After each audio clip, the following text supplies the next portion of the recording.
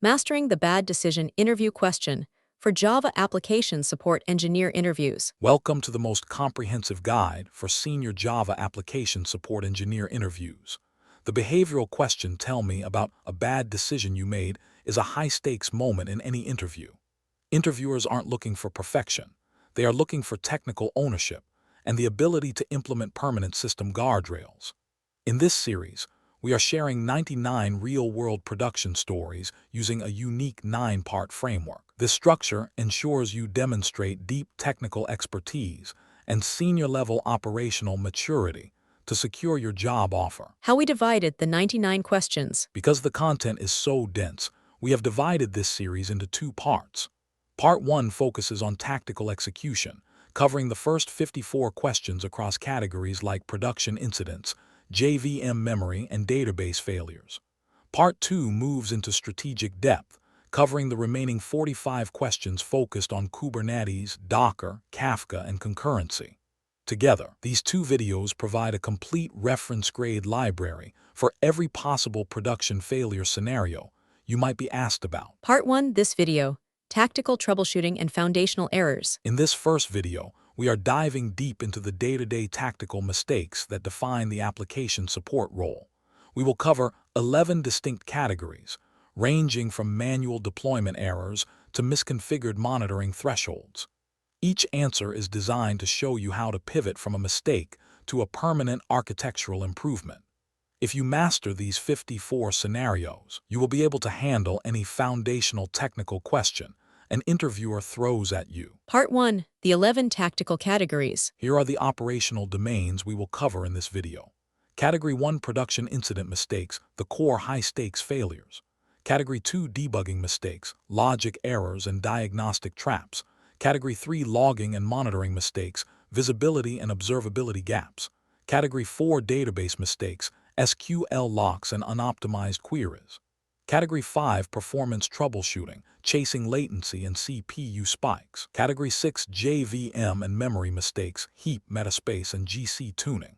Category 7, deployment and release, breaking production during updates. Category 8, configuration mistakes, environment drift and property errors. Category 9, incident communication, managing stakeholders during a crisis. Category 10, documentation, runbooks and tribal knowledge failures. Category 11, automation mistakes, the risks of buggy scripts and manual toil. Let's start with the most common interview topic, production incident mistakes. Category 1, Production Incident Mistakes. Production incidents are the moments that test your character as an engineer. When the system is down and the business is losing revenue, your ability to stay calm and follow a methodical recovery path is what interviewers are measuring. In this category, we focus on accountability and the recovery strategy. We will explore how common mistakes like restarting the wrong service or ignoring a critical alert can be transformed into opportunities for system hardening. Category 1, Questions 1 to 8. Be prepared to discuss these specific production failures in your next interview. 1. Tell me about a production incident you caused. 2. Describe a time when your deployment broke production. 3.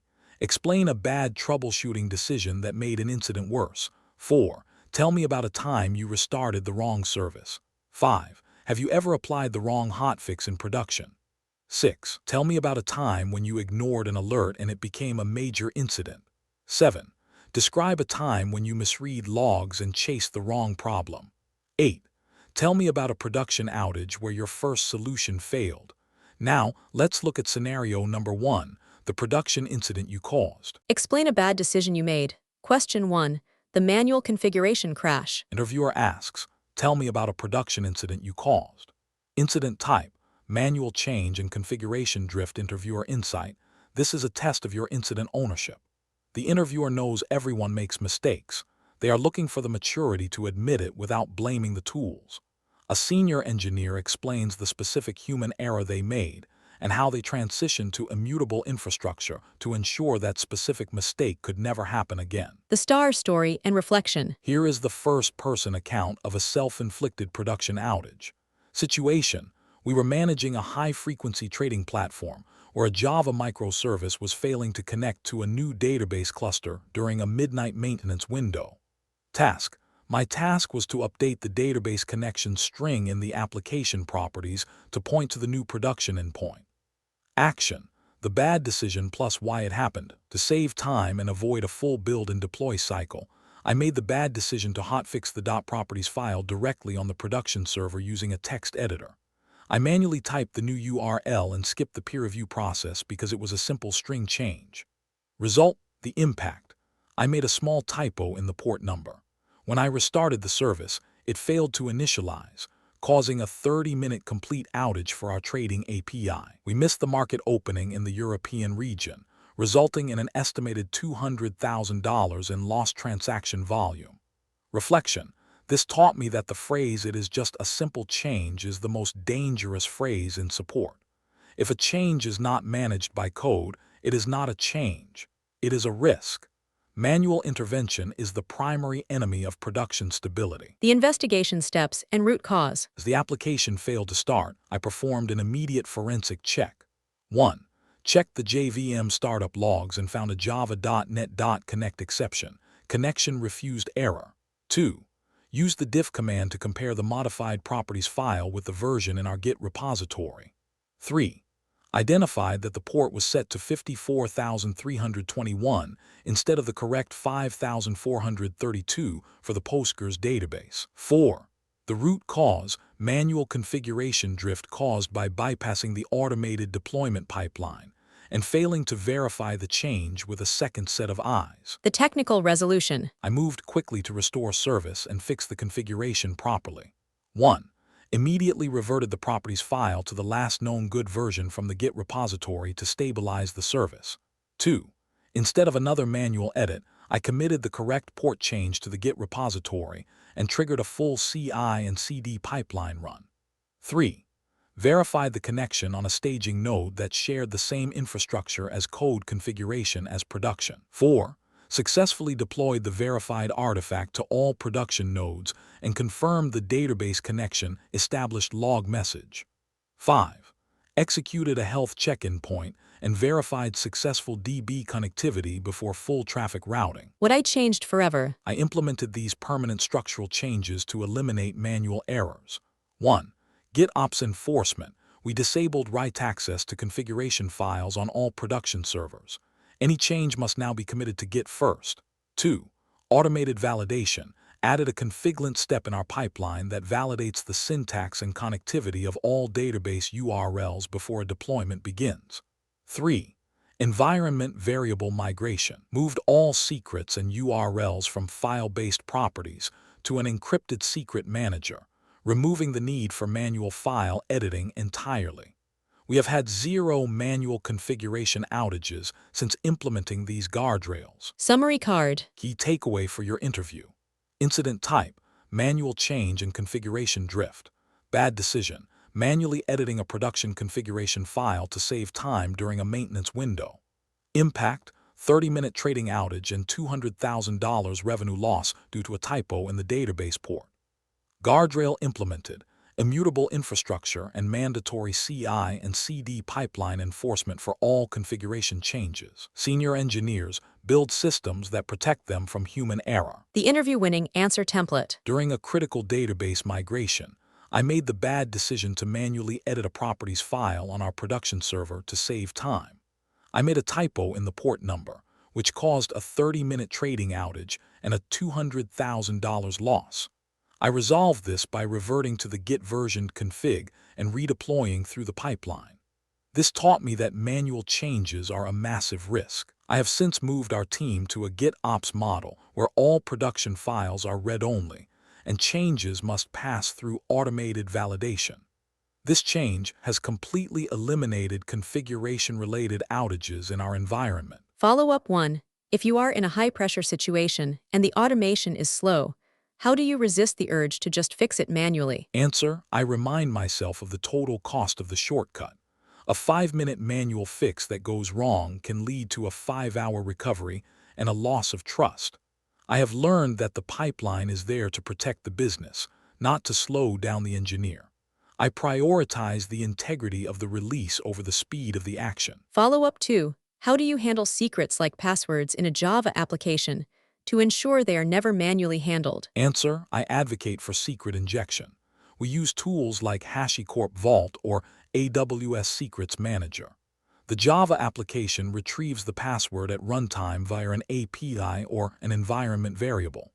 This ensures that no human ever sees or edits the password in a text file, which eliminates both security risks and manual typos. Follow-up 3, curveball. What if the pipeline itself is what caused the incident? How do you troubleshoot a broken automation? Answer: I treat the pipeline as code. I would look at the Jenkins or GitLab logs to see which step failed. If the automation pushed the wrong config, I would investigate the template used to generate that config. My goal is to fix the factory so it never produces a broken product again. Pro tip, the immutable rule. If you can SSH into a server and change a file, your environment is not secure or stable. Aim for immutable infrastructure where servers are replaced rather than repaired. In a senior Java support role, your job is to automate yourself out of the manual edit business entirely. Explain a bad decision you made. Question 2, the broken deployment. Interviewer asks, describe a time when your deployment broke production. Interviewer insight: deployments are the most common cause of outages. They want to see your release discipline. A junior engineer blames the code. A senior engineer discusses artifact integrity and environment parity. They are looking for your ability to manage rollbacks and how you have automated the smoke test process since the failure. The star story and reflection. Here is the first-person account of a deployment-driven failure. Situation: we were pushing a critical security patch for a Java-based middleware application. The fix was small, just 2 lines of code in a core utility class. Task: my task was to deploy the jar file manually to 4 production nodes during a 30-minute maintenance window. Action: the bad decision plus why it happened. To save time and avoid a full 40-minute CI/CD pipeline run, I decided to manually patch the jar on the production servers using a quick local build. I skipped the automated staging validation because the change felt too small to fail. Result: the impact. The application failed to start on all nodes with a java.lang. No such method error. My local build used a newer version of a Maven dependency than what existed in production. This caused a 90-minute outage for 50,000 active users. Reflection: I learned that there is no such thing as a small manual change in production. If it has not passed through the full pipeline, it is not code, it is a liability. Consistency across environments is the foundation of a stable release. The investigation steps and root cause. As the startup logs began scrolling with errors, I performed a quick triage. 1. Analyzed the stack trace and identified java.lang. No such method error in the security utils class. 2.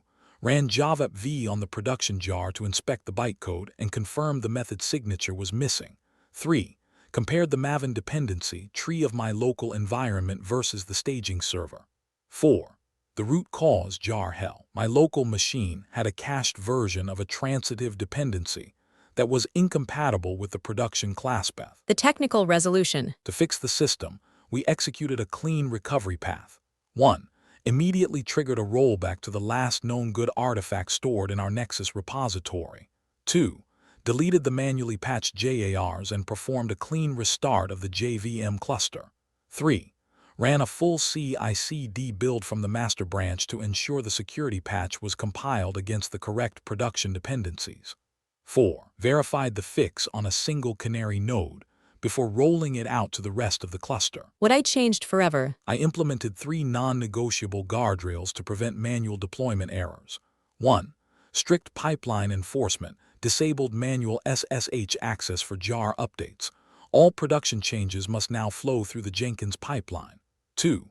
Immutable artifacts. Implemented artifact hashing to ensure that the exact byte-for-byte jar tested in staging is the one deployed in production. 3. Automated smoke tests. Added a health check stage in the pipeline that verifies core class loading and API connectivity before switching traffic. We have had 0 no such method error incidents since automating this flow. Summary card. Key takeaway for your interview. Bad decision: manually patching a production jar with a local build to save time. Impact: no such method error outage for 50,000 users due to dependency mismatch. Guardrail implemented: automated CI/CD enforcement, and immutable artifact hashing. Never bypass the pipeline, regardless of the urgency of the fix. The interview-winning answer template. During a critical security patch, I made the bad decision to manually update a production jar file using a local build instead of running it through our full CI/CD pipeline. This caused a no such method error because my local environment had an incompatible version of a transitive dependency. I quickly rolled back to the previous version and redeployed via the pipeline. This taught me that environment parity is non-negotiable. I have since disabled manual production updates and implemented artifact hashing to ensure what we test is exactly what we deploy. Follow-up 1. If the pipeline is down during a P1 outage, how do you handle an emergency fix safely? Answer: I do not bypass the build process. I focus on fixing the pipeline first. If that's impossible, I would use a dedicated emergency build server that mirrors production exactly. I would still require a peer review and a manual smoke test on a non-production node before touching the live environment. Speed is never a reason to gamble with stability. Follow-up 2. How do you handle transitive dependency conflicts in a complex Java project to prevent these errors? Answer: I use the Maven Enforcer plugin to ban duplicate or conflicting versions of JARs. I also make heavy use of the dependency management section in the POM to lock versions. Most importantly, I treat our build as immutable. Once a version is set, it cannot change without a full regression test suite run. Follow-up 3. Curveball. What if the deployment passed all tests in staging, but still failed in production due to a different Java version on the server? Answer: this is a classic environment drift issue. I would pivot to checking the system properties using Java version on the host. To prevent this, I have advocated for containerization using Docker. By packaging the JRE with the application, we ensure that the runtime environment is identical, from the developer's laptop to the production cluster. Pro tip: the artifact hash rule. If you are not comparing SHA-256 hashes of your artifacts between staging and production, you are not actually deploying the same code. In the world of Java support, class loader issues are almost always caused by environment drift. Explain a bad decision you made. Question 3. The aggressive triage. Interviewer asks, explain a bad troubleshooting decision that made an incident worse.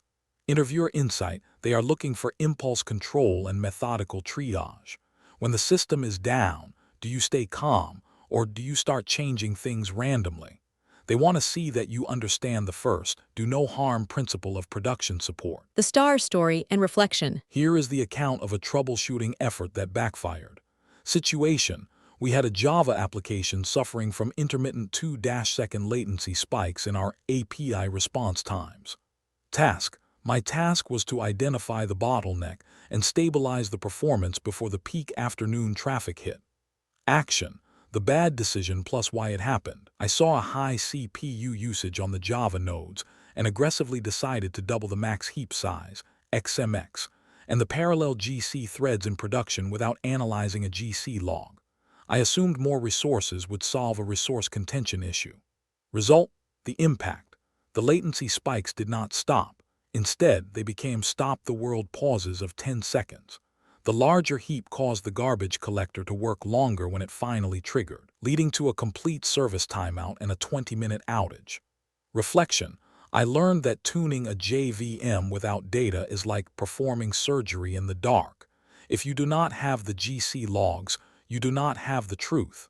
Never tune a system you have not measured yet. The investigation steps and root cause. After the system crashed, I stopped guessing and started measuring. 1. Enable Dexlog GC to capture real-time garbage collection metrics. 2. Use JSTAT to monitor the Eden and old generation memory transitions. 3. Discovered that the app was creating millions of short-lived string objects in a loop, exhausting the young gen. 4. The root cause: GC overhead limit exceeded. The issue was not the total heap size. It was an inefficient algorithm, creating excessive object churn. The technical resolution. Once we had the data, we implemented a precise fix. 1. Reverted the heap size to its original stable level to prevent long full GC pauses. 2. Refactored the Java code to use string builder and reused objects in the high-frequency loop. 3. Adjusted the new ratio parameter to give more space to the young generation, allowing short-lived objects to be cleared faster. 4. Reduced the number of GC threads to prevent CPU context-switching overhead. What I changed forever. I implemented these rules for all future performance troubleshooting. 1. Data-first triage. No JVM parameter change is allowed without a minimum of 15 minutes of corresponding GC or JFR, Java Flight Recorder logs. 2. The one-variable rule. Only one JVM or configuration parameter can be changed at a time to isolate the effect. 3. Baseline testing. Every performance fix must now be validated in our performance lab using a load test script that mimics production concurrency. We reduced our P1 latency incidents by 60% using this data-driven approach. Summary card. Key takeaway for your interview. Bad decision. Aggressively increasing heap size without analyzing garbage collection logs. Impact. Turned minor latency spikes into major stop-the-world pauses and a 20-minute outage. Guardrail implemented. Data-first triage policy and mandatory Java Flight Recorder analysis. Senior engineers troubleshoot with data, not intuition. The interview-winning answer template. During a latency incident, I made the bad decision to increase the JVM heap size and GC threads based on a guess that it would stop CPU spikes. This actually worsened the situation by creating longer garbage collection pauses, leading to a service timeout. I fixed this by analyzing the GC logs, which revealed an object churn issue that I resolved through code refactoring. This taught me to never tune a JVM without log evidence. I now mandate the use of Java Flight Recorder for all performance triage, which has made our troubleshooting much more accurate. Follow-up 1. In a high-pressure incident, taking 15 minutes to collect logs can feel like an eternity. How do you justify it? Answer: I explained to stakeholders that a wrong change in production is worse than no change. If I guess and fail, I reset the MTTR clock to 0 and lose trust. Collecting logs for 15 minutes ensures that the final action we take is the correct one.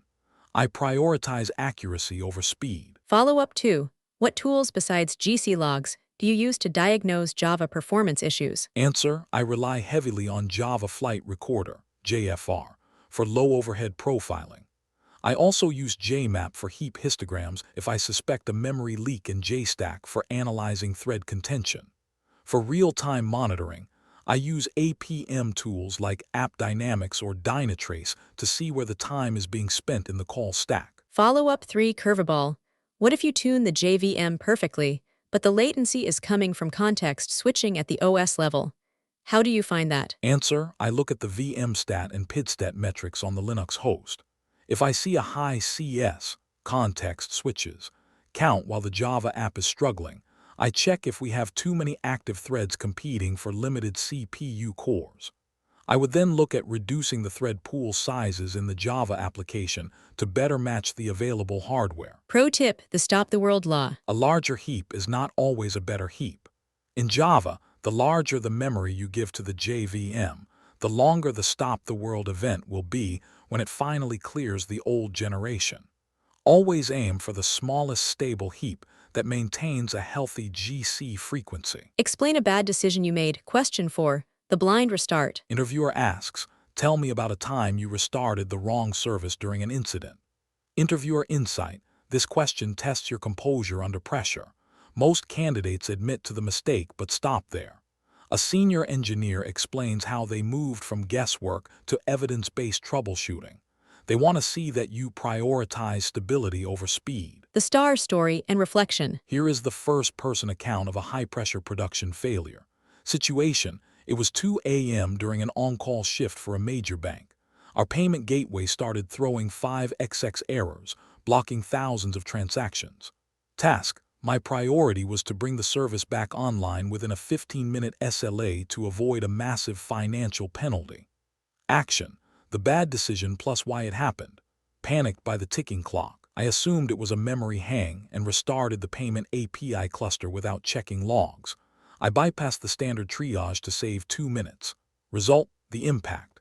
The restart did not fix it. The outage stretched to 45 minutes, resulting in an $180,000 revenue loss. The real issue was a downstream notification service that I had not even checked. Reflection. This taught me that fast is only good if it is right. A blind restart is just a faster way to fail if you have not identified the bottleneck. Speed without verification is the most dangerous move in production. The investigation steps and root cause. After the initial failed restart, we performed a proper triage. 1. We checked the application logs and found thousands of socket timeout exception errors. 2. Captured a thread dump using JStack and observed multiple threads blocked on the SMTP client call. 3. Discovered that the payment API threads were all stuck waiting for the SMTP server to respond. 4. The root cause, a lack of proper connect and read timeouts in the notification client library. The technical resolution. Once we identified the downstream bottleneck, we implemented a fix. 1.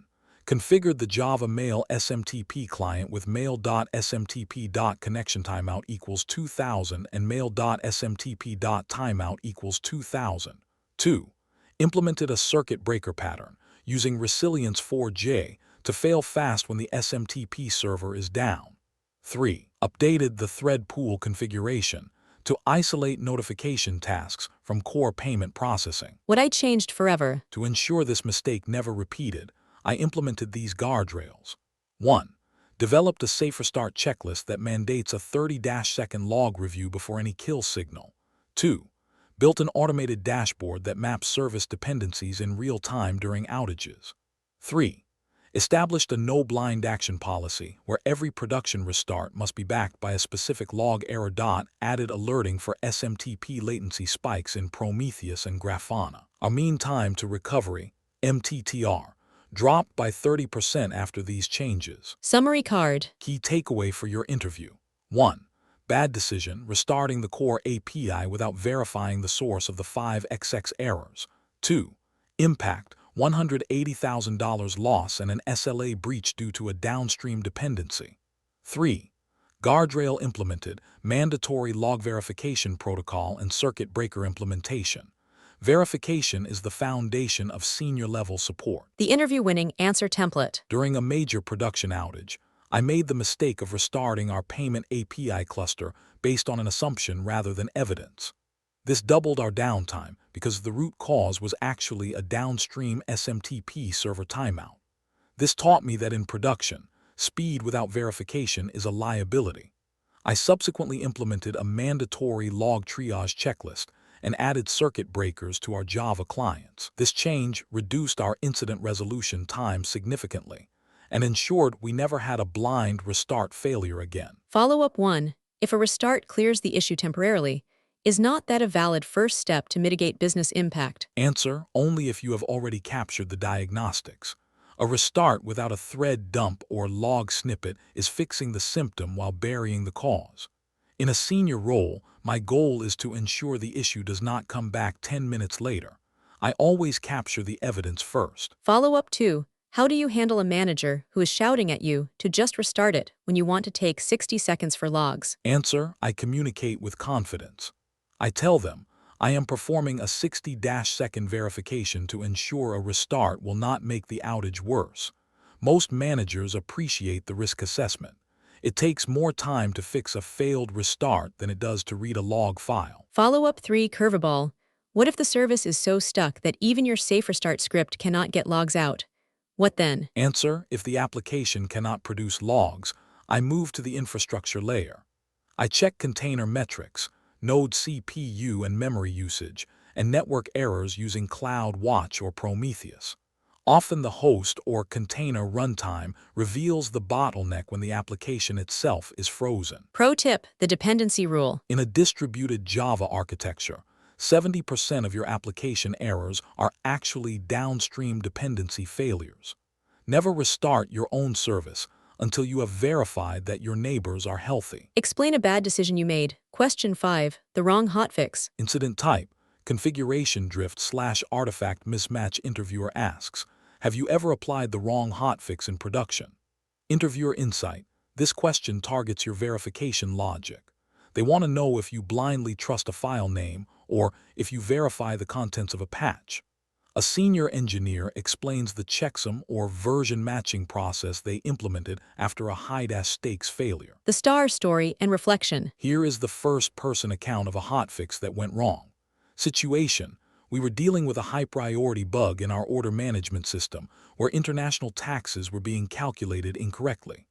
Task: my task was to apply a critical SQL hotfix script and a patched Java class file to the production environment during an emergency window. Action: the bad decision plus why it happened. In the rush of the bridge call, I picked up a hotfix artifact from the beta folder instead of the production-ready folder. I assumed the file names were identical and did not perform a byte count or checksum comparison before applying the patch. Result: the impact. The beta patch contained hard-coded URLs for the staging database. When applied, production traffic began attempting to write to the staging DB, causing a 60-minute data-sync failure and an integrity nightmare for 12,000 orders. Reflection: I learned that in production, identical file names mean nothing. Without a unique build ID or a checksum, you are flying blind.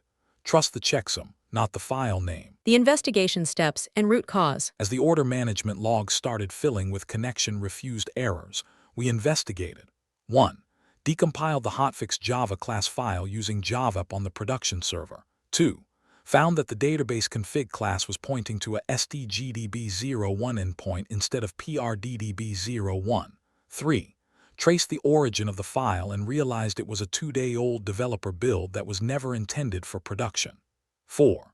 The root cause: lack of artifact version pinning and manual handling of hotfix files outside of a secure repository. The technical resolution. We executed a rapid recovery to protect our data integrity. 1. Immediately rolled back the patched class to the previous stable version from the Git history. 2. Cleaned the staging database of the accidental production data to prevent further confusion. 3. Rebuilt the hotfix using the dedicated production build tag and verified the SHA-256 checksum against the staging environment. 4. Implemented a data repair script in Java to sync the 12,000 orders that were partially processed during the outage. What I changed forever. I implemented these permanent guardrails to eliminate hotfix errors. 1. Checksum enforcement: no hotfix can be applied to production without a matching SHA-256 hash verified by a peer. 2. Isolated repositories: created strictly isolated folders in our Artifactory for beta, staging, and production builds to prevent cross-contamination. 3. Externalized configuration: refactored the Java code to move all database URLs to environment variables, ensuring that a code patch can never accidentally change the target database. Data integrity is now our #1 metric for every production change. Summary card. Key takeaway for your interview: incident type, configuration drift/artifact mismatch. Bad decision: applying a hotfix from a beta directory without verifying the artifact's integrity or build ID. Impact: production traffic routed to staging DB. 12,000 orders required manual data repair. Guardrail implemented: mandatory SHA-256 checksum verification and externalized configuration, 12-factor app methodology. Always verify the what and the where before you apply a patch. The interview-winning answer template. During an emergency tax calculation fix, I accidentally applied a beta version of a Java patch to our production cluster because the file names were identical. This caused our production app to attempt writing to the staging database, leading to a significant data-sync issue. I quickly rolled back the change and performed a forensic data repair. This taught me that manual artifact handling is a major risk. I have since implemented a checksum verification protocol and moved all environment-specific configs out of the code. We have not had an artifact mismatch error since. Follow-up 1. If the situation is urgent and the business is losing money, is not a 5-minute checksum check a waste of time? Answer: absolutely not. My mistake cost the business 60 minutes plus a full day of data repair because I skipped a 1-minute verification. In an emergency, accuracy is the only way to truly save time. I now treat verification as a mandatory part of the action phase, not a separate task. Follow-up 2. How do you handle configuration drift between staging and production to ensure a hotfix works in both? Answer: I use infrastructure as code, Terraform, and configuration management, Ansible, to ensure the environments are identical. I also use a dry run approach where I apply the hotfix to a preprod node that is an exact clone of the production node's current state before touching the main cluster. Follow-up 3 curveball. What if the hotfix worked perfectly, but 2 hours later, the CPU usage starts slowly climbing to 100%? What's your move? Answer: I would immediately suspect a slow leak, likely a memory leak or a thread pool exhaustion caused by the new code. I would trigger a Java Flight Recorder (JFR) profile to see where the CPU cycles are going. If the CPU is climbing, it is usually an inefficient loop or a GC struggle. I would be prepared to roll back if the time to failure is shorter than the time to fix. Pro tip, the build ID law. A file named hotfix.jar is a mystery. A file named hotfix_build_842_sha_abc123.jar is a fact. In senior support roles, never trust a file name. Always use unique build identifiers and verify hashes before you ever touch a production JVM. Explain a bad decision you made. Question 6. The ignored alert. Incident type: alert fatigue and observability failure. Interviewer asks, tell me about a time when you ignored an alert and it became a major incident. Interviewer insight: this question probes your operational discipline. They want to know if you can distinguish between a noisy system and a genuine warning. A senior engineer explains how they moved from reacting to every ping to building a high-fidelity alerting system with a zero-tolerance policy for ignored warnings. The star story and reflection. Here is the account of how alert fatigue led to a production crash. Situation: we were managing a Java-based logistics platform where a specific high-disk INO alert had been flapping or triggering falsely for weeks due to a background backup job. Task: my task was to monitor the production dashboard and respond to any critical stability warnings during the busy midnight shift. Action: the bad decision plus why it happened. When the disk INO alert triggered again at 3 a.m., I made the bad decision to silence it for 4 hours without investigation. I assumed it was just another false positive from the backup service and prioritized other minor tasks. Result: the impact. The alert was not a false positive this time. It was a failing log rotation script. The disk reached 100% capacity, causing the Java application to crash with a no space left on device error. We lost 4 hours of tracking data and 150 trucks were delayed at the warehouse. Reflection: I learned that an ignored alert is a silent killer. If an alert is too noisy to trust, the solution is to fix the alert, not to ignore the warning. A silenced alert is a blind spot in your production defense. The investigation steps and root cause. Once the application became unresponsive, we performed an emergency triage. 1. Attempted to log into the server and received a write-failed error on the terminal. 2. Ran the dfh command and confirmed that the /var or log partition was at 100% capacity. 3. Found that a Java log4j configuration change had disabled the max backup index, causing log files to grow indefinitely. 4. The root cause: a combination of alert fatigue and a misconfigured log rotation policy that exhausted the system resources. The technical resolution. We restored the system and stabilized the storage environment. 1. Manually cleared the archived log files to bring the disk usage down to 60% and allowed the JVM to restart. 2. Corrected the Java log4j2.xml configuration to enforce a strict 500 megabyte file size and a 10-file rotation limit. 3. Implemented a cron job to perform a deep clean of temporary directories every 24 hours. 4. Increased the storage volume size for the log partition to provide a larger safety buffer during high-traffic periods. What I changed forever. I implemented these permanent guardrails to eliminate alert fatigue. 1. Alert audit policy. Every alert that triggers more than 3 times a day without an actionable outcome must be either retuned or deleted. 2. Dynamic thresholds. Configured Prometheus and Grafana to use predictive linear functions to alert us 2 hours before the disk reaches 90%. 3. Mandatory runbooks. Every production alert now includes a direct link to a step-by-step resolution guide, ensuring no engineer has to guess the next move. Our incident count dropped significantly once we cleaned our observability noise. Summary card. Key takeaway for your interview. Incident type: alert fatigue and observability failure. Bad decision: silencing a flapping disk INO alert without verification during an on-call shift. Impact: 100% disk saturation and 4-hour system outage for logistics tracking. Guardrail implemented, predictive alerting thresholds, and a mandatory no-noise alert tuning policy. If you do not trust your alerts, you do not have a monitoring system. The interview-winning answer template. During a night shift, I made the bad decision to silence a recurring disk alert because it had been frequently triggering false positives. This led to a major incident where the disk actually reached 100% capacity and crashed our Java application. I restored the system by clearing logs and fixing the rotation policy. This taught me that alert fatigue is a systemic risk. I have since implemented a policy where noisy alerts must be tuned or removed and introduced predictive monitoring to catch disk issues hours before they become critical. Follow-up 1. How do you determine if an alert is noisy or critical when you first join a new team? Answer: I look at the historical data in the ticketing system. If an alert triggers 50 times a week but results in 0 tickets or 0 actions, it is noise. I prioritize tuning these first because they hide the real critical signals. My goal is to reach a state where every alert is a call to action. Follow-up 2.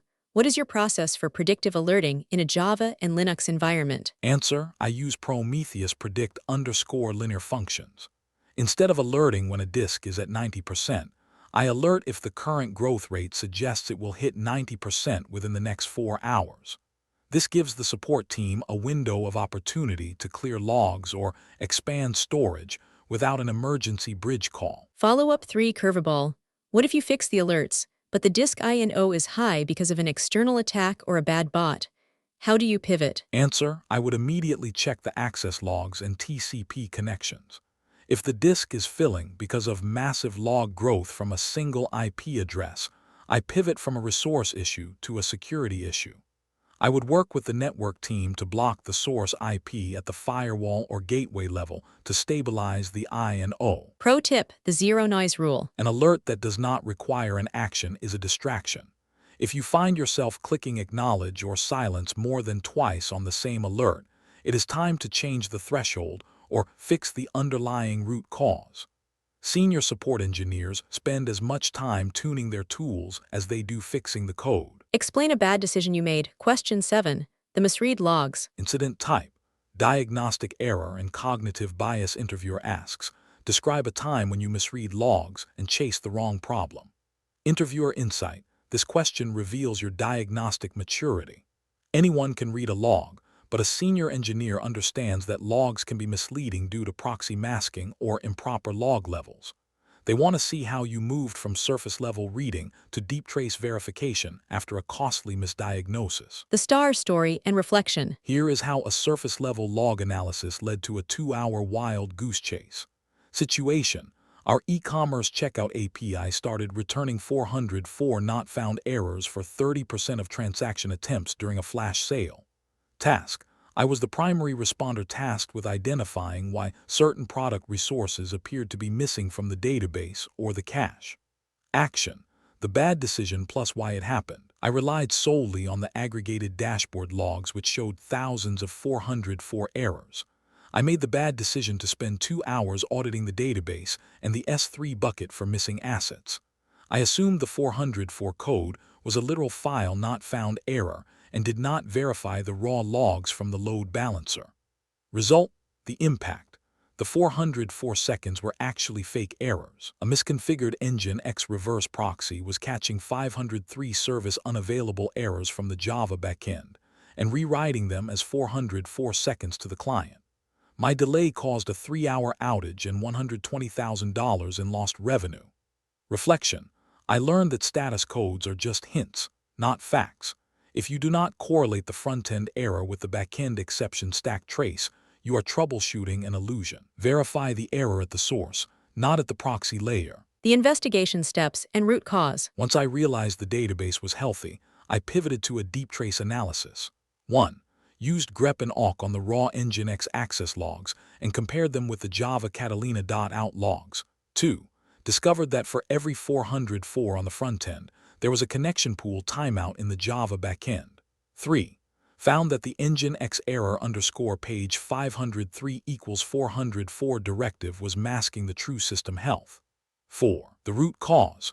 A thread leak in the payment processing module caused the backend to hit its limit, triggering a 503 that nginx incorrectly reported as a 404. The technical resolution. We corrected the masking and stabilized the connection pool. 1. Removed the deceptive error underscore page mapping in the nginx configuration to allow true status codes to reach our monitoring tools. 2.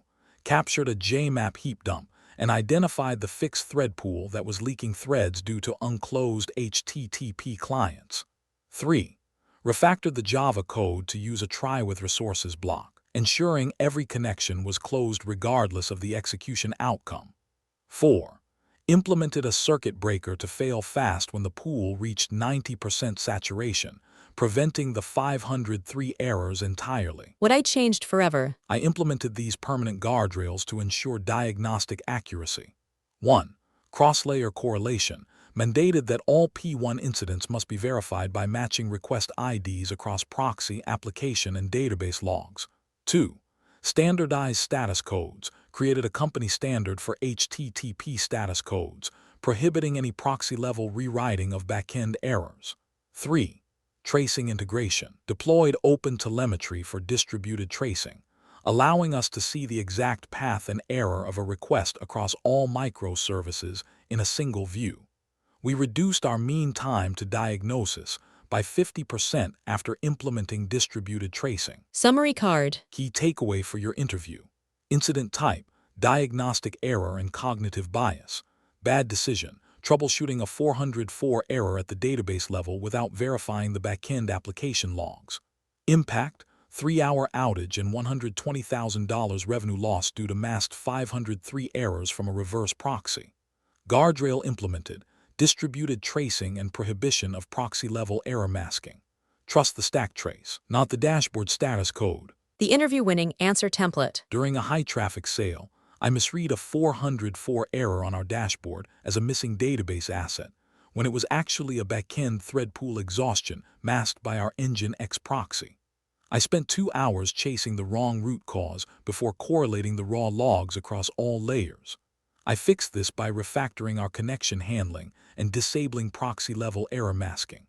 This taught me to always verify errors at the source. I have since implemented distributed tracing, which ensures we see the true error across our entire stack instantly. Follow-up 1. If you see a 500 internal server error but the Java logs are completely empty, where do you look next? Answer: if the Java logs are empty, the request likely never reached the application code. I immediately check the standard error or stand error stream for JVM level crashes like out of memory. If those are clean, I check the web server or the load balancer for gateway timeouts or connection refused errors. The silence of the application log is a diagnostic signal in itself. Follow-up 2. How does open telemetry or distributed tracing prevent the misread log issue you described? Answer: distributed tracing attaches a trace ID to a request the moment it hits the gateway. Every log entry in every microservice uses that same ID. Instead of manually correlating timestamps across different servers, I can search for a single ID and see exactly where the 503 happened and why it was converted to a 404 at the edge. It removes all the guesswork. Follow-up 3. Curveball. What if the logs are too massive to grep manually during an outage? How do you find the needle in the haystack fast? Answer: I use the power of aggregation with tools like Splunk or ELK. I use count and group by functions to find anomalies. For example, I would group errors by server IP or user agent. If 90% of errors are coming from one specific server node, I stop looking at the code and start looking at the health of that specific host or container. Pro tip: the correlation rule. A status code is a what, but a log trace is a why. In a Java support role, never trust a 4xx or 5xx code until you have seen the corresponding exception message in the application log. The proxy is an assistant, but the JVM is the source of truth. Explain a bad decision you made. Question 8. The failed first solution. Incident type, improper triage and cascading failure. Interviewer asks, tell me about a production outage where your first solution failed. Interviewer insight, they want to see how you handle ego and feedback loops. When your fix makes things worse, do you double down or do you pivot? A senior engineer discusses negative impact analysis and how they learn to test assumptions before scaling a fix to the entire cluster. The star story and reflection. Here is the account of a scaling fix that nearly destroyed the database. Situation: our main Java application was running at 90% CPU usage, and API response times had degraded from 200 milliseconds to 5 seconds. Task: my task was to restore performance immediately during a high-traffic marketing event. Action: the bad decision plus why it happened. I assumed the issue was a horizontal scaling problem. My first solution was to aggressively double the number of server nodes from 10 to 20. I made this decision without checking the database active connection count, assuming more nodes equals more power. Result: the impact. The fix failed spectacularly. Adding more nodes created a connection storm.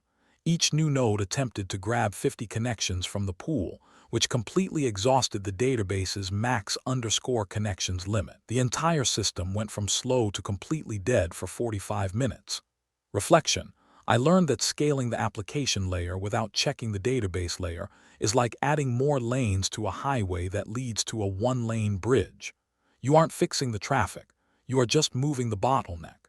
Scaling is a 0-sum game if your bottlenecks are shared resources. The investigation steps and root cause. As the application logs began showing cannot get a connection from the pool, we analyzed the shared resources. 1.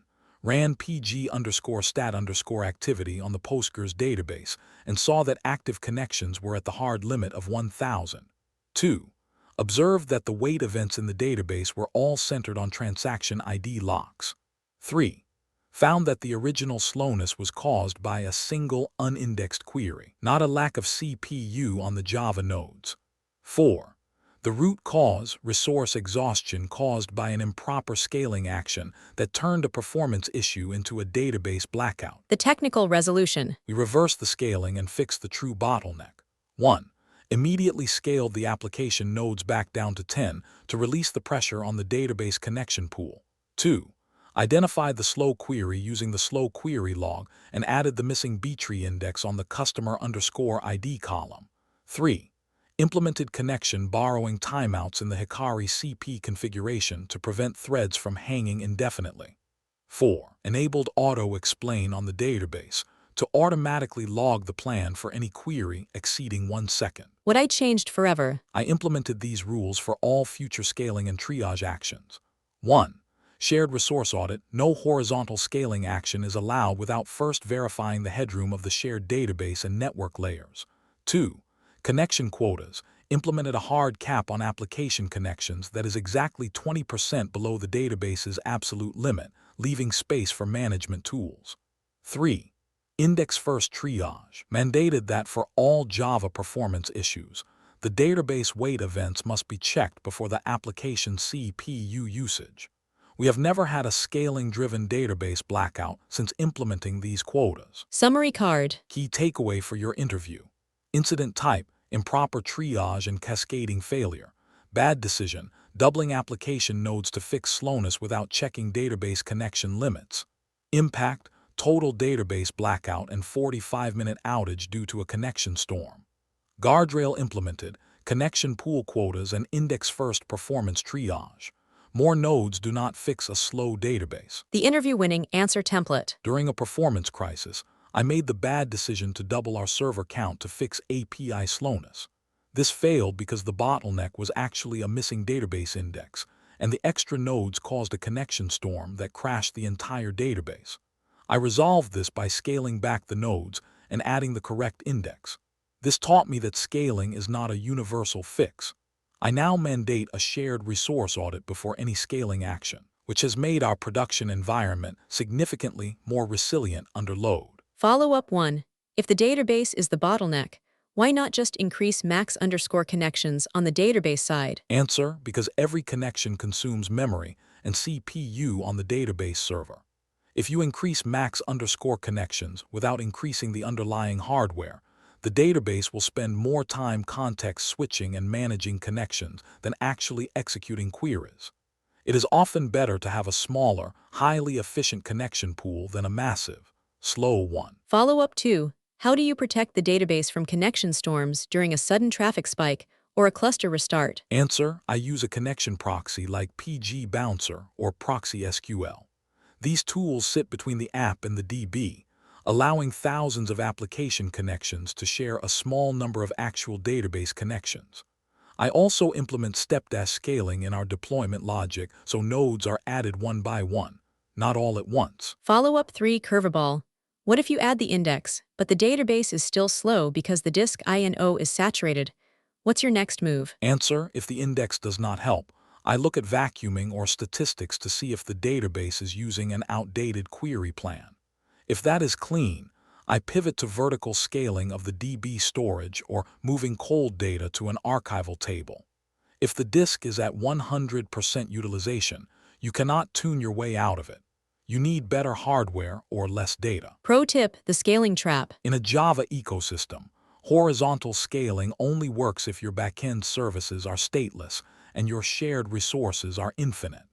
Since databases are never infinite, always check your active connections before you spin up a new node, or you might just be scaling your failure. Category 1 wrap-up: incident ownership. We have covered the most visible failures, the production crashes. From manual typos to ignored alerts, the lesson is clear: senior support engineers build systems that protect them from human error. But once the fire is out, the real work begins. We must find the why. This leads us into our next major domain: the art and the errors of debugging. Please check description or comment section of this video. I have given a lot of links for downloading 6 PDFs containing all types of most asked interview question and answers like scenario-based, technical-based, behavioral-based, real-world problem-solving, generally most asked, and system design. Required for your Java job interviews like Java Application Support Engineer jobs, AWS Java Developer jobs, Java Backend Developer jobs, Site Reliability Engineer SRE jobs, Java DevOps Engineer jobs, Java Kubernetes Developer jobs, Java Blockchain Developer jobs, Application Security Engineer jobs, etc., etc. These questions and answers are carefully curated by industry experts, saving you people hours of research and ensuring you people will have the most accurate and relevant answers. This PDFs includes scenario-based questions and answers, real-world problem solving, interview questions and answers where almost 80% of the people are failing to answer, system design questions and answers where almost 90% of the people are failing to answer, with detailed solutions, which are often missing from free online resources. A lot of people are claiming that these questions are coming in real interviews. So, grab them as soon as possible with both hands.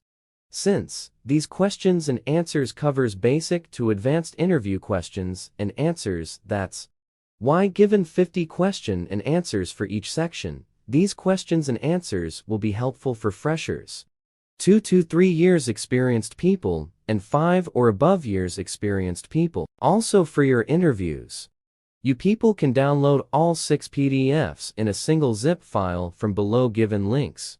Category 2 debugging mistakes. Application support engineers spend over 70% of their time debugging complex systems. In this category, interviewers aren't just looking for your technical knowledge. They are evaluating your systematic debugging process. They want to see if you can admit when your initial assumptions were wrong, and if you have the discipline to follow the data instead of your intuition. The debugging challenge, questions 9 to 14. Be prepared to discuss these specific debugging failures in your next interview. 9. Tell me about a bug you misdiagnosed and the time you lost because of it. 10. Describe a time when you spent hours debugging the wrong component in a distributed system. 11. Have you ever blamed the database layer when the issue was actually in the Java code? 12. Tell me about a time when you ignored a stack trace that contained the exact answer. 13. Explain a situation where you focused on logs, but the problem was underlying infrastructure. 14. Describe a debugging case where your initial assumption was completely wrong. Interviewers evaluate your ability to pivot when the evidence contradicts your theory. Explain a bad decision you made. Question 9. The misdiagnosed bug. Incident type: logic error and faulty assumption. Interviewer asks, tell me about a bug you misdiagnosed. Interviewer insight: this question measures your analytical humility. The interviewer wants to see if you can admit when your technical intuition was wrong. A senior engineer explains the specific mental trap they fell into and how they implemented a validation-first debugging workflow to prevent biased troubleshooting in the future. The star story and reflection. Here is the account of how a diagnostic shortcut led to a 6-hour delay. Situation: our Java-based financial reporting tool began producing incorrect currency totals for international transactions, causing a major reconciliation failure. Task: my task was to find the bug in the data transformation logic and rerun the daily batch before the market opened. Action: the bad decision plus why it happened. I saw the incorrect value error and immediately assumed it was a rounding bug in our Java big decimal implementation. I spent 4 hours refactoring the math logic and unit testing the transformer. I made the bad decision to skip the data source validation because I trusted our upstream database team blindly. Result: the impact: the fix failed. The bug was not in the Java code. It was a character encoding mismatch in the JDBC driver. A recent update had switched the connection to Latin 1, while the source data was UTF-8. My misdiagnosis delayed the financial closing by 6 hours and forced a manual audit. Reflection: I learned that code is only one part of the system. If you do not verify the integrity of the input data before touching the logic, you are just building a perfect solution for the wrong problem. Never debug the logic until you have verified the input. The investigation steps and root cause. Once the code refactor failed to fix the totals, I pivoted to a lower-level analysis. 1. Used a hex editor to inspect the raw bytes of the incoming data packets from the database. 2. Found that special currency symbols like the euro were being mangled into question marks before they reached the Java transformer. 3. Checked the JDBC connection string and found the character encoding parameter was missing after a recent configuration migration. 4. The root cause: an encoding mismatch where the Java application was interpreting UTF-8 data using a default Western encoding, corrupting the numerical string values. The technical resolution. We corrected the driver settings and restored the data integrity. 1. Updated the JDBC URL to explicitly include use Unicode equals true and character encoding equals UTF-8 to ensure byte-perfect data transfer. 2. Implemented a pre-flight check in the Java code that validates the encoding of a sample record before starting the batch process. 3. Wrote a data correction utility to identify and re-import the specific records that were mangled during the incident window. 4. Standardized the JVM file encoding property across all production nodes to prevent future environmental inconsistencies. What I changed forever. I implemented these permanent guardrails to ensure diagnostic accuracy. 1. The input-first rule mandated that for all data-related bugs, the raw input must be dumped and verified against the source before any code changes are approved. 2. Automated encoding tests integrated a check into our CI and CD pipeline that attempts to process special character test cases through the entire data stack. 3. Environmental audit. Created a weekly automated script that compares JVM and database settings across all environments to detect configuration drift. We have eliminated encoding-related data corruption since implementing these checks. Summary card. Key takeaway for your interview: incident type: logic error and faulty assumption. Bad decision: refactoring Java math logic for 4 hours without verifying the JDBC data encoding first. Impact: 6-hour delay in financial closing and corrupted currency symbols in production reports. Guardrail implemented: mandatory raw data verification and automated encoding validation in the pipeline. Assumptions are the fastest way to extend an outage. The interview-winning answer template. During a financial reporting crisis, I misdiagnosed a data corruption issue as a code-level rounding bug. I spent 4 hours refactoring our Java logic only to find that the root cause was actually a JDBC driver encoding mismatch. I fixed this by standardizing our UTF-8 configurations across the stack. This taught me to always verify the data integrity at the source before assuming the code is at fault. I now lead our diagnostic-first protocol, which ensures we validate all inputs before attempting any logic changes during an incident. Follow-up 1. If the encoding looks correct but the data is still garbage, what is your next diagnostic move? Answer: I would look for double encoding or compression issues. Sometimes data is compressed at the database level and decompressed incorrectly in the application layer. I would use a protocol analyzer like Wireshark to see the exact bytes being sent over the wire and compare them with what the Java application is receiving in the memory buffer. Follow-up 2. How do you handle a developer who insists their code is correct even when the production output is wrong? Answer: I move the conversation from opinions to evidence. I provide a failing test case with the specific production input. I use remote debugging or detailed trace logs to show exactly where the logic diverges from the expected outcome. Once the data is visible, the who is right argument disappears and is replaced by how we fix it. Follow-up 3. Curveball. What if you fix the encoding, but now the reimport is failing because of a primary key violation? How do you recover? Answer: I would implement an idempotent import script. Instead of a blind insert, I would use an upsert or a merge logic that updates existing records if the keys match. This ensures that the re-import can be run multiple times safely without creating duplicates or crashing due to existing data. Pro tip, the JDBC truth. In a Java world, the JDBC driver is a black box that can hide many sins. If your data looks wrong, do not just look at your Java classes. Look at the connection string and the driver version. Environmental settings often overrule code logic. Explain a bad decision you made. Question 10. The wrong component. Incident type: component isolation failure, and tunnel vision. Interviewer asks, describe a time when you spent hours debugging the wrong component. Interviewer insight: this question evaluates your system-wide perspective. In a microservices architecture, it is easy to get tunnel vision and blame the most visible service. A senior engineer explains how they moved from service profiling to network and infrastructure correlation to identify bottlenecks across the entire stack. The star story and reflection. Here is the account of a 5-hour wild goose chase in a microservices environment. Situation: one of our core Java microservices, the inventory API, began experiencing massive latency spikes, with response times jumping from 50 milliseconds to 10 seconds. Task: as the lead support engineer, my task was to stabilize the API and prevent a total checkout failure. Action: the bad decision plus why it happened. I saw high wait time in the application logs and immediately assumed the Java service was suffering from thread contention or a memory leak. I made the bad decision to spend 4 hours deep profiling the JVM, taking heap dumps and analyzing thread dumps. I focused entirely on the inside of the service. Result: the impact. My profiling showed the JVM was perfectly healthy. The real issue was a failing network interface card on the load balancer that was causing 20% packet loss. My tunnel vision delayed the resolution by 5 hours and caused thousands of customer timeouts. Reflection: I learned that symptoms in a service do not always mean the source is in that service.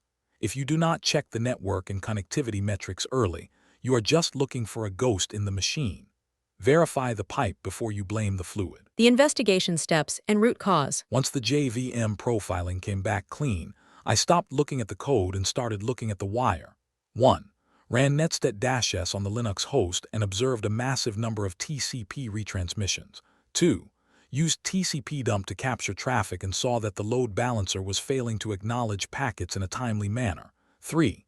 Correlated the latency spikes with the interface error counts on the upstream hardware switch. 4. The root cause: TCP packet loss caused by a hardware failure at the load balancer layer, which the Java application interpreted as slow response time. The technical resolution. We bypassed the failing hardware and restored the network stability. 1. Immediately diverted traffic away from the failing load balancer node using our global traffic manager. 2. Increased the TCP retransmission timeout on the Java nodes as a temporary buffer to prevent application-level connection drops. 3. collaborated with the infrastructure team to replace the faulty network interface card and perform a full stress test on the load balancer. 4. Configured our APM tool to alert on network retransmit rates, rather than just application latency. What I changed forever. I implemented these permanent guardrails to prevent infrastructure blindness. 1. The outside-in triage mandated that for all latency issues, the first check must be ping and trace route and packet loss metrics between services. 2. Full-stack dashboards integrated network health metrics like TCP retransmits and drop rates directly into our Java application dashboards. 3. Automated failover implemented health checks that automatically remove a load balancer node from the rotation if its packet drop rate exceeds 1%. We have reduced our time to isolation by 70% since implementing these network checks. Summary card. Key takeaway for your interview. Incident type, component isolation failure and tunnel vision. Bad decision, spending 4 hours profiling the JVM while ignoring the network infrastructure metrics. Impact, 5-hour outage for the inventory API due to hardware-level packet loss. Guardrail implemented, outside-in triage methodology, and automated network-level failover health checks. A healthy application cannot run on a broken network. The interview-winning answer template. During a major latency spike, I made the bad decision to focus entirely on profiling our Java services, internal threads, and memory, assuming it was a code bottleneck. After 4 hours of finding nothing, I checked the host metrics and found a 20% TCP retransmission rate caused by a failing load balancer. I resolved this by initiating a network failover. This taught me to always start with outside-in troubleshooting. I have since integrated network health metrics into our primary dashboards, allowing us to isolate infrastructure versus application issues in minutes rather than hours. Follow-up 1. If the network is healthy and the JVM is healthy, but the app is still slow, where do you look next? Answer, I would look at kernel-level bottlenecks like entropy starvation or context switching. I would also check for noisy neighbors on the same physical host that might be stealing CPU cycles. If the metrics look good, the issue is often a waiting state on an external resource like a slow database or a third-party API. Follow-up 2. How do you use TCP dump safely in a high-traffic production environment without crashing the node? Answer, I use sampling and filters. Instead of capturing all traffic, I only capture traffic on a specific port and for a specific destination IP. I also limit the capture to the first 100 bytes of each packet and write the output to a RAM disk or a fast SSD to prevent I/O blocking. Follow-up 3. Curveball. What if the load balancer is healthy, but the packet loss only happens between 2 specific Java services?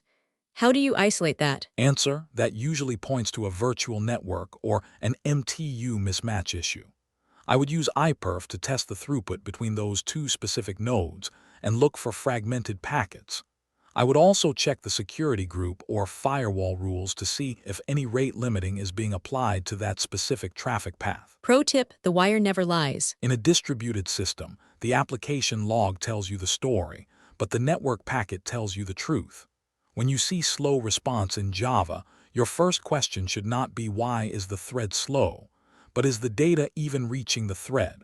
Start at the network layer and work your way up. Explain a bad decision you made. Question 11. The misplaced blame. Interviewer asks, have you ever blamed the database but the issue was actually in the Java code? Incident type, component misidentification, and silo thinking. Interviewer insight. This is a test of your cross-functional maturity. Junior engineers often blame the other team to deflect pressure. A senior engineer explains how they stopped guessing and started using interface contracts and boundary logging to prove exactly where the data is being corrupted. The star story and reflection. Here is the account of how a false assumption led to a team conflict. Situation, our user profile service began returning null values for the last login date, causing the frontend to crash for thousands of users. Task, my task was to identify the source of the data corruption and restore the user dashboard functionality. Action, the bad decision plus why it happened. I saw the null in the UI and immediately assumed the database DBA team had accidentally dropped a column or corrupted the table during a migration. I spent 3 hours arguing with the database team on a bridge call, insisting they fix their broken table without checking my own code. Result: the impact. The database team eventually proved the table was 100% healthy. The real issue was a Jackson deserialization bug in my Java code that was failing to map the underscore-based SQL column name to the camel case Java field. My delay caused a 5-hour outage and damaged my relationship with the DBA team. Reflection: I learned that blame is not a diagnostic tool. If you have not seen the raw SQL query and the Java object state in the same log trace, you are just guessing. Senior engineers blame the data flow, not the people. The investigation steps and root cause. Once the database team provided the raw query logs, I performed a forensic trace. 1. Enabled debug logging for the Hibernate SQL generator and captured the outgoing query. 2. Manually executed the query in the SQL console and confirmed the database was returning the correct values. 3. Used a breakpoint in my local IDE to inspect the Java object immediately after the result set was mapped. 4. The root cause: a missing at JSON property annotation on the last _login_date field, which caused the mapping layer to silently ignore the data. The technical resolution. We corrected the mapping logic and restored the service. 1. Added the correct naming strategy to the object mapper configuration to handle underscore to camel case conversion globally. 2. Implemented a fail on unknown properties flag in the development environment to catch mapping errors during the build phase. 3. Wrote a comprehensive unit test that validates the JSON-to-object mapping for every field in the user profile entity. 4. Initiated a peace offering meeting with the database team to apologize and share the technical findings to prevent future finger pointing. What I changed forever. I implemented these 4 structural guardrails to ensure objective debugging. 1. Boundary logging mandated that all DAO layers must log the raw results set at the trace level during incidents to isolate DB issues from code issues instantly. 2. Proof of fault protocol established a rule that no cross-team escalation can happen without a log snippet proving the error originated in the other system. 3. Contract-first testing introduced pack testing to enforce a strict schema contract between the Java code and the SQL schema, catching mismatches during CI. 4. Cross-training organized a database fundamentals for Java Devs workshop to help our team understand SQL logs and query plans, reducing silo-based assumptions. Verification is the bridge that connects siloed teams. Summary card. Key takeaway for your interview: incident type, component misidentification and silo thinking. Bad decision, blaming the database team for null data without verifying the Java deserialization mapping first. Impact: 5-hour outage and significant cross-team friction due to misplaced blame. Guardrail implemented: boundary logging at the DAO layer and mandatory proof-of-fault escalation protocol. Logs are the only objective truth in a production incident. The interview-winning answer template. During a user profile outage, I made the bad decision to publicly blame the database team for data corruption based on a surface-level UI error. I spent 3 hours arguing with them, only to discover the root cause was a missing Jackson mapping annotation in my own Java code. I fixed this by standardizing our naming strategies and unit testing our data entities.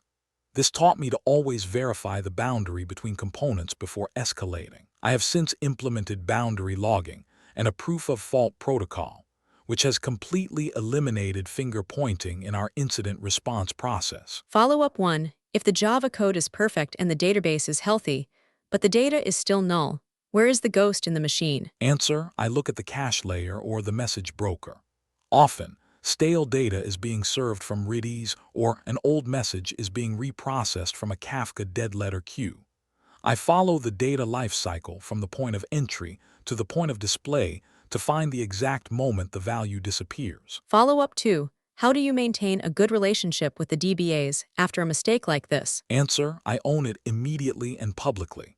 I share the post-mortem with them and explain what I have changed to prevent wasting their time in the future. I have found that respect is built by admitting technical errors and showing that you have learned from them. I now invite them to our architectural reviews to get their input early. Follow-up 3. Curveball.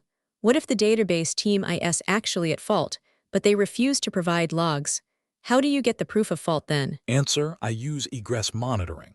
I cannot see their logs, but I can see exactly what the JDBC driver received from their port. I use a proxy or an APM tool to capture the byte-stream coming off the wire. If the wire shows corrupted data, I have my proof without needing their internal logs. I focus on the interface, not the black box. Pro tip, the boundary rule. Every time data moves from one system to another, from SQL to Java or Java to JSON, there is a risk of translation failure. In senior support roles, your primary job is to monitor these boundaries. If you cannot see what's happening in the translator layer, you cannot debug the system. Explain a bad decision you made. Question 12. The ignored stack trace. Interviewer asks, tell me about a time when you ignored a stack trace that contained the answer. Incident type: confirmation bias and surface-level debugging. Interviewer insight: this question tests your technical patience. In a high-pressure incident, it is tempting to scan for keywords and ignore the long stack trace. A senior engineer explains how they built log standardization and exception analysis tools to make the answer impossible to ignore. The star story and reflection. Here is how a 30-second read could have saved a 4-hour investigation.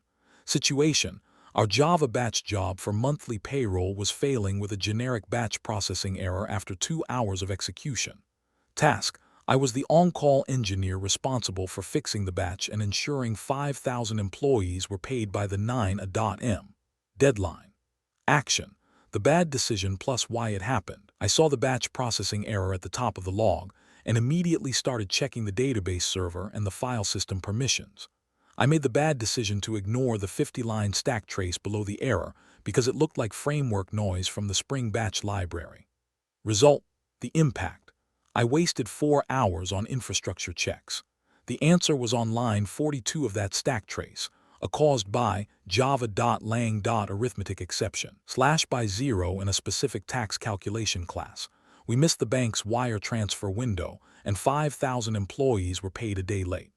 Reflection: I learned that the noise in a stack trace is actually a map to the treasure.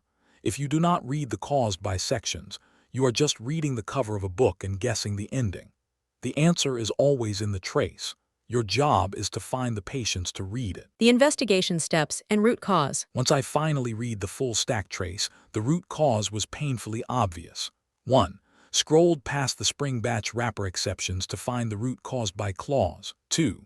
Identified the exact line of Java code where the division by 0 was happening. 3. Correlated the failure with a specific employee record that had a 0 in the hours worked field.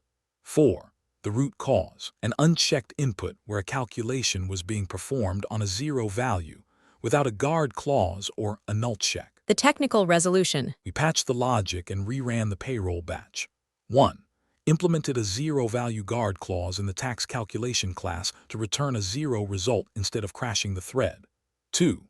Added an error-skip policy to the Spring Batch configuration, allowing a single bad record to be logged and skipped rather than failing the entire 2-hour job. 3. Used a SQL update to correct the hours worked field for the problematic record to allow the batch to finalize. 4. Created a pre-validation SQL script that runs before the batch to identify any 0 or null values in critical calculation columns. What I changed forever. I implemented these 4 structural guardrails to improve exception handling. 1. Exception aggregation: configured Sentry to group identical stack traces and automatically highlight the root cause line, removing the noise for the support team. 2. Alert on stack trace: set up a log monitor that triggers a high priority alert the moment a caused by clause contains a null pointer exception or arithmetic exception. 3. Mandatory RCA template: updated our root cause analysis RCA template to require the first 3 lines of the root exception, forcing engineers to actually find it. 4. Code quality gate: added a static analysis step, Sonar Quebec, in the CI pipeline that specifically flags any division operations missing a 0 check guard. We have reduced our batch failure rate by 90% by catching these logic errors early. Summary card. Key takeaway for your interview: incident type, confirmation bias and surface-level debugging. Bad decision: ignoring a long stack trace and spending 4 hours on infrastructure checks for a logic error. Impact: 5,000 employees were paid late due to a missed bank wire transfer window. Guardrail implemented, exception aggregation tooling, Sentry, and mandatory root cause logging in RCA documents. A stack trace is the only roadmap that matters in a Java crash. The interview-winning answer template. During a payroll batch failure, I made the bad decision to ignore a long stack trace and spent 4 hours checking our servers for permission issues. When I finally read the caused by section, I found a simple division by zero error that I could have fixed in 5 minutes. This taught me that the noise in a Java log is often where the answer lies. I have since implemented exception aggregation tools and added static analysis to our pipeline to catch these logic errors before they ever reach production. This has significantly improved our batch stability and MTTR. Follow-up 1. If a stack trace is 10,000 lines long, a stack overflow, how do you find the root cause without spending all day? Answer: I look for the turning point. In a massive stack trace, I search for the first occurrence of our company package name, for example, com.bank. That is usually where our custom logic interacts with the framework and where the mistake was made. I also look for suppressed exceptions that might be hiding the true trigger. Follow-up 2. How do you handle exceptions in Java to make them support-friendly for the next person who reads the log? Answer: I use context-rich exceptions. Instead of just throwing an error, I catch it and rethrow it with a message that includes the specific account ID or input value that caused the failure. This turns a generic stack trace into a specific diagnostic report that the support team can act on immediately. Follow-up 3. Curveball. What if the stack trace points to a third-party library, like Spring or Hibernate, that you cannot change? How do you fix that? Answer: I look at our configuration or input. Frameworks rarely fail on their own. They fail because we gave them something they did not expect. I would use debug source in my IDE to step into the library code and see exactly what it is unhappy with. Often, the fix is a simple configuration tweak or a version upgrade to the library. Pro tip: the caused by law. In a Java stack trace, the most important information is always at the bottom. The top 20 lines are usually just the messenger, the framework. The bottom 5 lines are the criminal, the root cause. Train your eyes to scroll down immediately. Explain a bad decision you made. Question 13. The log file trap. Interviewer asks, explain a situation where you focused on logs, but the problem was actually infrastructure. Incident type: infrastructure blindness and log over-reliance. Interviewer insight: this question evaluates your full stack awareness. Support engineers often forget that the JVM lives on a physical or virtual host. A senior engineer explains how they stopped looking at the symptoms in the log and started looking at the constraints of the hardware. The star story and reflection. Here is the account of how I spent 3 hours reading logs while the server was suffocating.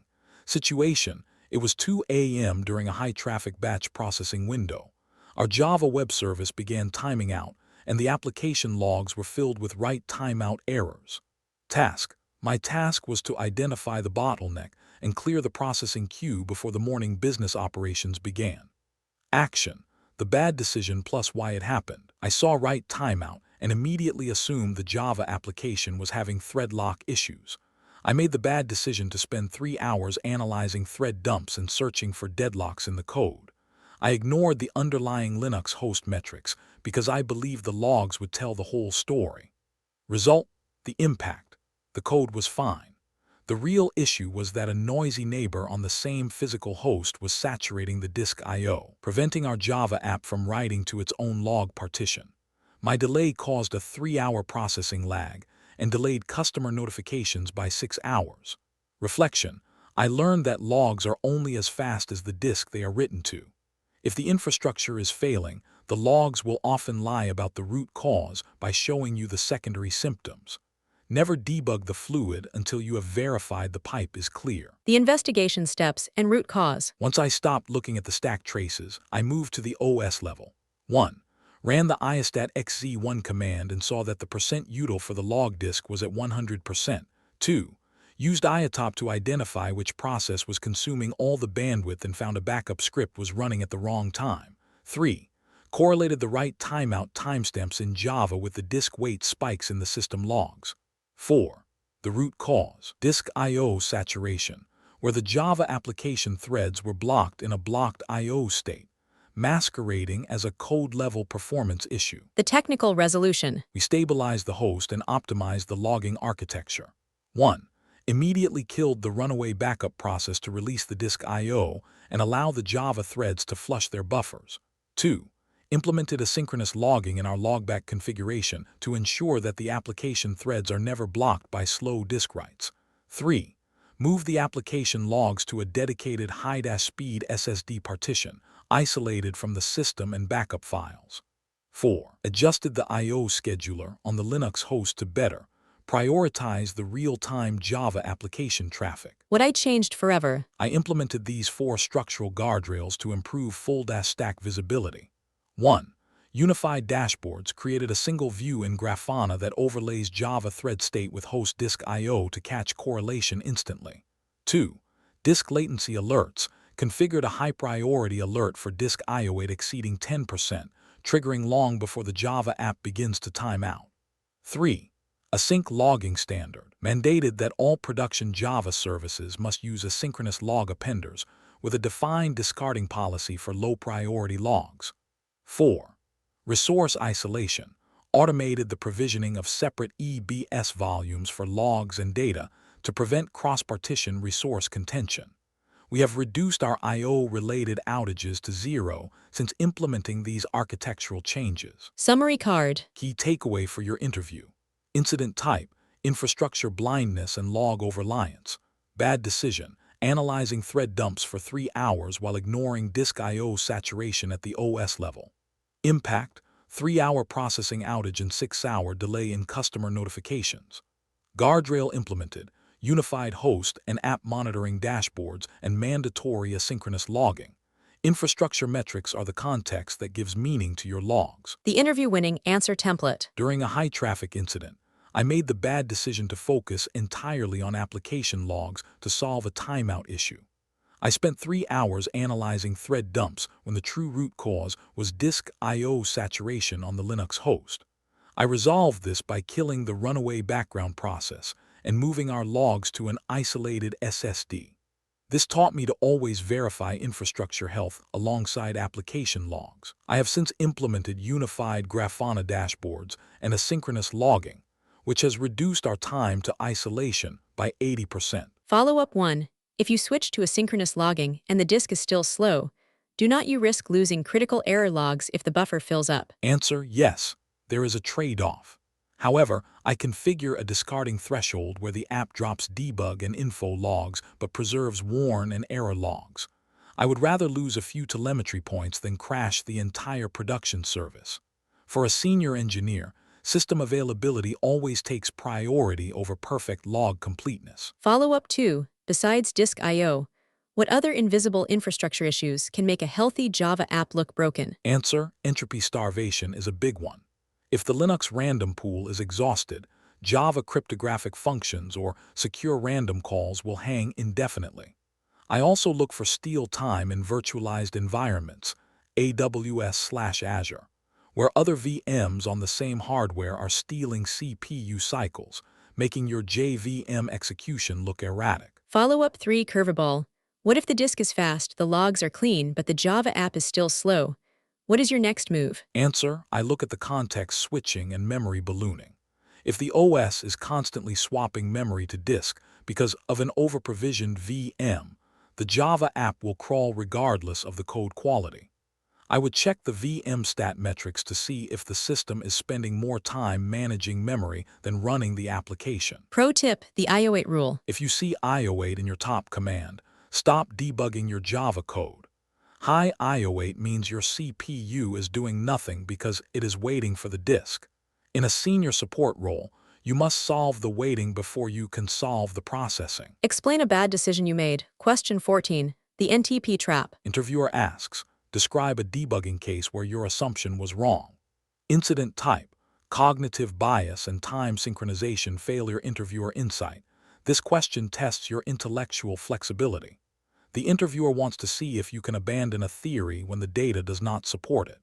A senior engineer explains how they moved from guessing to testing assumptions using a methodical elimination process. The star story and reflection. Here is the account of how an obvious theory led me astray for 4 hours. Situation: we were seeing intermittent unauthorized 401 errors on our Java microservices, but only for sessions that were less than 5 minutes old. Task: my task was to find why our JWT tokens were being rejected by the security filter intermittently across our cluster of 20 nodes. Action: the bad decision plus why it happened. I assumed the issue was a secret key mismatch or a corrupted Redis session store.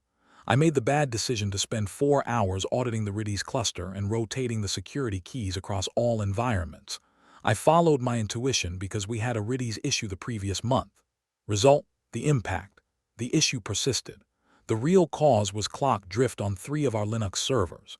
The NTP service had stopped, and the clocks were 60 seconds ahead. When those nodes received a newly issued JWT, they rejected it because the issued at time was in the future. My bias caused a 6-hour window of customer frustration. Reflection: I learned that experience can sometimes be a trap. Just because it was the Redis cluster last time does not mean it is the Redis cluster this time.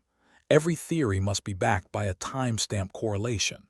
Debug the evidence, not your memories. The investigation steps and root cause. Once the Redis audit came back clean, I performed a cross-node comparison. 1. Ran a distributed command to check the date on all 20 nodes simultaneously and identified a 60-second discrepancy on 3 nodes. 2. Checked the NTP service status and found it had crashed due to an incorrect configuration in the ntp.conf file. 3. Correlated the 401 error logs with the specific IP addresses of the fast nodes. 4. The root cause: clock skew where the security filters NBF, not before. Claim was being violated because the server time was ahead of the token issuance time. The technical resolution. We synchronized the cluster and hardened the security logic. 1. Immediately forced an NTP date sync on the drifting nodes and restarted the NTP daemon across the entire cluster. 2. Added a 60-second leeway or clock skew allowance in the Java JWT validation logic to handle minor timing variations safely. 3. Implemented an automated health check that compares the local system time against a trusted time source every 5 minutes. 4. Created a centralized dashboard in Grafana that monitors offset and jitter for every production node. What I changed forever. I implemented these 4 structural guardrails to manage time and assumptions. 1. Methodical elimination. Adopted a diagnostic checklist that requires checking NTP and network and database health before diving into complex code logic. 2. Automated NTP alerts. Configured a critical P1 alert for any node where the clock offset exceeds 1 second. 3.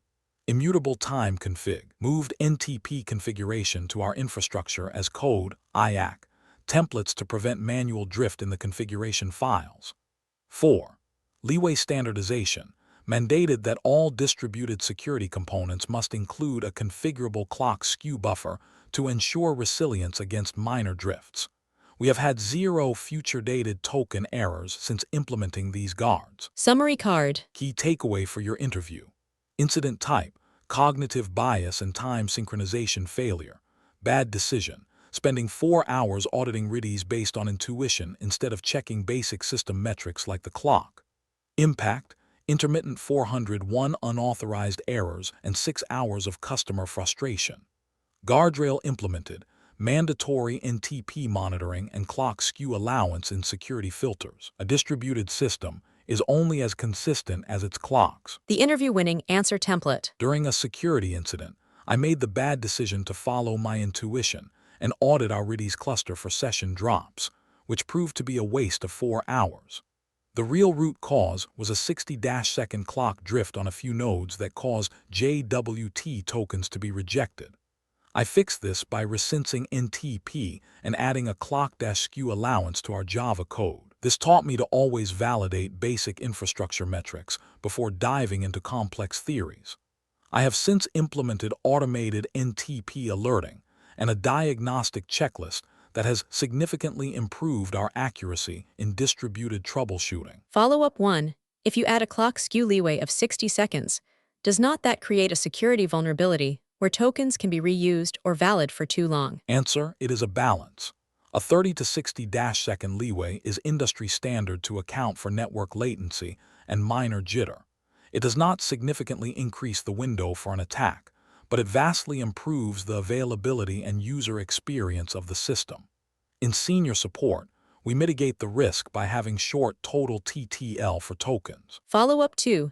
How do you prevent time drift in a Docker or Kubernetes environment where you do not control the host clock directly? Answer, in Kubernetes, the container shares the host kernel clock.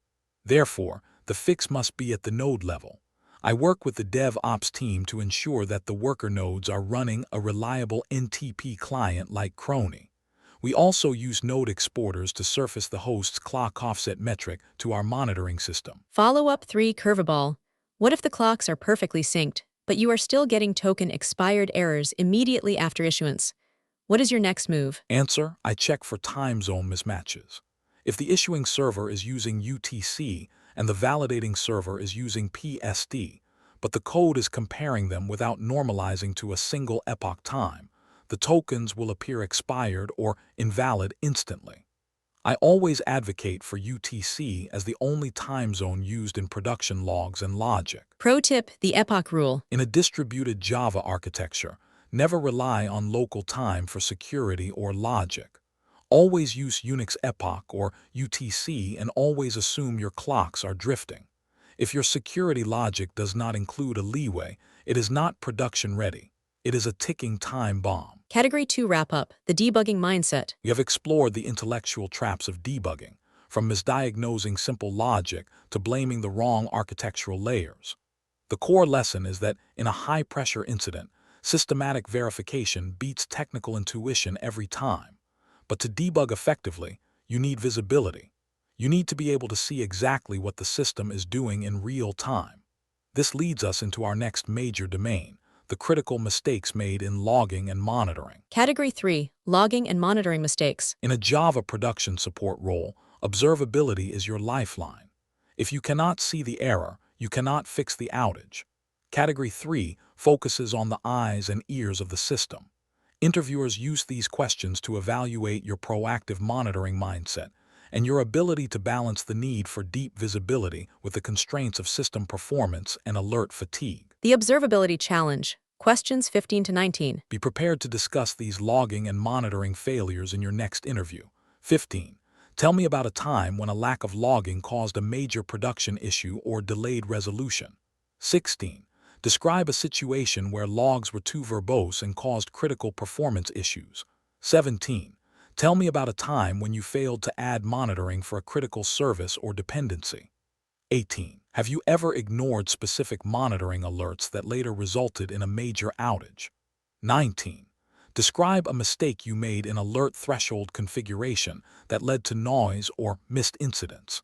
Interviewers evaluate your maturity in building a reliable and actionable observability stack. Explain a bad decision you made. Question 15, the silent failure. Interviewer asks, tell me about a time when lack of logging caused a production issue. Incident type, observability gap and blind troubleshooting. Interviewer insight. This question tests your SRE maturity. They want to know if you understand that code without telemetry is a liability. A senior engineer explains how they moved from minimum viable logging to structured observability to ensure every failure is traceable. The star story and reflection. Here is how a missing log line turned a simple bug into an 8-hour nightmare. Situation: we were running a Java microservice that processed third-party insurance claims. Intermittently, certain claims would simply disappear from the pipeline without an error. Task: my task was to identify why these claims were vanishing and ensure they were processed within our 24-hour compliance window. Action: the bad decision plus why it happened. I had recently refactored the validation logic and made the bad decision to use a generic try-catch block that swallowed exceptions without logging the stack trace or the claim ID.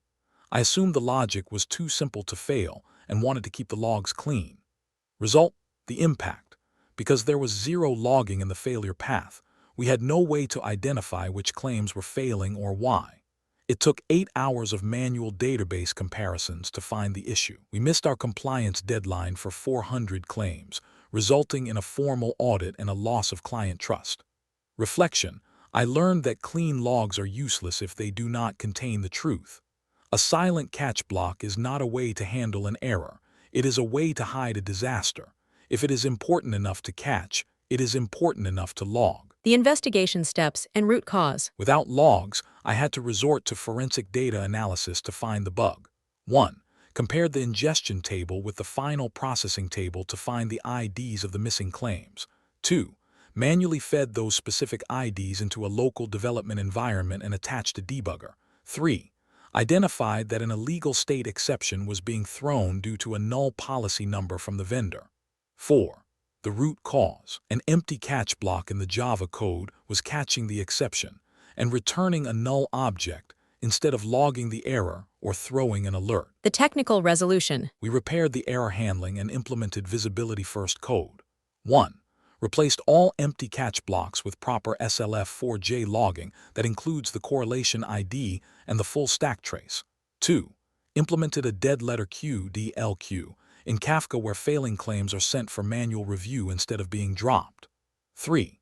Added a counter metric using micrometer that increments every time a validation error occurs, surfacing the failure to our dashboards. 4. Ran a retrospective data recovery job that identified all 400 missing claims and requeued them for immediate processing. What I changed forever. I implemented these 4 structural guardrails to ensure we never have a silent failure again.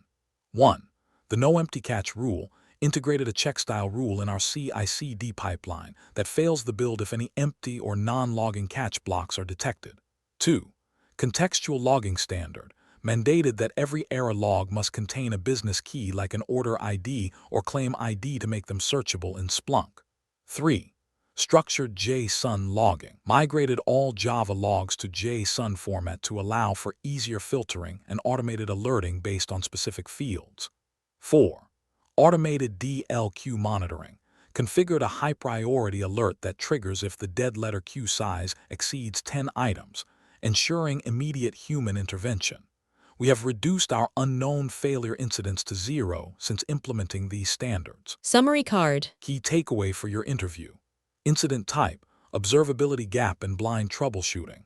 Bad decision, refactoring Java code with empty catch blocks to keep logs clean, leading to silent claim drops.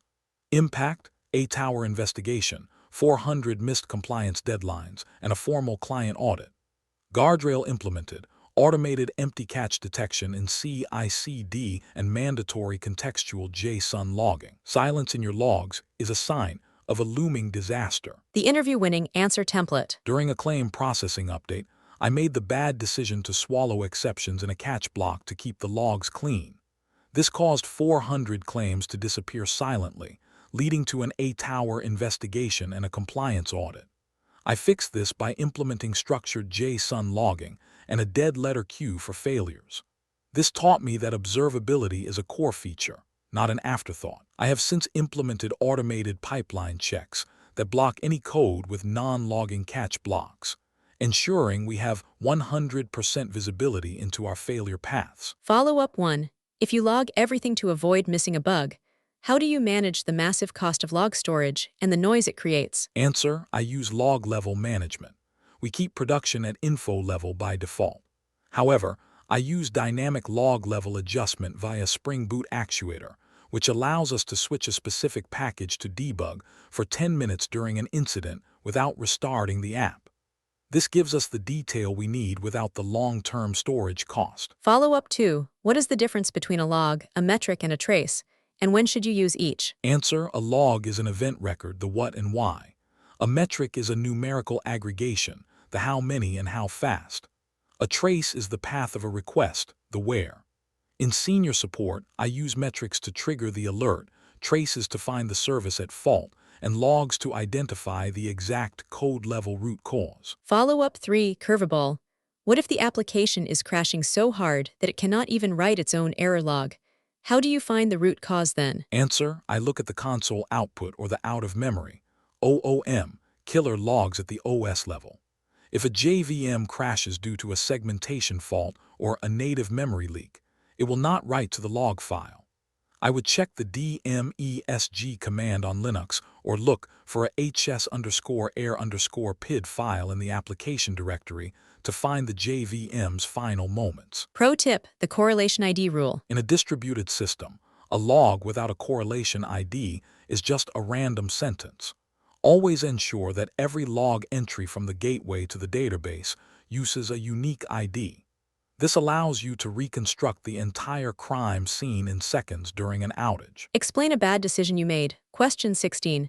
The verbose log outage. Interviewer asks, describe a situation where logs were too verbose and caused performance issues.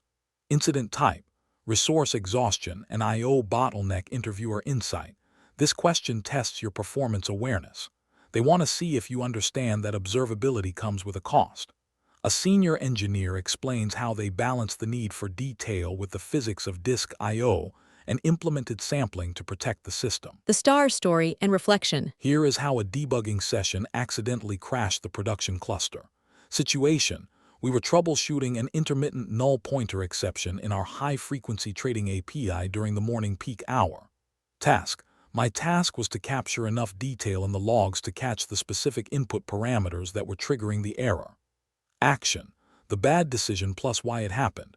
To be sure I did not miss the event, I made the bad decision to switch the entire application's log level to trace in production.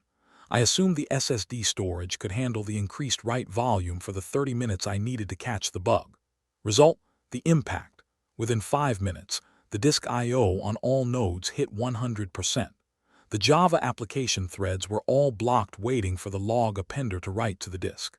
API latency jumped from 10 milliseconds to 20 seconds, causing a total service timeout and an estimated $300,000 in lost trading opportunities. Reflection: I learned that observability is not free. If you turn on too much detail in a high concurrency system, you aren't monitoring the system. You are DDoSing your own infrastructure. In production, too much information is just as dangerous as no information. The investigation steps and root cause. As the trading desks began reporting system frozen, I had to find the source of the hang. 1. Ran top and ISTAT on the servers and saw that CPU weight was at 80% and disk I/O was saturated. 2. Captured a thread dump using JStack and found that 400 threads were in blocked state waiting on the logback file appender. 3. Checked the file system and found the log file was growing at a rate of 2 gigabytes per minute. 4. The root cause. Synchronous logging at the trace level created a massive I/O bottleneck that effectively locked the JVM's execution threads. The technical resolution. We immediately moved to stop the log storm and restore performance. 1.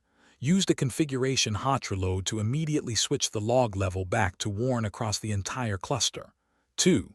Temporarily move the log directory to a RAM disk/dev or SHM to clear the I/O backlog and allow the threads to unblock. 3. Implemented conditional logging in the Java code to only log trace details for a specific test account ID rather than the entire user base. 4. Switched the logging configuration from synchronous to asynchronous with a non-blocking queue to protect the application threads from slow disk writes. What I changed forever. I implemented these 4 structural guardrails to prevent log-driven performance failures. 1. Log-level protections. Disable the ability to set trace or debug at the root level in production. It can now only be enabled for specific isolated packages. 2. Asynchronous-only standard, mandated that all production Java apps use async appenders with a defined bufferful policy, discarding low-level logs when busy. 3. I/O quotas. Configured OS-level cgroups to limit the maximum disk I/O bandwidth that the logging process can consume, protecting the core app performance. 4. Sampling logic. Introduced a logging sampler that only records detailed traces for 1% of requests, providing enough data for debugging without the I/O load. We have had 0 I/O-related performance outages since implementing these safeguards. Summary card. Key takeaway for your interview. Incident type, resource exhaustion and I/O bottleneck. Bad decision, switching to trace-level logging in a high-traffic production environment to debug a logic error. Impact, saturated disk I/O, service timeout, and $300,000 loss in trading opportunities. Guardrail implemented, mandatory asynchronous logging, and package-specific dynamic log-level controls. Never prioritize information over availability. The interview-winning answer template. During a high-traffic trading window, I made the bad decision to enable trace-level logging cluster-wide to catch a specific bug. This saturated the disk I/O and blocked all application threads, leading to a major outage and a $300,000 revenue loss. I resolved this by immediately reverting the log level and switching to asynchronous logging. This taught me that observability has a physical cost. I have since implemented package-specific dynamic logging and I/O quotas to ensure that debugging never compromises our system's availability again. Follow-up 1. If asynchronous logging is safer, why is not it the default in every Java application? Answer: asynchronous logging has one major risk. If the application crashes suddenly, the logs currently sitting in the memory buffer are lost. For some financial or compliance-heavy systems, losing even one log line is unacceptable.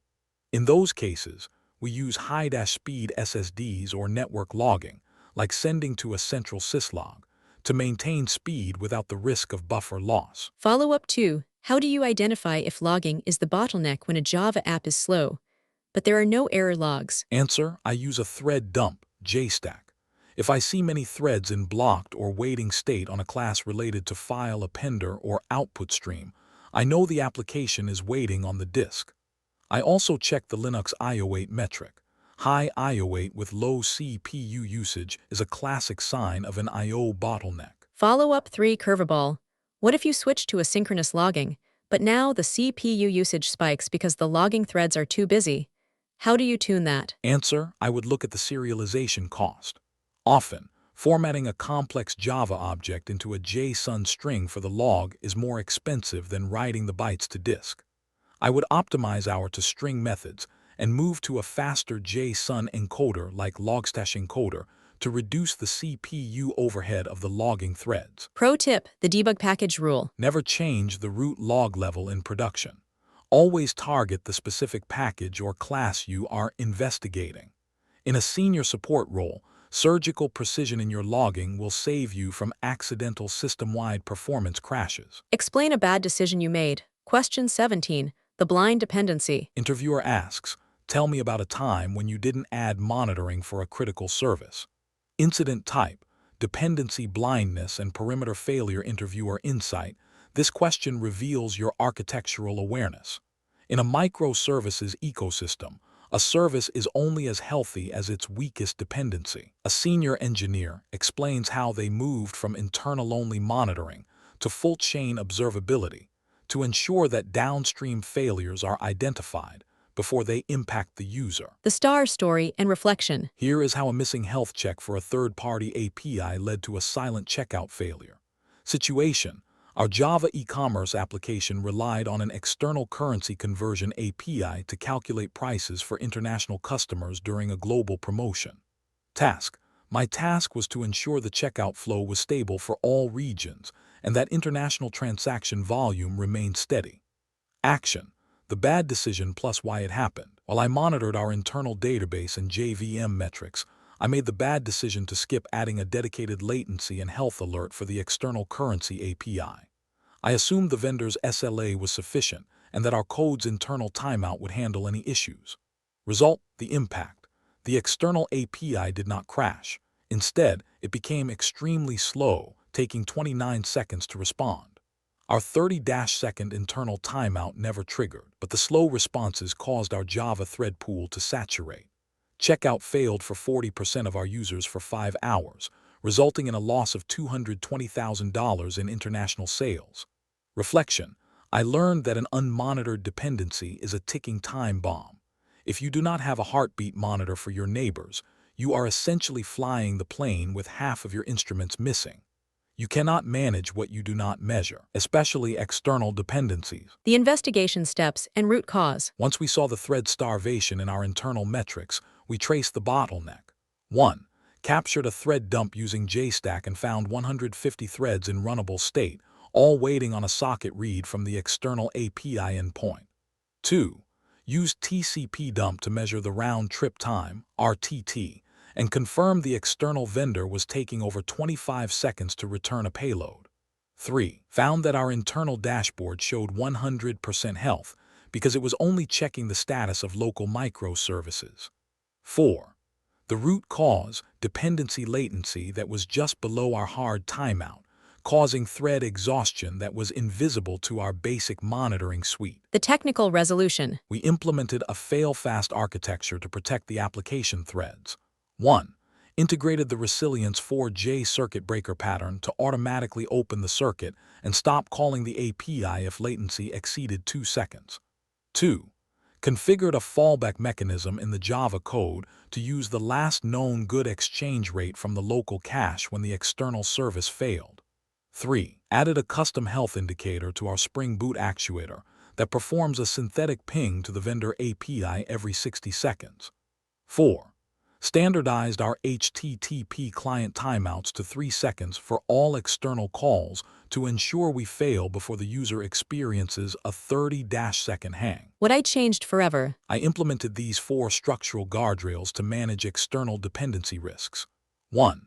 Black box monitoring mandated that all critical third-party dependencies must have external synthetic monitors that alert us independently of the application logs.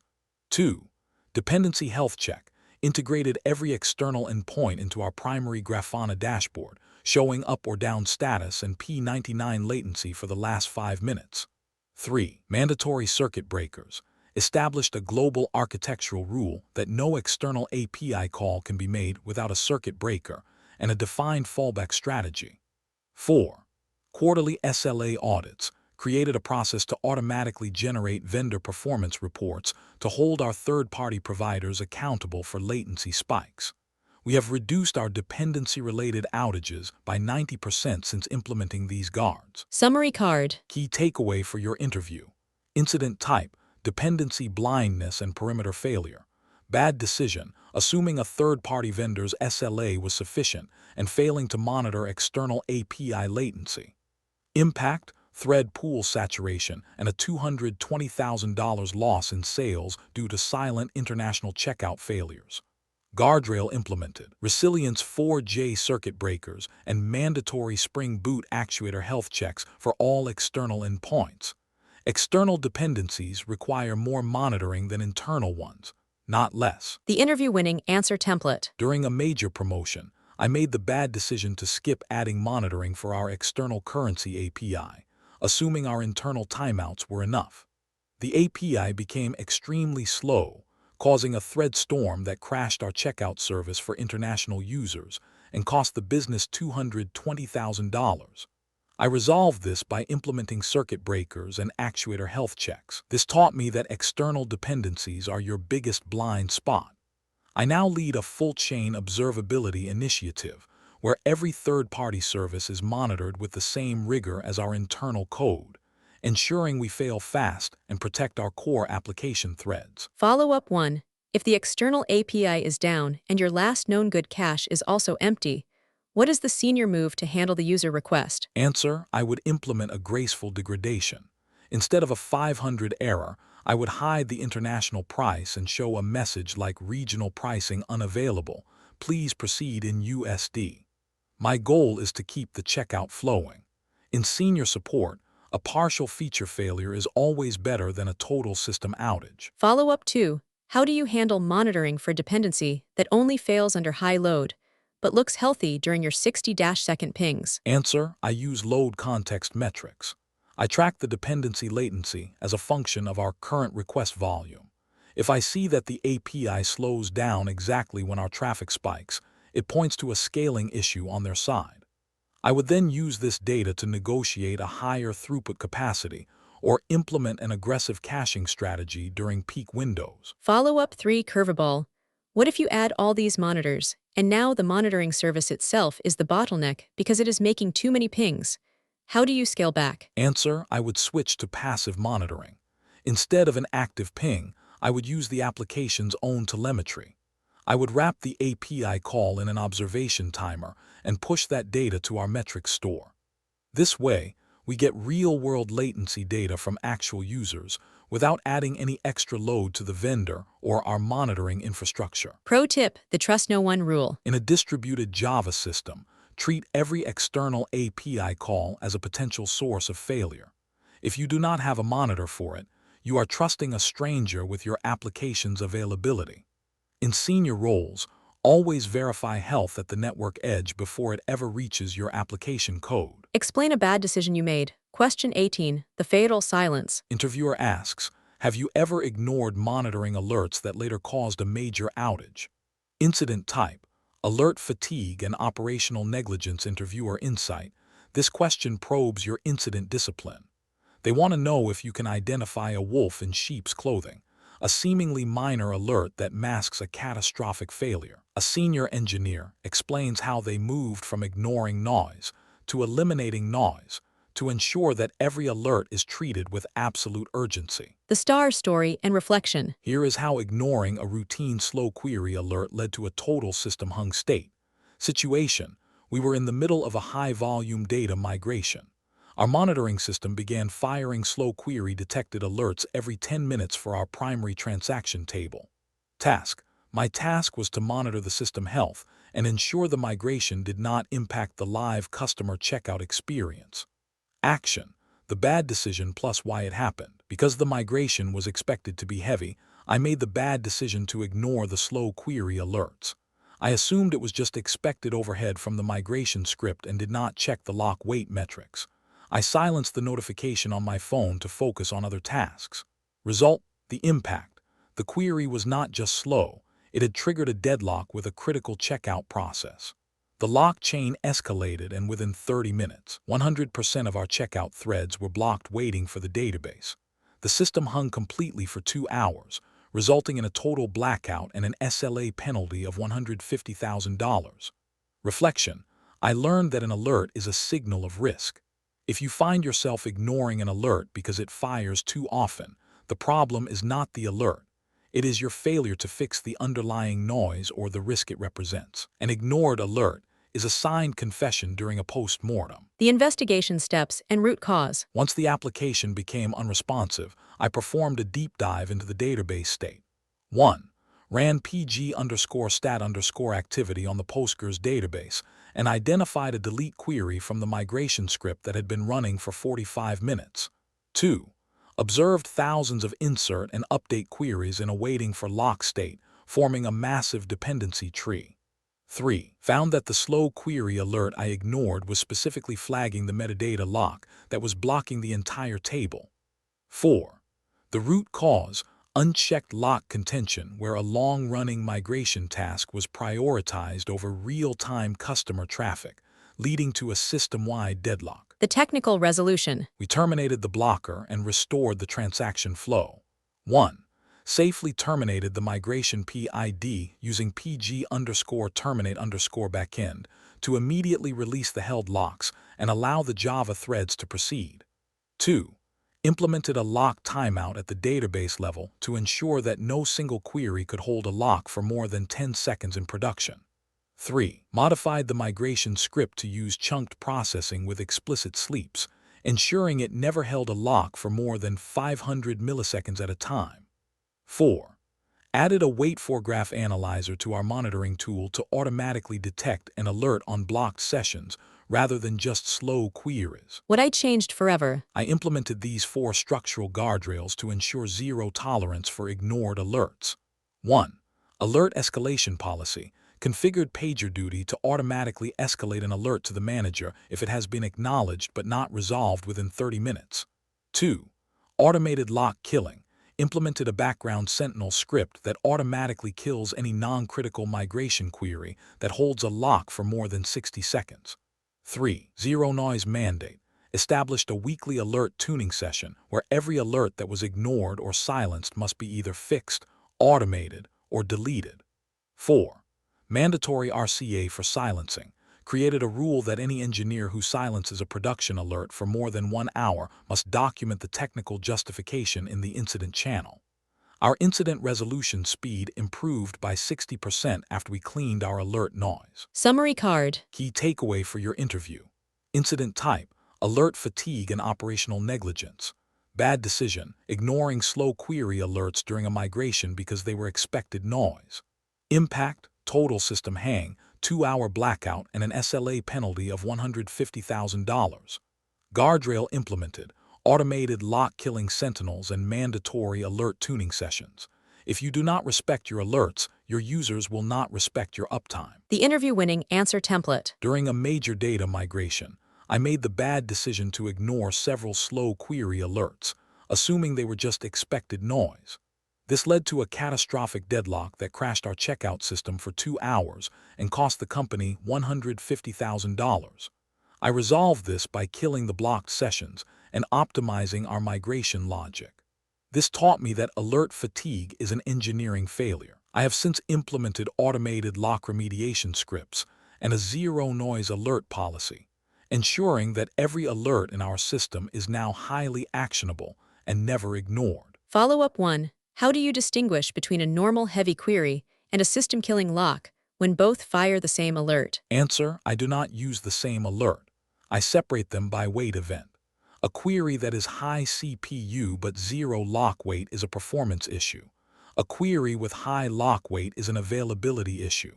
In senior support, I prioritize blockers over slowness every time. Follow-up 2. What is your philosophy on auto-remediation versus human intervention for database locks? Answer: for non-critical background jobs, I am 100% in favor of auto-remediation. I would rather a migration script fail and need a restart than have the checkout service hang.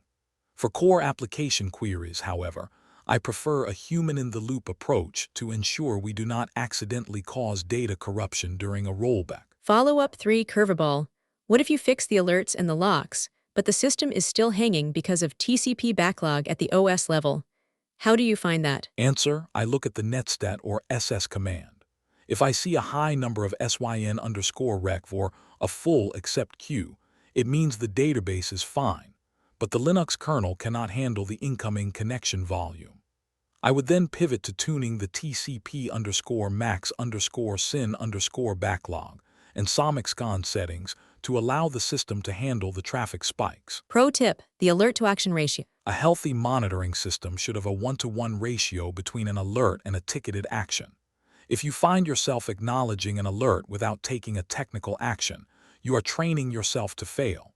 In senior support roles, your goal is to make every notification feel like a P1 incident until it is resolved. Explain a bad decision you made. Question 19. The static threshold trap. Interviewer asks, describe a mistake you made in alert threshold configuration. Incident type: threshold misconfiguration and static monitoring failure. Interviewer insight: this question tests your predictive awareness.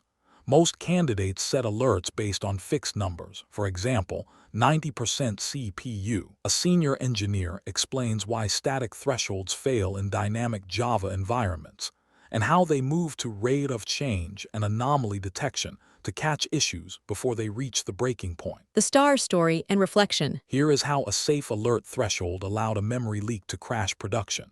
Situation: we were managing a high concurrency Spring Boot application that handled insurance policy renewals. We used a standard Prometheus and Alert Manager stack. Task: my task was to configure the JVM heap monitoring to ensure we received a warning before the application suffered an out-of-memory error. Action: the bad decision plus why it happened. I made the bad decision to set a static critical alert at 90% heap usage. I chose this high threshold because I wanted to avoid false positives from the young generation's normal garbage collection spikes. Result: the impact. A slow memory leak in the old generation stayed at 88% for 6 hours, which was just below the alert line. When it finally hit 90%, the JVM was already in a GC death spiral. The alert fired, but the system crashed 2 minutes later. We suffered a 4-hour outage during peak hours because we had zero lead time to react. Reflection: I learned that a static threshold is a post-mortem alert, not a prevention alert. In a Java environment, you must monitor the slope of the memory growth, not just the current height. A threshold is useless if it does not give you time to act. The investigation steps and root cause. Once the application was restored, I performed a forensic analysis of the memory metrics. 1. Analyzed the Grafana dashboard and observed that the sawtooth pattern of the garbage collector had flattened into a steady upward line. 2. ran jmap histo on a surviving node, and identified a massive number of user session objects that were not being cleared. 3. Found that the old generation was filling up because of a static hash map in the security filter that was never being purged. 4. The root cause, old gen saturation caused by a memory leak that stayed just below my static 90% threshold until the JVM became unrecoverable. The technical resolution. We fixed the code and re-engineered our monitoring logic. 1. Refactored the security filter to use a caffeine cache with a defined expire after access policy, replacing the static hash map. 2. Increased the reserved code cache size and adjusted the max tenuring threshold to allow short-lived objects to be cleared in the young gen more efficiently. 3. Switched our Prometheus queries from static values to linear prediction functions that look for sustained growth over time. 4. Configured the JVM with -XX: plus heap dump on out of memory error to ensure we have a forensic snapshot for any future memory failures. What I changed forever. I implemented these 4 structural guardrails to ensure predictive observability. 1. Rate of change alerting. Replace static thresholds with an alert that triggers if the old gen usage grows by more than 15% in an hour after a full GC. 2. Old gen specific dashboards. Created a dedicated monitoring view that isolates after GC memory levels, which is the only true indicator of a leak in a Java app. 3. Predictive anomaly detection. Implemented Prometheus predict_linear alerts that notify the on-call engineer if the current memory trend will hit 90% within the next 2 hours. 4. Memory leak regression tests. Added a soak test to our CI/CD pipeline that runs the application under load for 2 hours and automatically fails if the memory baseline does not return to its original state. We have reduced our memory-related outages by 100% since moving to predictive alerting. Summary card. Key takeaway for your interview: incident type, threshold misconfiguration and static monitoring failure. Bad decision, setting a static 90% heap alert that ignored the slow growth of a memory leak in the old generation. Impact, total system crash with 0 lead time and a 4-hour production outage. Guardrail implemented, predictive rate of change alerting and mandatory memory soak testing in the CI/CD pipeline. Senior engineers monitor trends, not just numbers. The interview-winning answer template. During a high-traffic window, I made the bad decision to use a static 90% alert threshold for our Java heap. A slow memory leak stayed just below that line for hours, and by the time the alert fired, the JVM was already dead. I resolved this by fixing a cache leak and switching to predictive alerting. This taught me that in a dynamic system, static thresholds are dangerous. I have since implemented rate of change monitoring and automated soak tests, ensuring we catch resource exhaustion hours before it impacts our users. Follow-up 1. If you set a rate of change alert, how do you prevent it from firing during a morning peak when traffic naturally increases? Answer: I correlate memory growth with request volume. If memory grows while traffic is flat, it is a leak. If they grow together, it is normal scaling. I use PromQL to calculate the ratio of memory growth per 1,000 requests, which gives us a normalization factor that eliminates false positives during peak hours. Follow-up 2. What is the risk of using -XX: plus heap dump on out of memory error in a massive production JVM with 64 gigabytes of RAM? Answer: the primary risk is disk I/O saturation and pause time. Writing 64 gigabytes to disk can take several minutes and will freeze the node. I mitigate this by ensuring our log partition is on a high-speed NVMe drive, and by configuring our load balancer to immediately remove any node that stops responding to health checks during the dump process. Follow-up 3. Curveball. What if your memory metrics look perfect, but the Java app is crashing with out-of-memory error, native thread creation failed? What then? Answer: that is not a heap issue. It is an OS-level resource issue. I would immediately check the ulimit settings for the Java user and the max_map_count in the Linux kernel. This error usually means the application is leaking threads or the OS has reached its limit for the number of concurrent processes, not that the JVM is out of memory. Pro tip: the old gen rule. In a Java support role, never trust the total heap metric for alerting. The young generation is designed to be messy, always alert based on the old generation usage after a full GC event. That is the only place where the truth about your application's memory health lives. Category 3 wrap-up, the observability lesson. We have seen how a lack of logs, verbose noise, and static thresholds can blind an entire support team. The lesson is that observability is not just about having data. It is about having high-fidelity signals that provide a window of opportunity to act. But even with perfect visibility, your actions can still cause a disaster if you do not respect the data layer. This leads us into one of the most high-stakes domains of production support, database mistakes. Please check description or comment section of this video. I have given a lot of links for downloading 6 PDFs containing all types of most asked interview question and answers like scenario-based, technical-based, behavioral-based, real-world problem-solving, generally most asked, and system design. Required for your Java job interviews like Java Application Support Engineer jobs, AWS Java Developer jobs, Java Backend Developer jobs, Site Reliability Engineer SRE jobs, Java DevOps Engineer jobs, Java Kubernetes Developer jobs, Java Blockchain Developer jobs, Application Security Engineer jobs, etc., etc. These questions and answers are carefully curated by industry experts, saving you people hours of research and ensuring you people will have the most accurate and relevant answers. This PDFs includes scenario-based questions and answers, real-world problem solving, interview questions and answers where almost 80% of the people are failing to answer, system design questions and answers where almost 90% of the people are failing to answer, with detailed solutions, which are often missing from free online resources. A lot of people are claiming that these questions are coming in real interviews. So, grab them as soon as possible with both hands.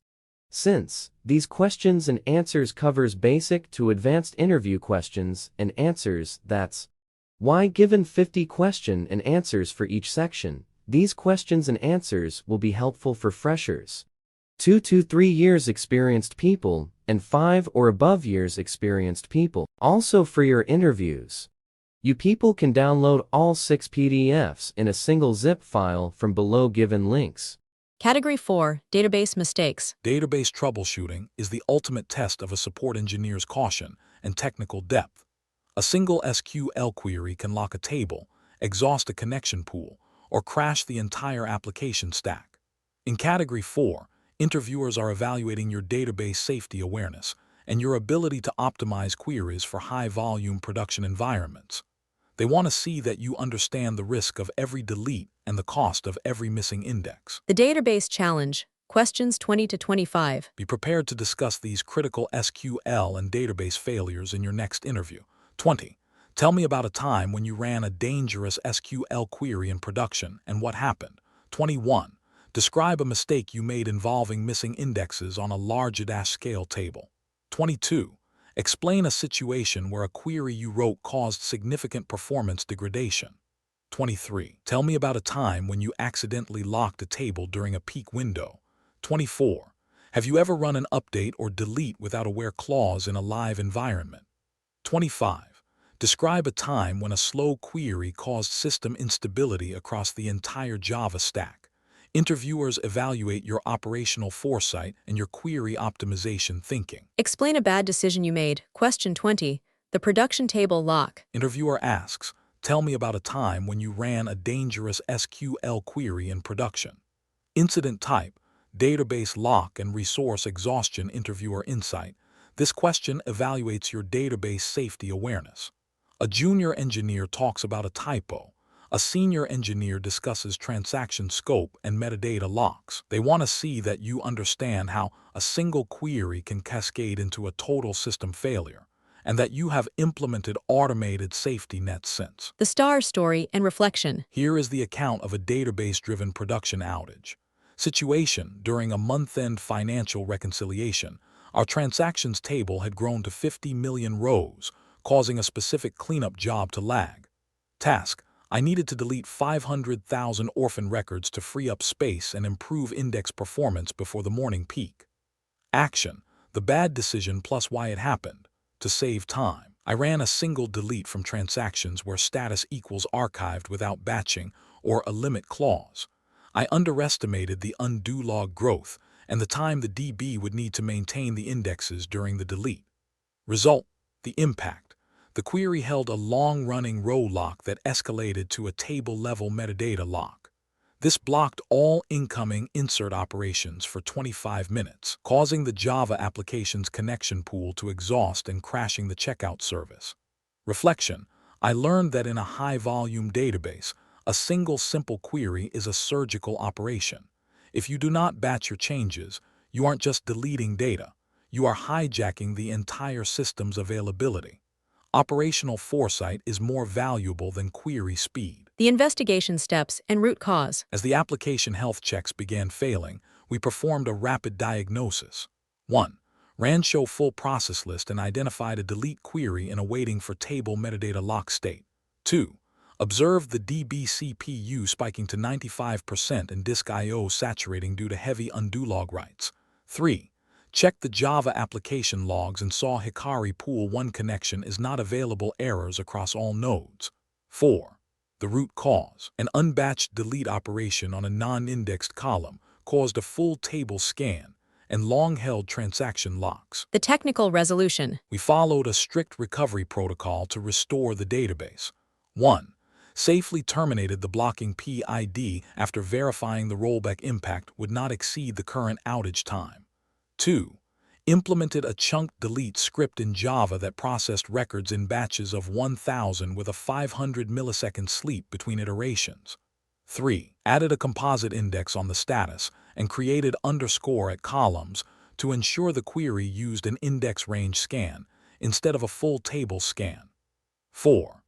Increased the DB connection pool leak detection threshold to 2,000 milliseconds to identify future hung threads earlier. What I changed forever. I implemented these 4 structural guardrails to prevent SQL-driven outages. 1. Mandatory explain plan review. No DML query can be run in production without a verified index hit plan reviewed by a second engineer. 2. Automated query linting. Integrated a tool that automatically blocks any update or delete query missing a where clause or a limit in production. 3.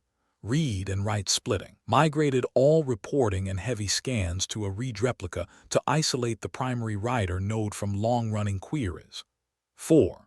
Real-time lock alerts. Configured Slack alerts for long-running transactions and blocked sessions exceeding 30 seconds. We have not had a database lock outage in the 3 years since. Summary card. Key takeaway for your interview: incident type, database lock and resource exhaustion. Bad decision, running a large, unbatched delete query on a production table during a high load period. Impact, table-level locks leading to connection pool exhaustion and a 25-minute checkout outage. Guardrail implemented, mandatory explain plan audits and automated chunk processing for all data cleanups. Senior engineers protect the primary node at all costs. The interview-winning answer template. Early in my career, I attempted to clean up 500,000 orphan records using a single SQL delete statement in production. I underestimated the lock contention, which caused our Java application's connection pool to exhaust and crash the service for 25 minutes. To fix it, we terminated the query, implemented indexed batch processing, and moved all non-critical scans to a read replica. This taught me that any production data change must be batched and audited with an explain plan. I now lead our database safety protocol, which has eliminated lock-related outages across our fleet. Follow-up 1. If the query is already running and the system is down, why not just restart the database to clear the locks? Answer: restarting is a last resort and often makes things worse.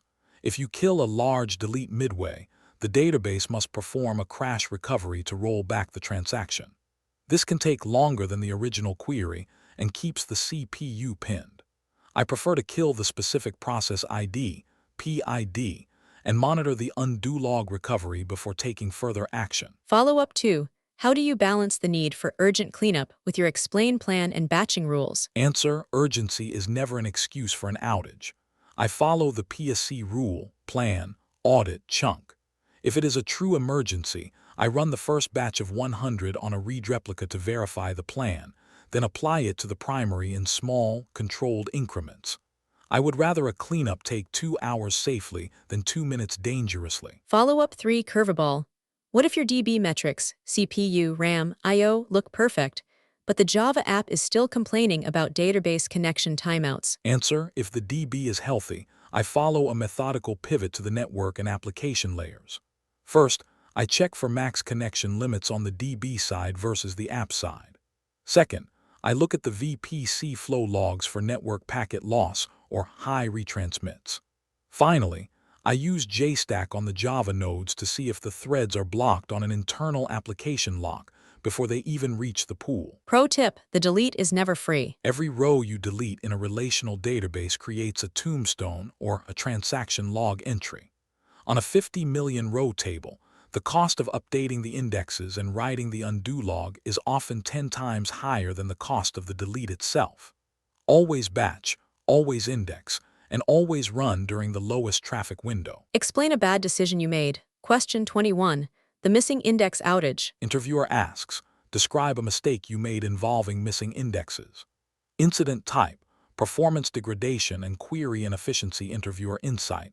This question tests your understanding of database scalability. A query that runs in 10 milliseconds on a dev machine with 100 rows can take 10 seconds in production with 10 million rows. A senior engineer explains how they moved from reactive indexing to performance baselining to catch these issues in the staging environment. The star story and reflection. Here is the account of how a missing index on a new feature crashed the database. Situation: we launched a new customer loyalty dashboard that allowed users to search their transaction history by reference number. Task: my task was to deploy the new Java service and ensure it could handle the traffic from 1 million daily active users. Action: the bad decision plus why it happened. I made the bad decision to approve the deployment without verifying the index on the reference_number column. I assumed that because the reference number was a unique ID, the database would handle the search efficiently by default. It worked perfectly in staging because our test data only had 10,000 records.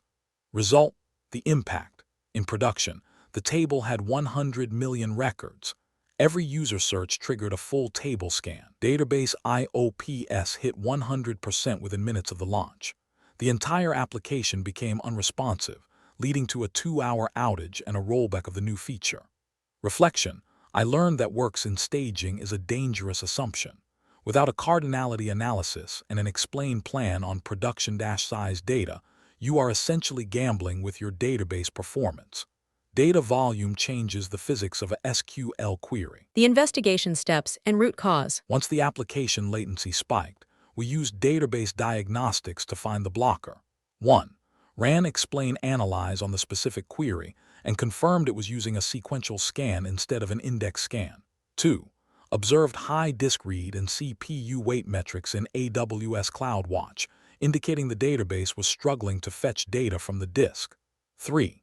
Found that the reference_number column had 0 indexes, forcing the DB to read 100 million rows for every single request. 4. The root cause: missing B-tree index on a high cardinality search column, which led to linear search times on a massive dataset. The technical resolution. We stabilized the environment and implemented the correct indexing strategy. 1. Performed an emergency create index concurrently on the production table to build the index without locking out insert and update traffic. 2. Updated the Java application's fetch-size to prevent large result sets from overwhelming the JVM memory after the index was added. 3. Reran the analyze command to update the database statistics, ensuring the query optimizer would actually use the new index. 4.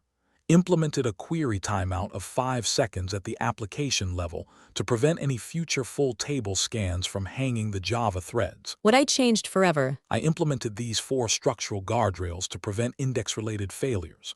1. Production data masking. Created a sanitized mini-production environment with 10% of real data volume to catch performance issues during UAT. 2. Mandatory index audits. Integrated a migration linter in the pipeline that flags any new SQL query that does not have a corresponding index in the schema. 3. Cardinality analysis. Mandated that every new search field must include a cardinality report to determine if it needs a B-tree, GIN, or hash index. 4. APM slow query tracking. Configured New Relic to automatically generate a ticket if any query exceeds its performance baseline by more than 50%. We have reduced our SQL-related performance incidents by 80% since implementing these audits. Summary card. Key takeaway for your interview. Incident type, performance degradation and query inefficiency. Bad decision, approving a search feature without verifying the index on production-scale data. Impact, 100% disk IOPS saturation and a 2-hour checkout outage due to full table scans. Guardrail implemented. Create index concurrently protocol and mandatory cardinality analysis for all search fields. Scale is the ultimate truth teller for your database schema. The interview-winning answer template. During a feature launch, I made the bad decision to skip indexing a new search column because the query performed perfectly in staging. However, on our 100 million row production table, this caused a massive full table scan that crashed our database IOPS and led to a 2-hour outage. I resolved this by building the index concurrently and updating our query stats. This taught me that staging data volume is often a lie. I now mandate cardinality analysis and performance baselining on production-scale data for every new database change. Follow-up 1. If indexes make queries faster, why do not we just index every single column in the table? Answer: because indexes are not free.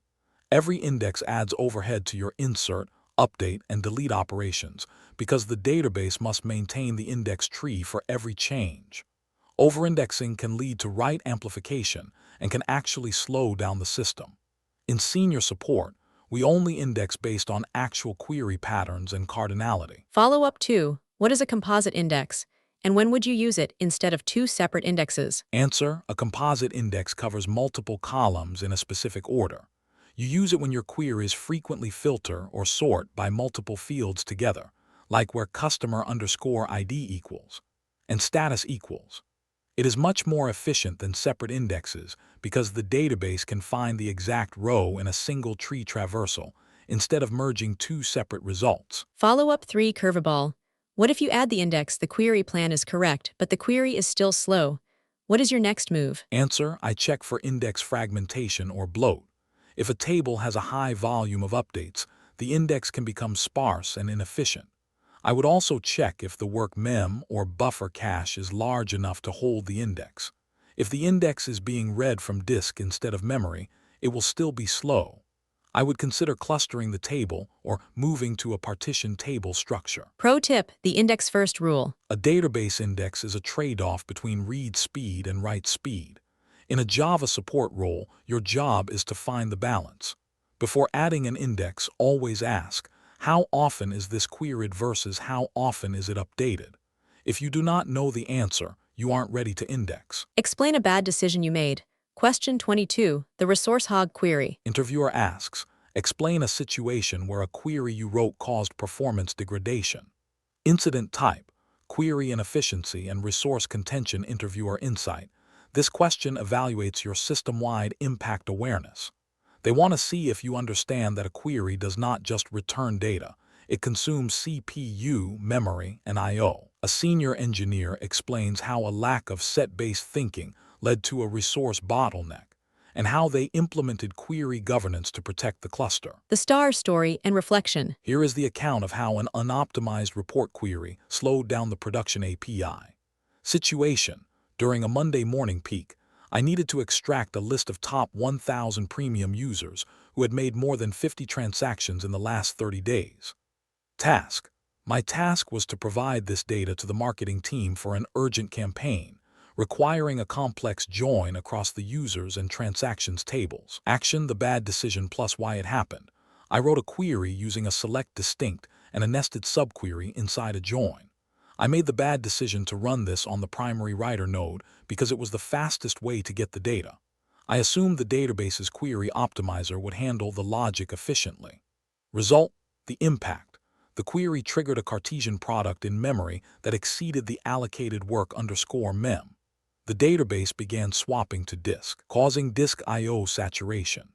API response times for our Java checkout service spiked from 100 milliseconds to 8 seconds, causing a massive backlog of pending payments for 45 minutes. Reflection: I learned that in a high concurrency system, the easiest query is often the most expensive one.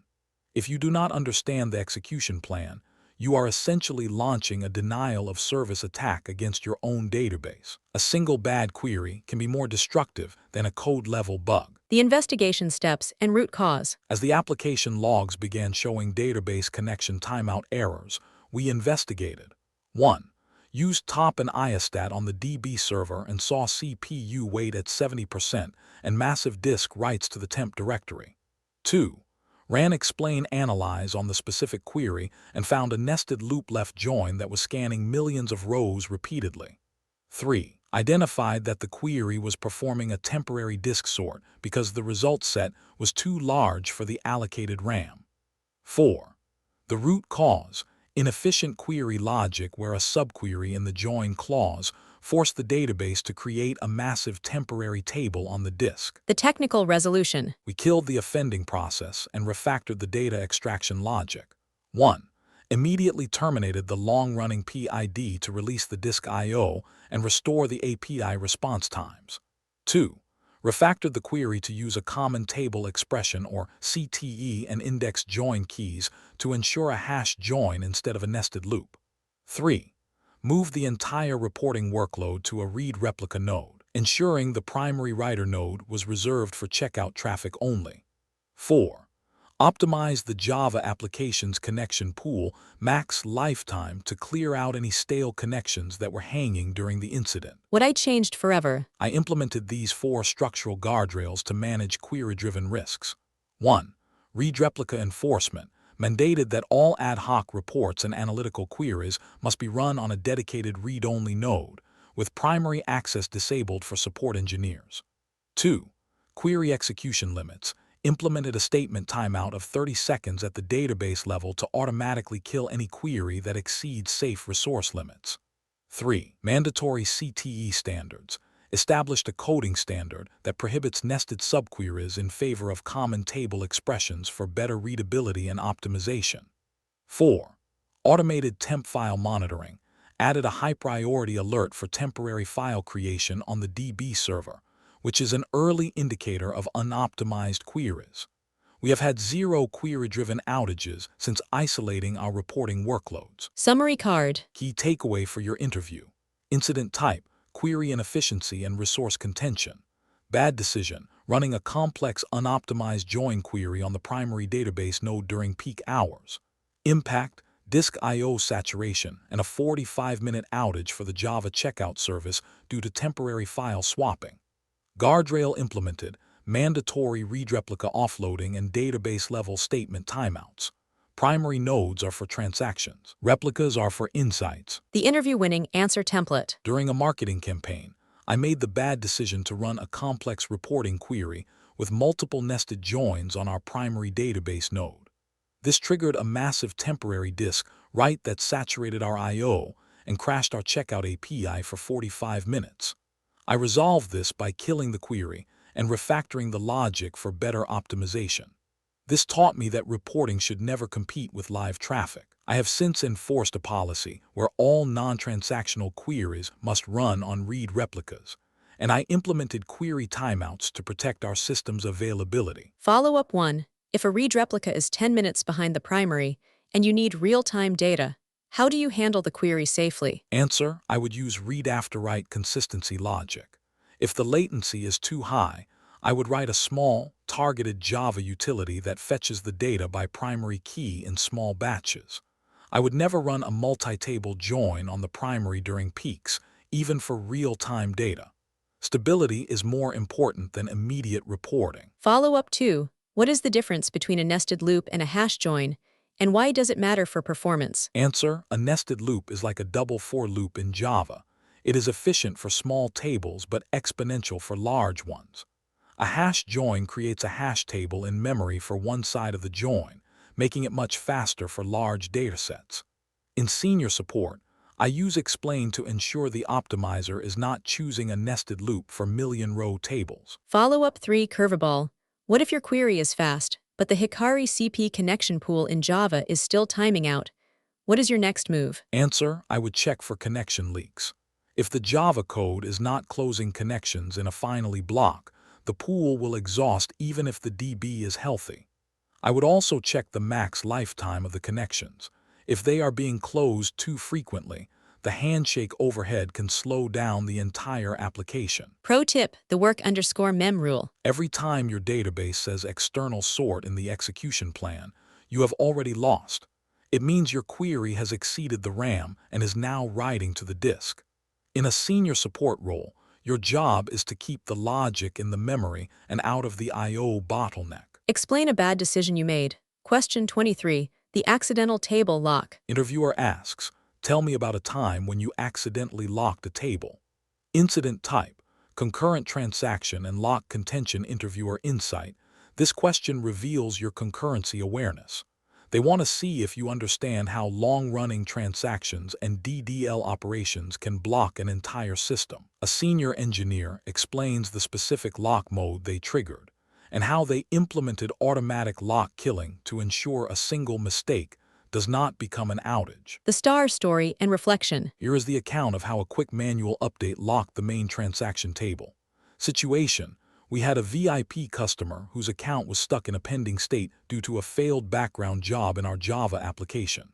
Task: my task was to manually update the customer's status to active so they could complete their purchase during a 4 p.m. flash sale.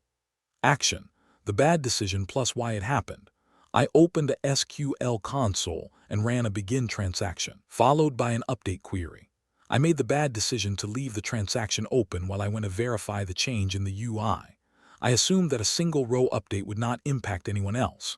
Result: the impact. While I was away, my exclusive row lock prevented the vacuum and analyze processes from running, which escalated into a metadata lock when a scheduled deployment tried to alter the table. This blocked all checkout traffic for 30 minutes, resulting in a total blackout and an estimated $100,000 in lost revenue. Reflection: I learned that an open transaction in a SQL console is a loaded weapon. If you are not in auto-commit mode, your session is a potential source of a system-wide deadlock. A transaction is only safe if it is short. The investigation steps and root cause. As the pagers began firing for database lock contention, we performed a lock trace. 1.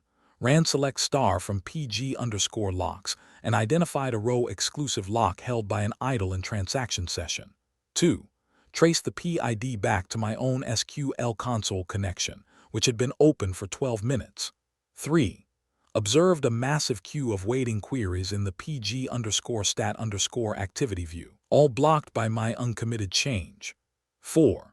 The root cause idle transaction, where a manually opened transaction held a lock that blocked the database's internal maintenance and escalated to a full table lock. The technical resolution. We terminated the idle session and restored the transaction throughput.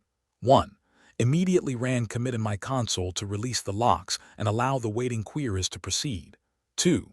Analyzed the lock wait graph in our monitoring tool to ensure no secondary deadlocks were created during the recovery. 3. Configured the database to include a lock_timeout of 10 seconds for all incoming application and console sessions. 4. Increased the max connections temporarily to allow the Java application to clear the backlog of pending requests faster. What I changed forever. I implemented these 4 structural guardrails to prevent accidental table locks. 1. Idle transaction timeout. Configured a database level idle _in_transaction_session_timeout of 60 seconds to automatically kill any abandoned manual sessions. 2. Mandatory auto-commit. Forced all support team SQL consoles into auto-commit mode by default, requiring a deliberate action to open a multi-statement transaction. 3. Lock contention alerts. Implemented a high-priority alert that triggers if any exclusive lock is held for more than 30 seconds on a core production table. 4. DDL safety protocol.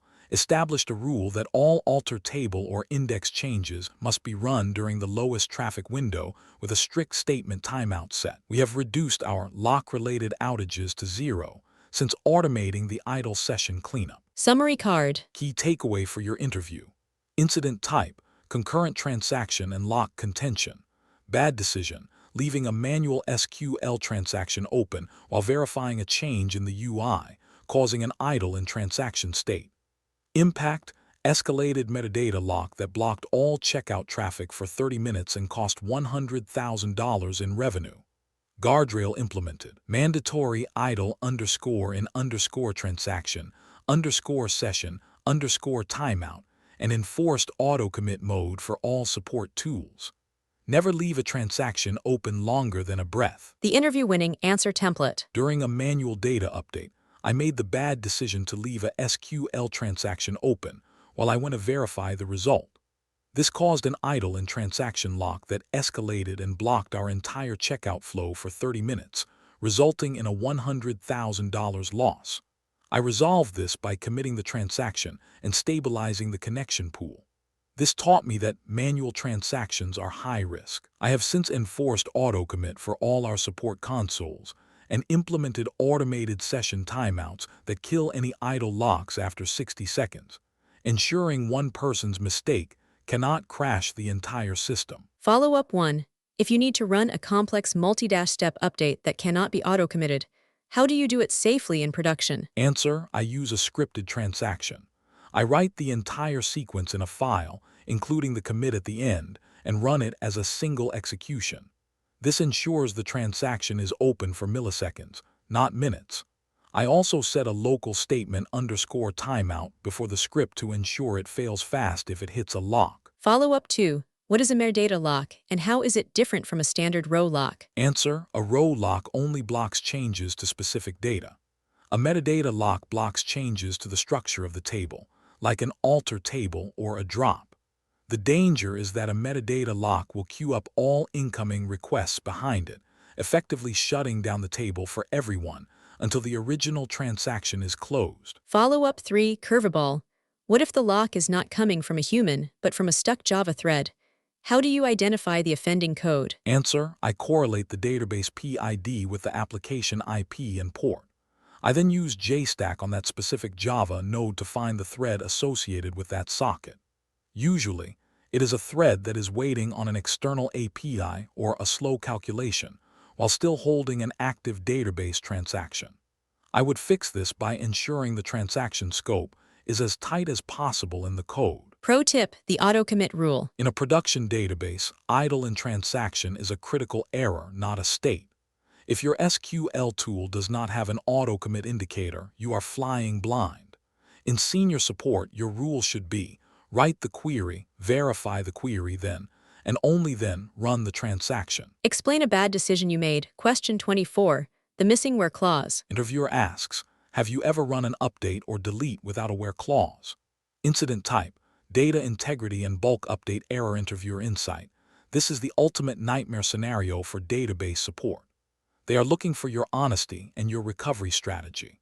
A senior engineer explains how they moved from dangerous manual edits to a scripted and peer-reviewed workflow where a missing clause is caught before it ever touches the primary node. The star story and reflection. Here is the account of how a simple status update became a massive data recovery effort.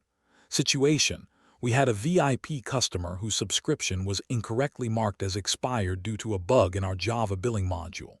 Task: my task was to manually update the status of this specific account to premium during an 11 p.m. maintenance window.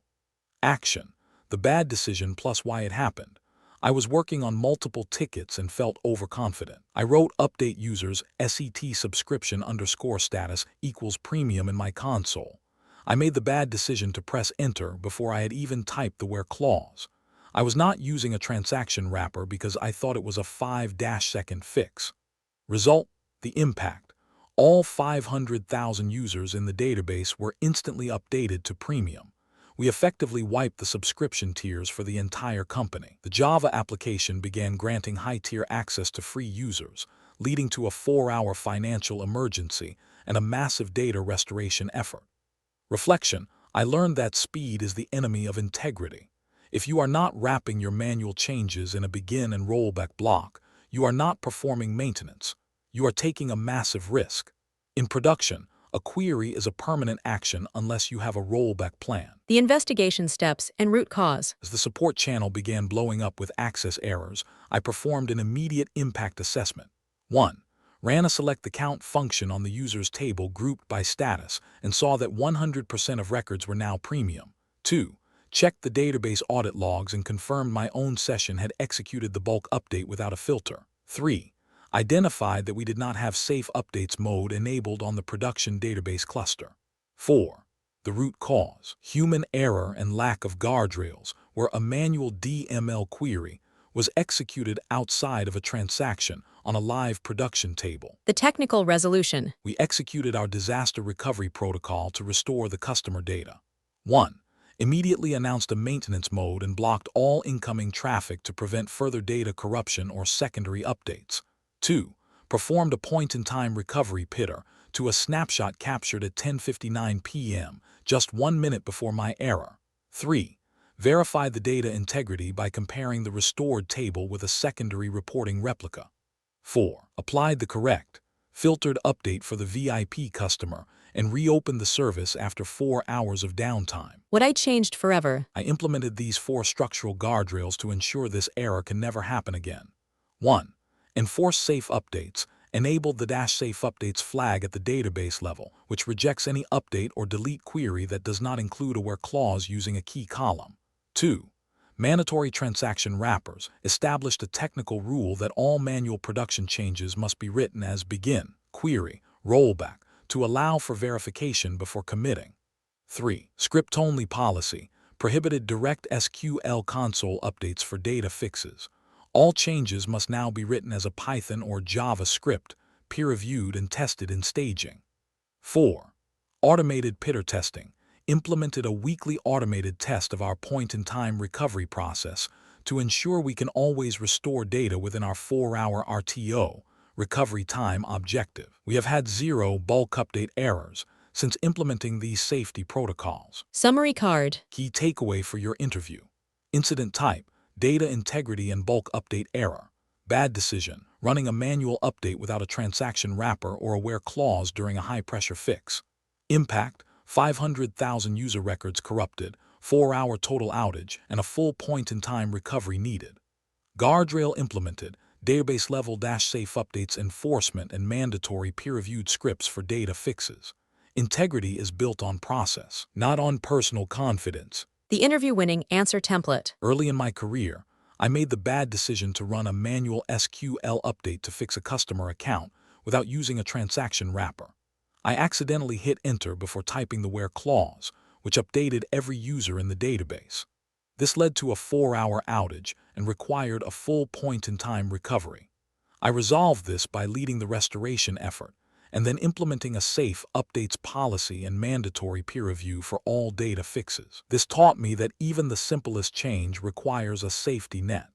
I now ensure that our team uses scripted changes and transaction guards for every production update. Follow-up 1. If your point-in-time recovery fails, is there any other way to recover the data you just wiped? Answer: if pitter fails, I would look at the bin logs or write-ahead logs, WL. You can often extract the previous state of the rows from these logs if they have not been purged yet. As a last resort, I would look at our delayed replica, a node we keep 6 hours behind production specifically for these types of human errors. Follow-up 2. How do you handle data fixes in a system using Hibernate or JPA where you do not want to write raw SQL? Answer: I write a migration utility in Java. This allows us to use our existing entity logic and validation rules. We can run it as a one-off job in Kubernetes. This is much safer than SQL because the where clause is usually enforced by the repository methods, and it is much easier to peer-review Java code than a raw console command. Follow-up 3. Curveball. What if you run the update with a where clause, but the where clause is also wrong, for example ID equals 123? How do you prevent that? Answer: this is why I advocate for the select before update rule. You must first run a select query using that exact where clause and show the count of impacted rows to appear. If the count matches the expectation, only then do you proceed with the update. This verification step is the only way to catch logical errors in your filter. Pro tip, the transaction rule. In a senior Java support role, you should never type update or delete into a production console without first typing begin. A transaction is a delete key for your mistakes. If you have not seen a commit confirmation, the data is still safe. Always work with a safety net. Explain a bad decision you made. Question 25, the cascading slow query. Interviewer asks, tell me about a time when a slow query caused system instability. Incident type, resource exhaustion and cascading failure. Interviewer insight. This question reveals your understanding of backpressure and thread starvation. A slow query does not just impact the database, it blocks threads in the Java application. A senior engineer explains how they moved from hoping for performance to enforced timeouts and circuit breakers to protect the application from the database. The star story and reflection. Here is the account of how a single search query brought down an entire Java cluster. Situation: we launched a year-in-review feature where users could see their transaction history for the last 12 months. Task: my task was to monitor the application stability during the feature rollout and ensure the database could handle the increased read load. Action: the bad decision plus why it happened. I made the bad decision to allow a wildcard search on the notes field, which was a large text column without an index. I assumed that since it was an optional feature, the impact would be minimal. I did not set a strict statement timeout at the JDBC level. Result: the impact. When 10,000 users accessed the feature, the database began performing full table scans for every request. CPU hit 100%. More importantly, the Java Hikari CP connection pools exhausted because every thread was waiting for the database to respond. The entire application stopped accepting new requests, leading to a 90-minute blackout across all services. Reflection: I learned that slow is more dangerous than dead. A slow query does not just take time, it holds a thread and a database connection hostage. If you do not have a timeout, you have no defense against a resource leak. A slow database is a vacuum that sucks all the resources out of your Java application. The investigation steps and root cause. As the application health checks began failing cluster-wide, we identified the source of the hang. 1. Checked the Hikari CP metrics and saw active connections was at the max limit while pending threads was growing rapidly. 2. Ran JStack on a production node and found 200 threads in socket read state, all waiting on the database driver. 3. Identified the long-running query using the database's slow query log and found it was the new wildcard note search. 4. The root cause: unbounded resource consumption, where a non-indexed search query held database connections for 30+ seconds, exhausting the application's thread pool. The technical resolution. We killed the blocker and hardened the application's defense layer. 1. Immediately killed the search PIDs on the database and disabled the year-in-review feature flag to stop the incoming requests. 2. Implemented a strict JDBC template query timeout of 5 seconds to ensure the Java threads would fail fast rather than hanging indefinitely. 3. Configured a circuit breaker, Resilience 4J, around the search module to automatically reject requests if the database latency exceeded 2 seconds. 4. Added a full-text index to the notes column in a background migration and limited the search query to only allow prefix matching instead of full wildcards. What I changed forever. I implemented these 4 structural guardrails to prevent slow queries from causing system instability. 1. Default statement timeouts. Enforced a global 5-second timeout for every SQL query in our Java application to prevent infinite waits. 2. Connection pool isolation. Created separate Hikari CP pools for critical transactions and analytical searches, so a slow report cannot crash the checkout service. 3. Mandatory index checks. Integrated an automated explain plan check in the CI/CD pipeline that fails if any new search query triggers a full table scan. 4. Latency-based alerting. Configured Prometheus alerts for Hikari CP connection acquisition time, which is a leading indicator of database-level slowness. We have reduced our cascading outages to 0 by prioritizing fail-fast over finish-slow. Summary card. Key takeaway for your interview. Incident type: resource exhaustion and cascading failure. Bad decision, allowing an unindexed wildcard search without a JDBC statement timeout. Impact, total Java thread pool exhaustion, and a 90-minute outage across all services. Guardrail implemented, global JDBC statement timeouts, and resilience 4J circuit breakers for all non-critical queries. A slow query is a thread thief. Do not let it steal your application's availability. The interview-winning answer template. During a feature rollout, I made the bad decision to allow a wildcard search on a non-indexed column without setting a query timeout. This slow query exhausted our Java connection pool and brought down the entire application cluster for 90 minutes. I resolved this by implementing fail-fast timeouts and circuit breakers. This taught me that the database is a shared resource that must be protected. I now ensure that every query has a strict timeout, and that our critical services use isolated connection pools to prevent a single slow query from causing a system-wide blackout. Follow-up 1. If you set a 5-second timeout, but the database is so slow that even a select one takes 10 seconds, how do you handle that? Answer: this is where the connection acquisition timeout in the pool comes in. If the database is that slow, the Hikari CP pool should be configured to throw an exception after 1 or 2 seconds of waiting for a connection. This prevents the Java application from building up a massive backlog of waiting threads. Follow-up 2. What is the risk of having a very small connection pool? For example, only 10 connections in a high-traffic app. Answer: the risk is queuing latency. Even if the DB is fast, threads will wait for a connection to become available. However, a small, fast pool is often better than a large, slow one. In senior support, we use Little's law to size the pool based on the expected transaction time and throughput to find the sweet spot. Follow-up 3. Curveball. What if your query is slow because the garbage collector in the database is running? For example, Postgres auto vacuum. How do you identify that? Answer: I check the wait events in the database.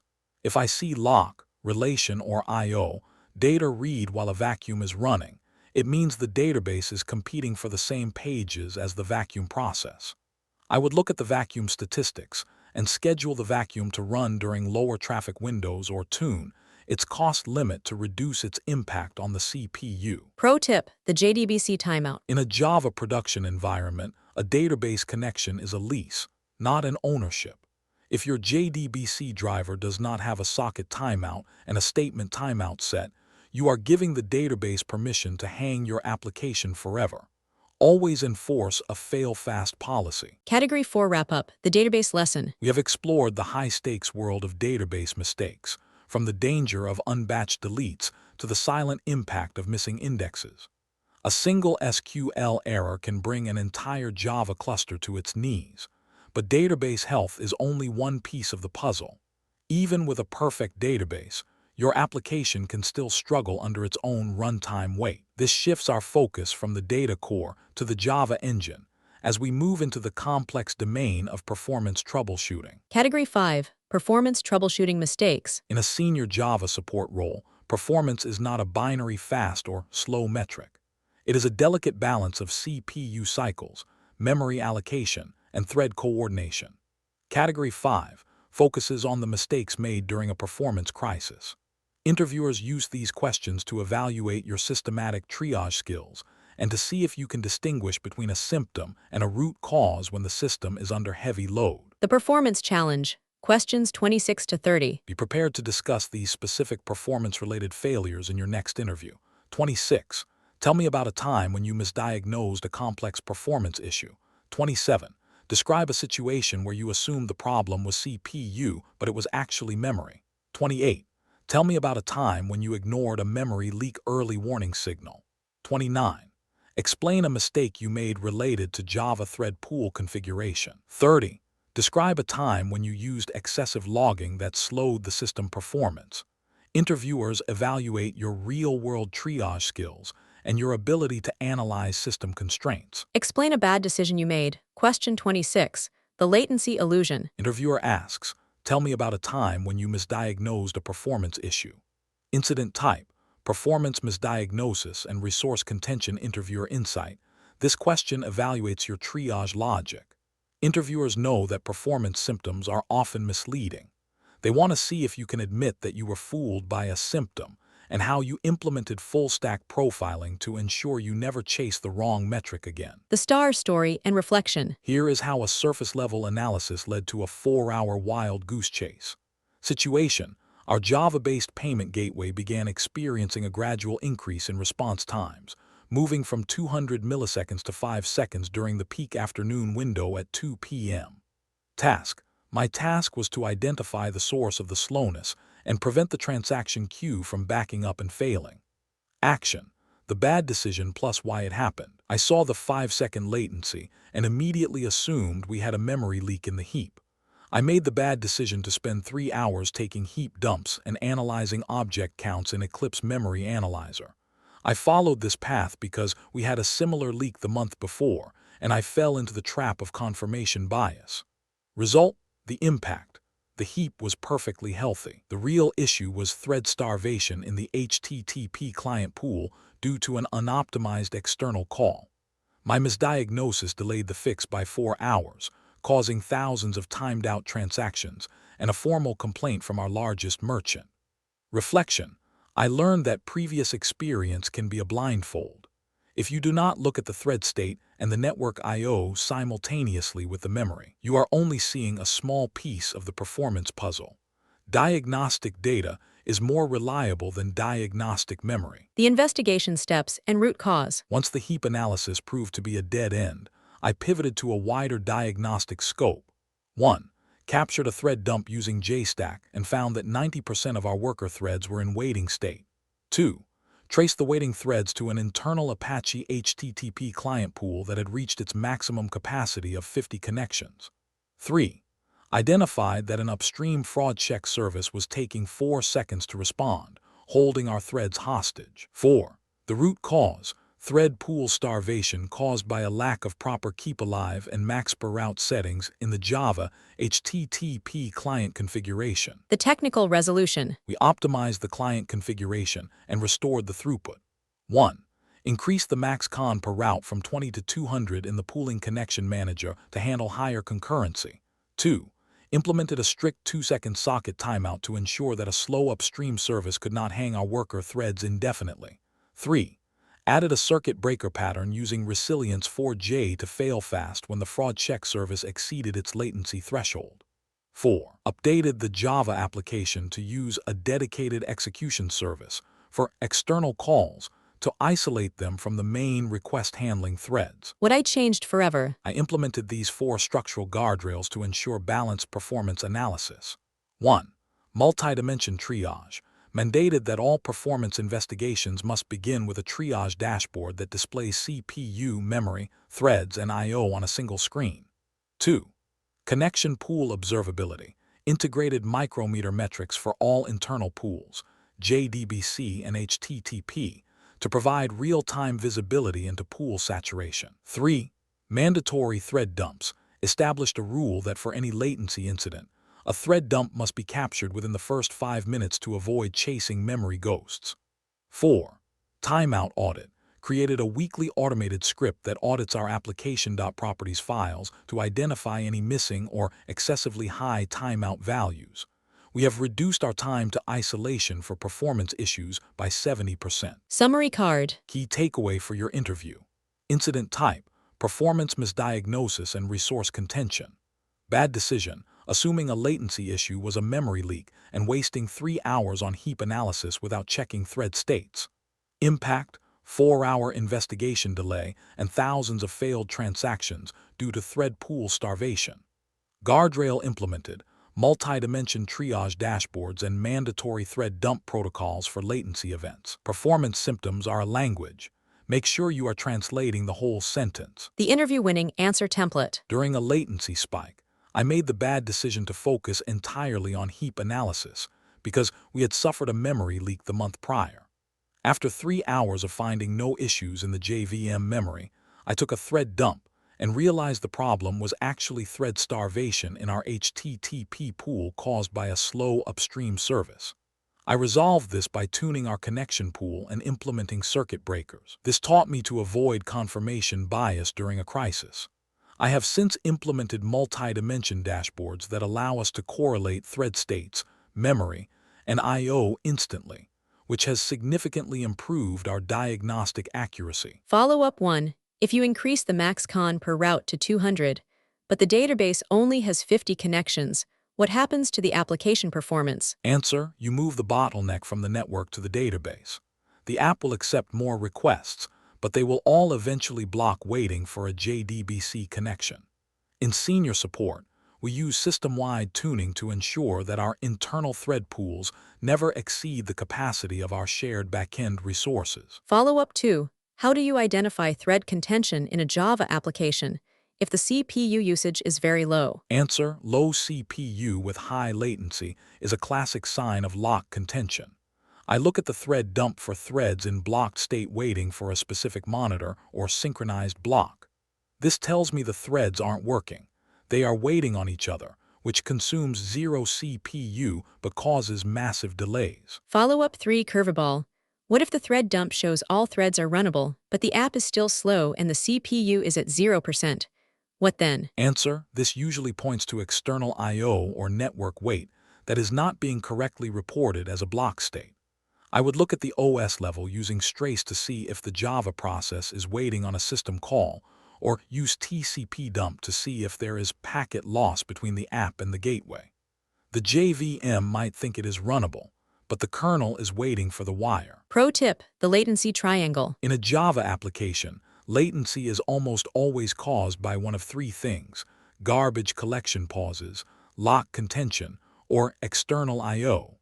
If you check those three dimensions first, you will find the root cause in 90% of performance incidents. Explain a bad decision you made. Question 27. The GC death spiral. Interviewer asks, describe a situation where you assumed the problem was CPU, but it was actually memory. Incident type: resource misidentification and JVM overhead. Interviewer insight: this question tests your JVM internal knowledge. High CPU usage in a Java app is often just a symptom of a struggling garbage collector. A senior engineer explains the relationship between heap pressure and CPU cycles, and how they use GC logs to find the true source of the heat. The star story and reflection. Here is the account of how I chased code optimization while the JVM was starving for memory. Situation: at 11 a.m. during our morning traffic surge, our main API nodes hit 95% CPU usage. Users were reporting gateway timeout errors as the app became unresponsive. Task: my task was to reduce the CPU load and stabilize the API performance before the service entered a total crash state. Action: the bad decision plus why it happened. I saw 95% CPU in the top command and immediately assumed we had a hot method or a CPU-intensive loop in a recent code release. I made the bad decision to spend 2 hours using a profiler to look for inefficient code. I ignored the memory alerts because I thought CPU heat must mean code work. Result: the impact. The code was fine. The real issue was that our heap was too small for the new traffic volume. The garbage collector was running every 2 seconds to try and free up space, consuming all the CPU cycles. This GC death spiral lasted for 3 hours, causing a total blackout for 10,000 users. Reflection: I learned that in Java, CPU heat is often just the sound of the garbage collector working. If you do not correlate CPU spikes with GC time, you are troubleshooting the symptom instead of the cause.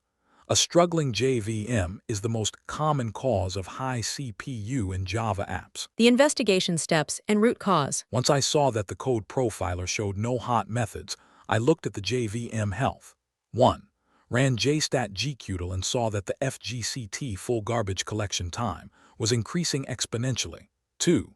Checked the GC logs and found that the JVM was spending 80% of its time in stop-the-world pauses. 3.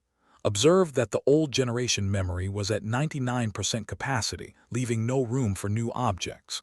4. The root cause: heap under-provisioning, where the increased traffic volume exceeded our fixed heap size, forcing the GC to consume all CPU cycles to stay alive. The technical resolution. We balanced the resources and restored the application stability.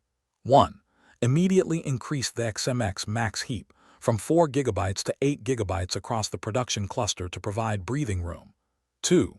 Switch the GC algorithm from parallel GC to G1 GC to better handle the larger heap and reduce the duration of the pauses. 3. Optimized our object allocation in the high-traffic modules to reduce the frequency of young generation collections. 4. Configured a max GC pause millis target of 200 milliseconds to ensure the JVM prioritized application responsiveness over absolute throughput. What I changed forever. I implemented these 4 structural guardrails to prevent GC-driven CPU outages. 1. GC overhead monitoring. Configured an alert that triggers if the GC overhead percentage of time spent in GC exceeds 10% for more than 5 minutes. 2. Resource correlation alerts. Set up a unified alert that specifically flags high CPU accompanied by high heap usage, identifying a GC death spiral instantly. 3. Dynamic heap sizing. Migrated our Java pods to a container-aware JVM configuration that automatically scales heap size based on the container limits. 4. Automated GC profiling. Enabled Java Flight Recorder, JFR, by default in production to capture GC events and object allocations for every incident automatically.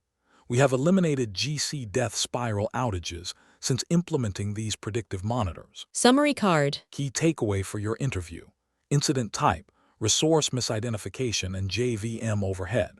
Bad decision: assuming high CPU usage was a code bug and wasting 2 hours profiling methods while the GC was starving for memory. Impact: 3-hour outage for 10,000 users because the JVM was spending 80% of its time on garbage collection. Guardrail implemented. GC overhead alerting and mandatory correlation of CPU spikes with JVM memory metrics. High CPU in Java is usually a memory cry for help. The interview-winning answer template. During a traffic surge, I made the bad decision to treat a 95% CPU spike as a code logic bug. I spent 2 hours profiling methods, only to realize the CPU was actually being consumed by the garbage collector struggling with an undersized heap. I resolved this by doubling our XMX allocation and switching to the G1 GC algorithm. This taught me that in Java, CPU heat is often a memory symptom. I have since implemented GC overhead alerting and unified dashboards that correlate CPU and memory, allowing us to identify GC death spirals in seconds. Follow-up 1. If you increase the heap size to 8 GB, but the physical server only has 8 GB of RAM, what happens to the JVM performance? Answer: the application will suffer from OS-level swapping. When the JVM tries to access heap memory that the OS has moved to the disk, swap, performance will drop by 100 times. In senior support, we always ensure the JVM heap plus the native memory overhead is at least 20% less than the physical RAM. Follow-up 2. What is the difference between minor GC and full GC, and which one causes a CPU spike more often? Answer: minor GC cleans the young generation and is usually very fast. Full GC cleans the entire heap and is a stop-the-world event. Full GC causes a massive CPU spike because it has to traverse every object in memory. If you see high CPU for a sustained period, it is almost always the result of frequent full GC events. Follow-up 3. Curveball.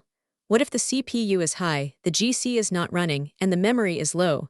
What is the third possibility in a Java app? Answer: this points to infinite loops or busy waiting in the application threads.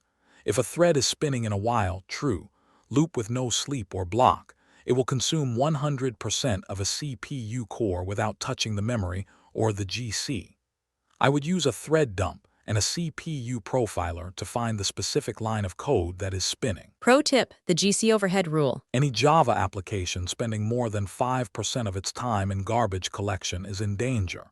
In a senior support role, your first check for any CPU incident should be the GC overhead metric. If the GC is busy, the CPU is just the victim. Explain a bad decision you made. Question 28. The ignored leak. Interviewer asks, tell me about a time when you ignored a memory leak early warning signal. Incident type: memory leak and observability negligence. Interviewer insight: this question tests your proactive discipline. A senior engineer understands that a slow-rising memory line is never normal behavior in a healthy Java app. They want to see how you moved from ignoring trends to automated leak detection to stop an out-of-memory error before it happens. The star story and reflection. Here is how ignoring a slow-moving metric led to a 4 a.m. production crash. Situation: we were managing a Java-based inventory system. For 3 days, our monitoring tool showed the after GC heap usage was rising by 2% every 12 hours. Task: my task was to ensure the application remained stable during the end-of-quarter stock reconciliation period. Action: the bad decision plus why it happened. I saw the rising memory line, but made the bad decision to silence the alert for 48 hours. I assumed it was just cache warming from the new reconciliation logic, and decided to wait until the weekend to investigate because I was overwhelmed with other tickets. Result: the impact. The application hit the max heap limit at 4 a.m. on Thursday. The JVM crashed with an out-of-memory error, halting the entire inventory reconciliation process for 6 hours and causing a significant delay in our supply chain reports. Reflection: I learned that a memory leak is a debt that always comes due at the worst time. If the after GC baseline is rising, you are already in a state of failure. The crash is just the final symptom. A trend is an early warning. A crash is a late one. The investigation steps and root cause. Once the server crashed, I performed a post-mortem analysis of the heap dump. 1. Analyze the 4 GB heap dump using Eclipse Memory Analyzer (MAT) and search for leak suspects. 2. Identified a massive thread local map that was holding onto user session objects long after the session had ended. 3. Trace the code to a security filter where thread local .remove parentheses was missing in the finally block. 4. The root cause: thread local memory leak, where objects were pinned to long-lived worker threads, preventing the garbage collector from reclaiming them. The technical resolution. We patched the memory leak and stabilized the JVM memory footprint. 1. Updated the security filter to include a strict thread local .remove parentheses call in the finally block to ensure cleanup for every request. 2. Refactored the session management to use a weak reference map for temporary data to allow the GC to clear objects under memory pressure. 3. Adjusted the -XX:CMS initiating occupancy fraction to 70% to trigger concurrent collection earlier and prevent fragmentation. 4. Reran the reconciliation batch in a staging environment and verified the after GC baseline remained flat over a 4-hour period. What I changed forever. I implemented these 4 structural guardrails to prevent unmonitored leaks. 1. After GC baseline alerting. Configured a specific Prometheus alert that monitors memory only after a full GC event, identifying leaks with 100% accuracy. 2. Automated heap dumps. Configured all production JVMs to automatically trigger a heap dump when memory exceeds 85%, capturing evidence before the crash. 3. Thread local static analysis. Added a sonar Quebec rule to our CI/CD pipeline that flags any thread local usage missing a corresponding remove call. 4. Weekly memory audit. Established a Monday morning memory review where we analyzed the 7-day heap trend for every core service to catch slow leaks early. We have had 0 memory leak outages since implementing these automated checks. Summary card. Key takeaway for your interview: incident type, memory leak and observability negligence. Bad decision, silencing a 2% daily memory growth alert because I assumed it was cache warming. Impact: 4 a.m. out-of-memory error crash and 6-hour delay in supply chain reconciliation. Guardrail implemented. After GC baseline monitoring and automated heap dump triggers at 85% usage. If the memory does not go back down after a full GC, you have a leak. The interview-winning answer template. During a busy reconciliation period, I made the bad decision to ignore a slow-rising memory trend, assuming it was just cache warming. This led to a catastrophic out-of-memory error at 4 a.m. that halted our inventory operations for 6 hours. I identified the root cause as a thread local memory leak and fixed it with proper cleanup logic. This taught me that any upward trend in after GC memory is a priority incident. I have since implemented after GC baseline alerting and automated heap dump captures, which has allowed us to catch and fix leaks days before they ever impact our users. Follow-up 1. If you see a leak in the meta space instead of the heap, What is the likely cause in a Java application? Answer: metaspace leaks are usually caused by class loader leaks. This happens when an application frequently creates dynamic classes, for example, via reflection, proxies, or poorly configured Groovy scripts, but the old class loaders are never garbage collected. I would look at our proxy generation logic or third-party libraries that generate bytecode at runtime. Follow-up 2. How do you identify a memory leak if the application is restarted every 24 hours as part of a daily deployment? Answer: daily restarts can hide a leak, but they do not fix it. I look at the slope of the memory usage within that 24-hour window. If the memory never returns to the post-start baseline after a GC, the leak is present. I would use JSTAT to compare the memory state at hour 1 versus hour 23. Follow-up 3. Curveball. What if the heap dump is too large to download from the production server?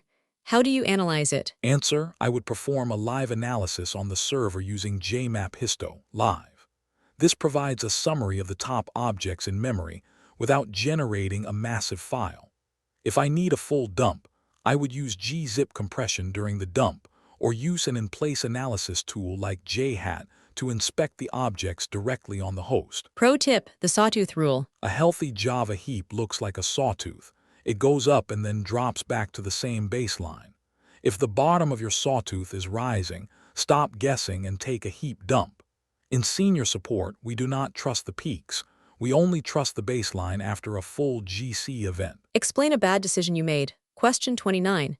The unbounded. Interviewer asks, explain a mistake related to Java thread pool configuration. Incident type: thread starvation and resource misconfiguration. Interviewer insight: this question reveals your understanding of backpressure. Junior engineers focus on the number of threads. Senior engineers focus on the work queue. They want to see that you understand the danger of unbounded queues and how you implemented shedding and rejection policies to keep the system responsive. The star story and reflection. Here is the account of how a large queue caused a total system hang. Situation: we were scaling our notification API to handle a marketing burst of 5 million push messages. Task: my task was to tune the thread pool executor to ensure we process the messages as fast as possible without crashing the JVM. Action: the bad decision plus why it happened. To avoid losing any messages, I made the bad decision to use a linked blocking queue with an integer .max_value capacity. I assumed that a massive queue would provide a buffer during traffic spikes. I prioritized message completion over system latency. Result: the impact. During the burst, the queue grew to 1 million pending tasks. The Java process consumed 12 gigabytes of RAM just for the queue objects. More importantly, because the queue never filled up, the thread pool never scaled to its maximum pool size. The API latency jumped to 20 seconds, and eventually the JVM crashed with an out-of-memory error. GC overhead limit exceeded. Reflection: I learned that an infinite queue is not a buffer. It is a memory leak by design. If you do not limit your queue, you are just delaying your failure while consuming all your resources. An unbounded queue is a guarantee of a future crash. The investigation steps and root cause. As the application became unresponsive, I performed a thread and memory analysis. 1. Captured a thread dump using JStack and found that only the core threads were active, even though the app was under massive load. 2. Analyzed the heap and found that 80% of memory was occupied by java.util.concurrent.linked blocking q$node objects.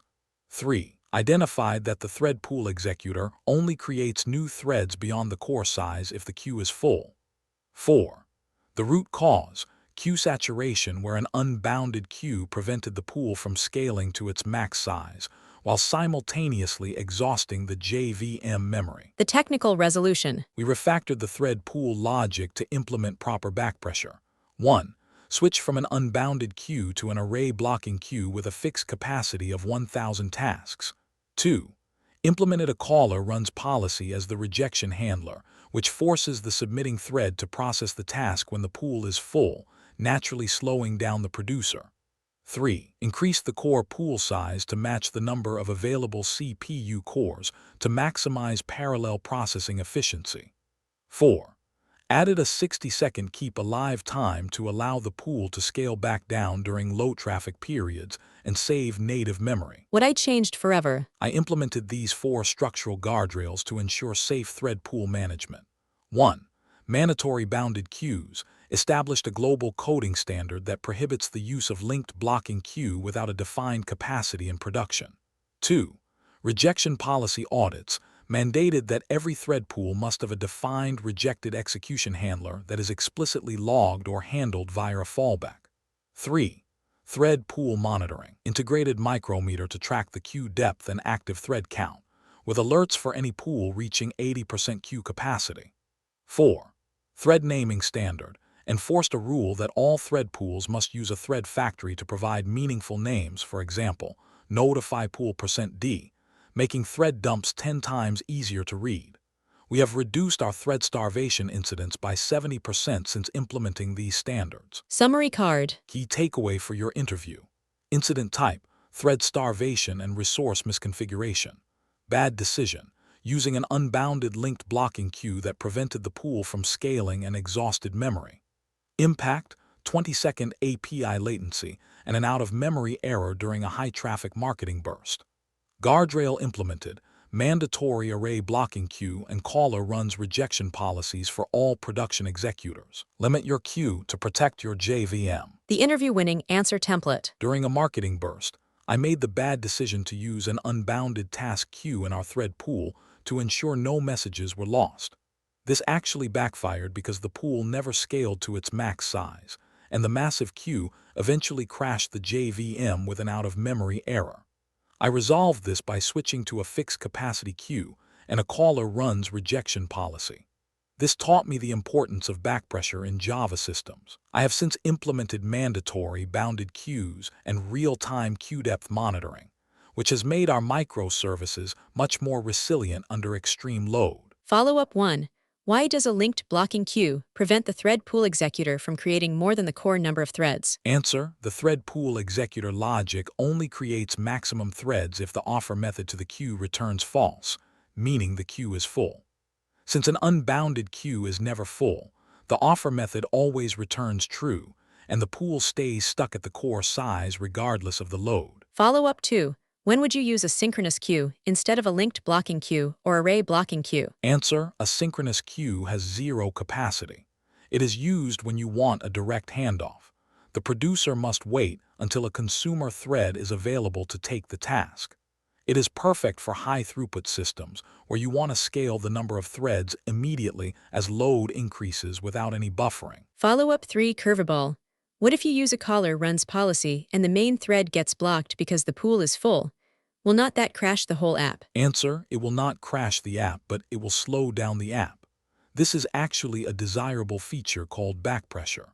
By forcing the caller thread to run the task, we prevent the app from accepting new requests that it cannot process. It is a graceful way to handle overload rather than crashing or timing out. Pro tip: the queue first rule. In Java concurrency, the queue is more important than the threads. If you do not bound your queue, you do not own your memory.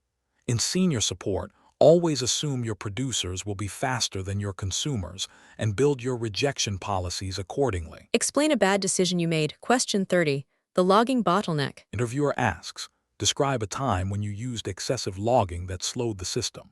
Incident type: resource exhaustion and I/O overhead. Interviewer insight: this question tests your observability balance. They want to see if you understand that every log line has a cost in CPU and disk I/O. A senior engineer explains how they moved from logging everything to smart sampling and asynchronous appenders to protect the application's core performance. The star story and reflection. Here is the account of how a debugging session turned into a production outage.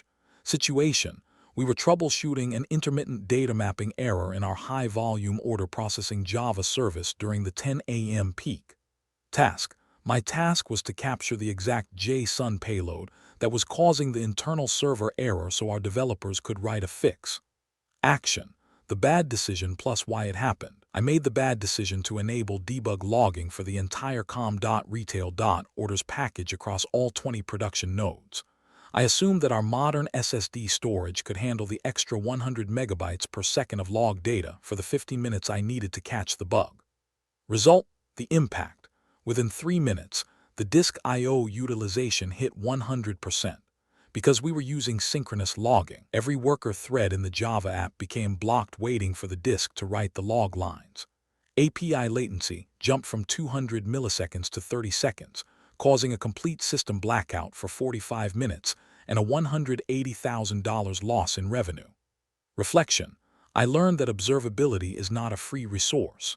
In a high-concurrency Java environment, logging is just another form of system load that must be budgeted and monitored. If your logs are faster than your disk, your application will stop. The investigation steps and root cause. As the application stopped accepting new requests, I performed an emergency triage. 1.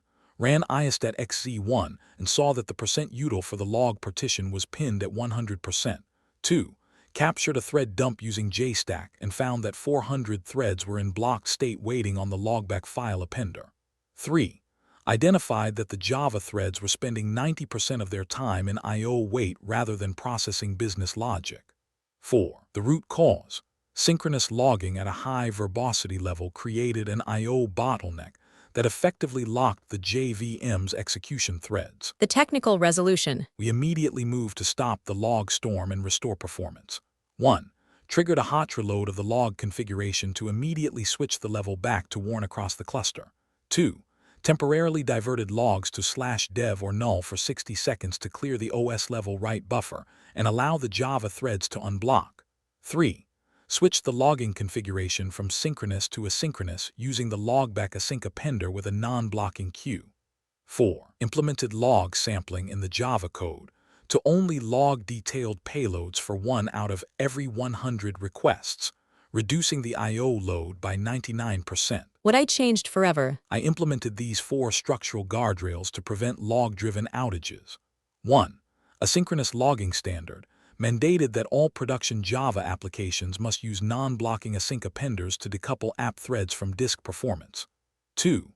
Dynamic log level controls integrated Spring Boot actuator to allow us to change log levels for specific classes without a restart, with an auto-revert timer to prevent forever debug mistakes. 3. Log sampling logic implemented a contextual sampler that only enables high-verbosity logging for specific test account IDs rather than the entire user base. 4.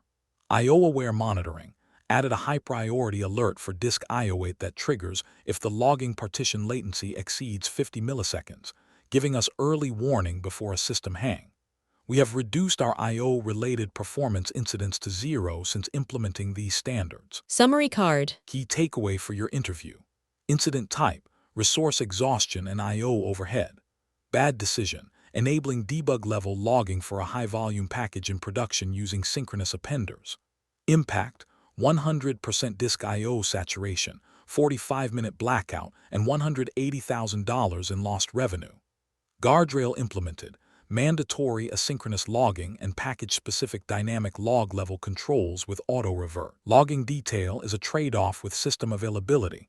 Choose wisely. The interview-winning answer template. During a high-traffic window, I made the bad decision to enable debug logging cluster-wide to catch a specific bug. This saturated our disk I/O and blocked all Java threads, causing a total service timeout for 45 minutes. I resolved this by immediately reverting the log levels and switching to asynchronous logging. This taught me that observability has a cost. I have since implemented log sampling and dynamic, package-specific log controls, which allow us to debug safely without ever compromising our production availability again. Follow-up 1. If you use asynchronous logging and the application crashes, do not you lose the most important log lines that happened right before the crash? Answer: yes, that is the risk.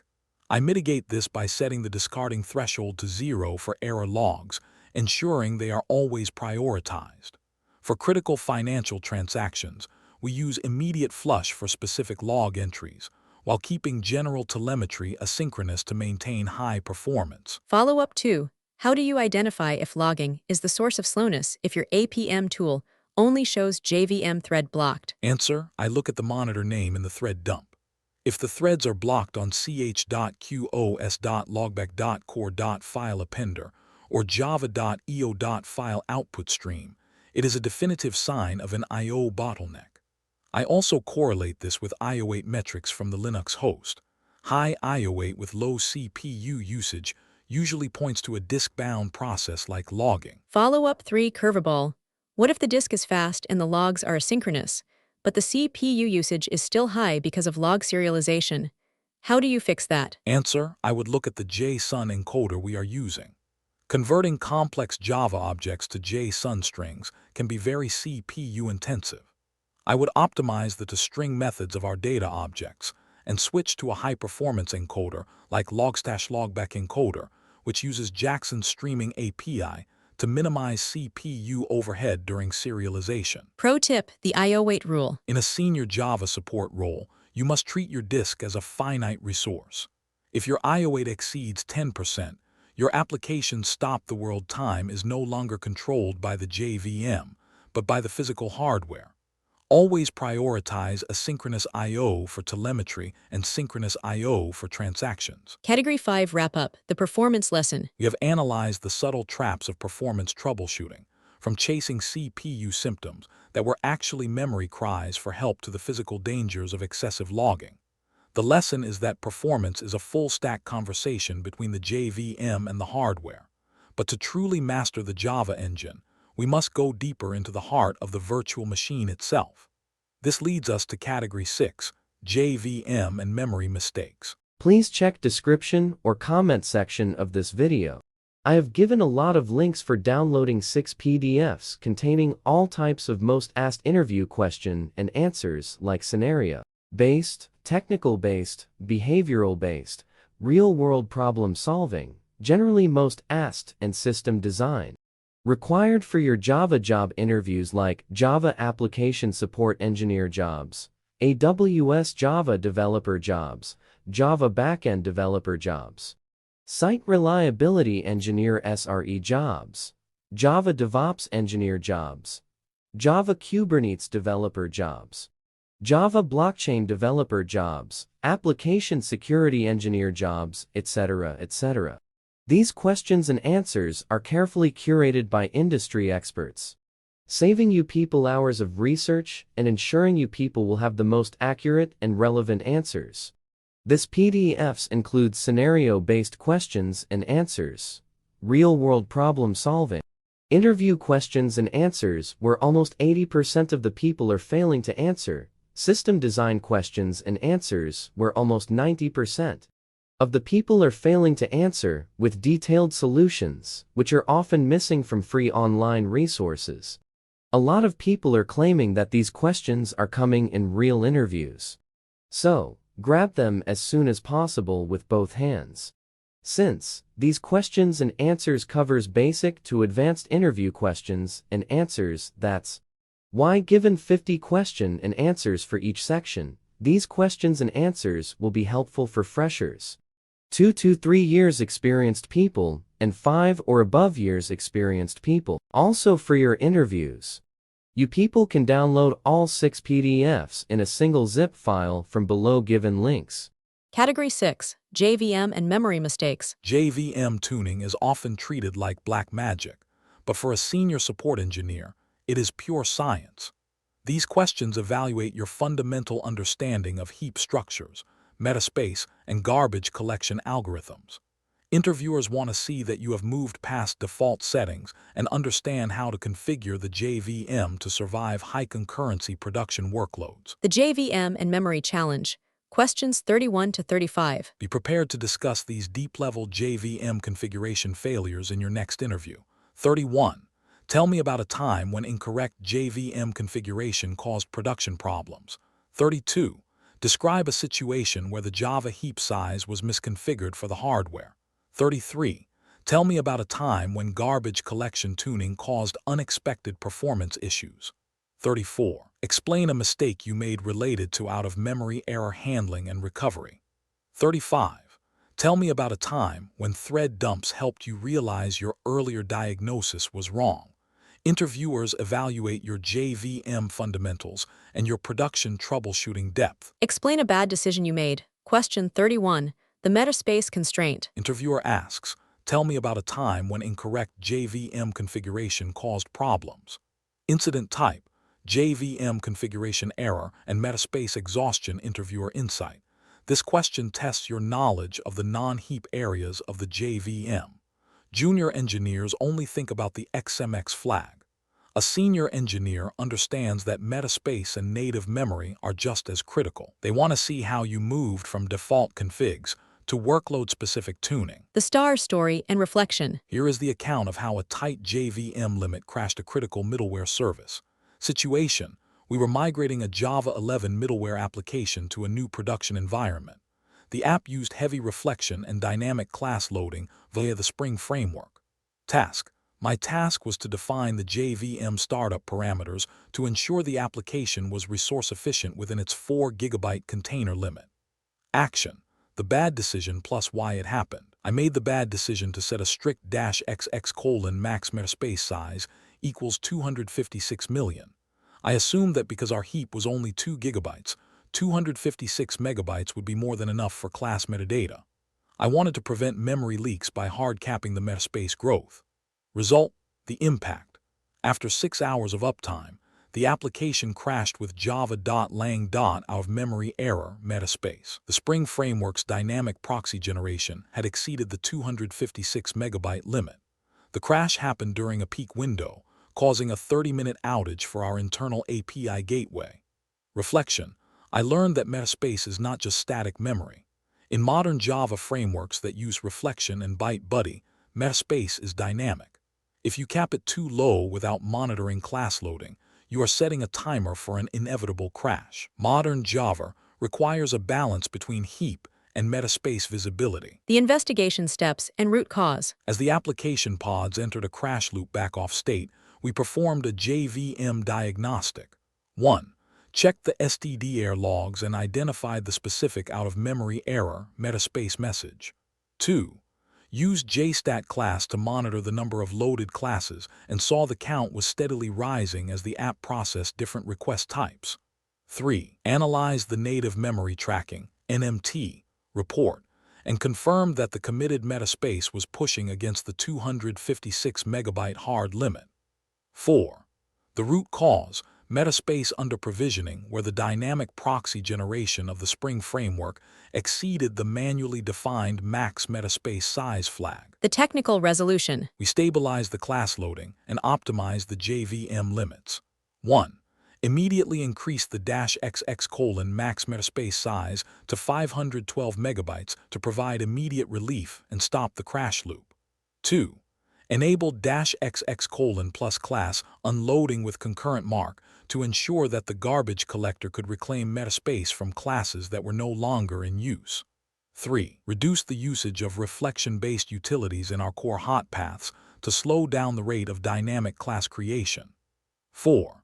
Added -XX: metaspace size equals 256 million, the threshold flag, to ensure the first full GC for metaspace happened earlier, preventing a sudden wall of fragmentation. What I changed forever. I implemented these 4 structural guardrails to manage non-heap memory safety.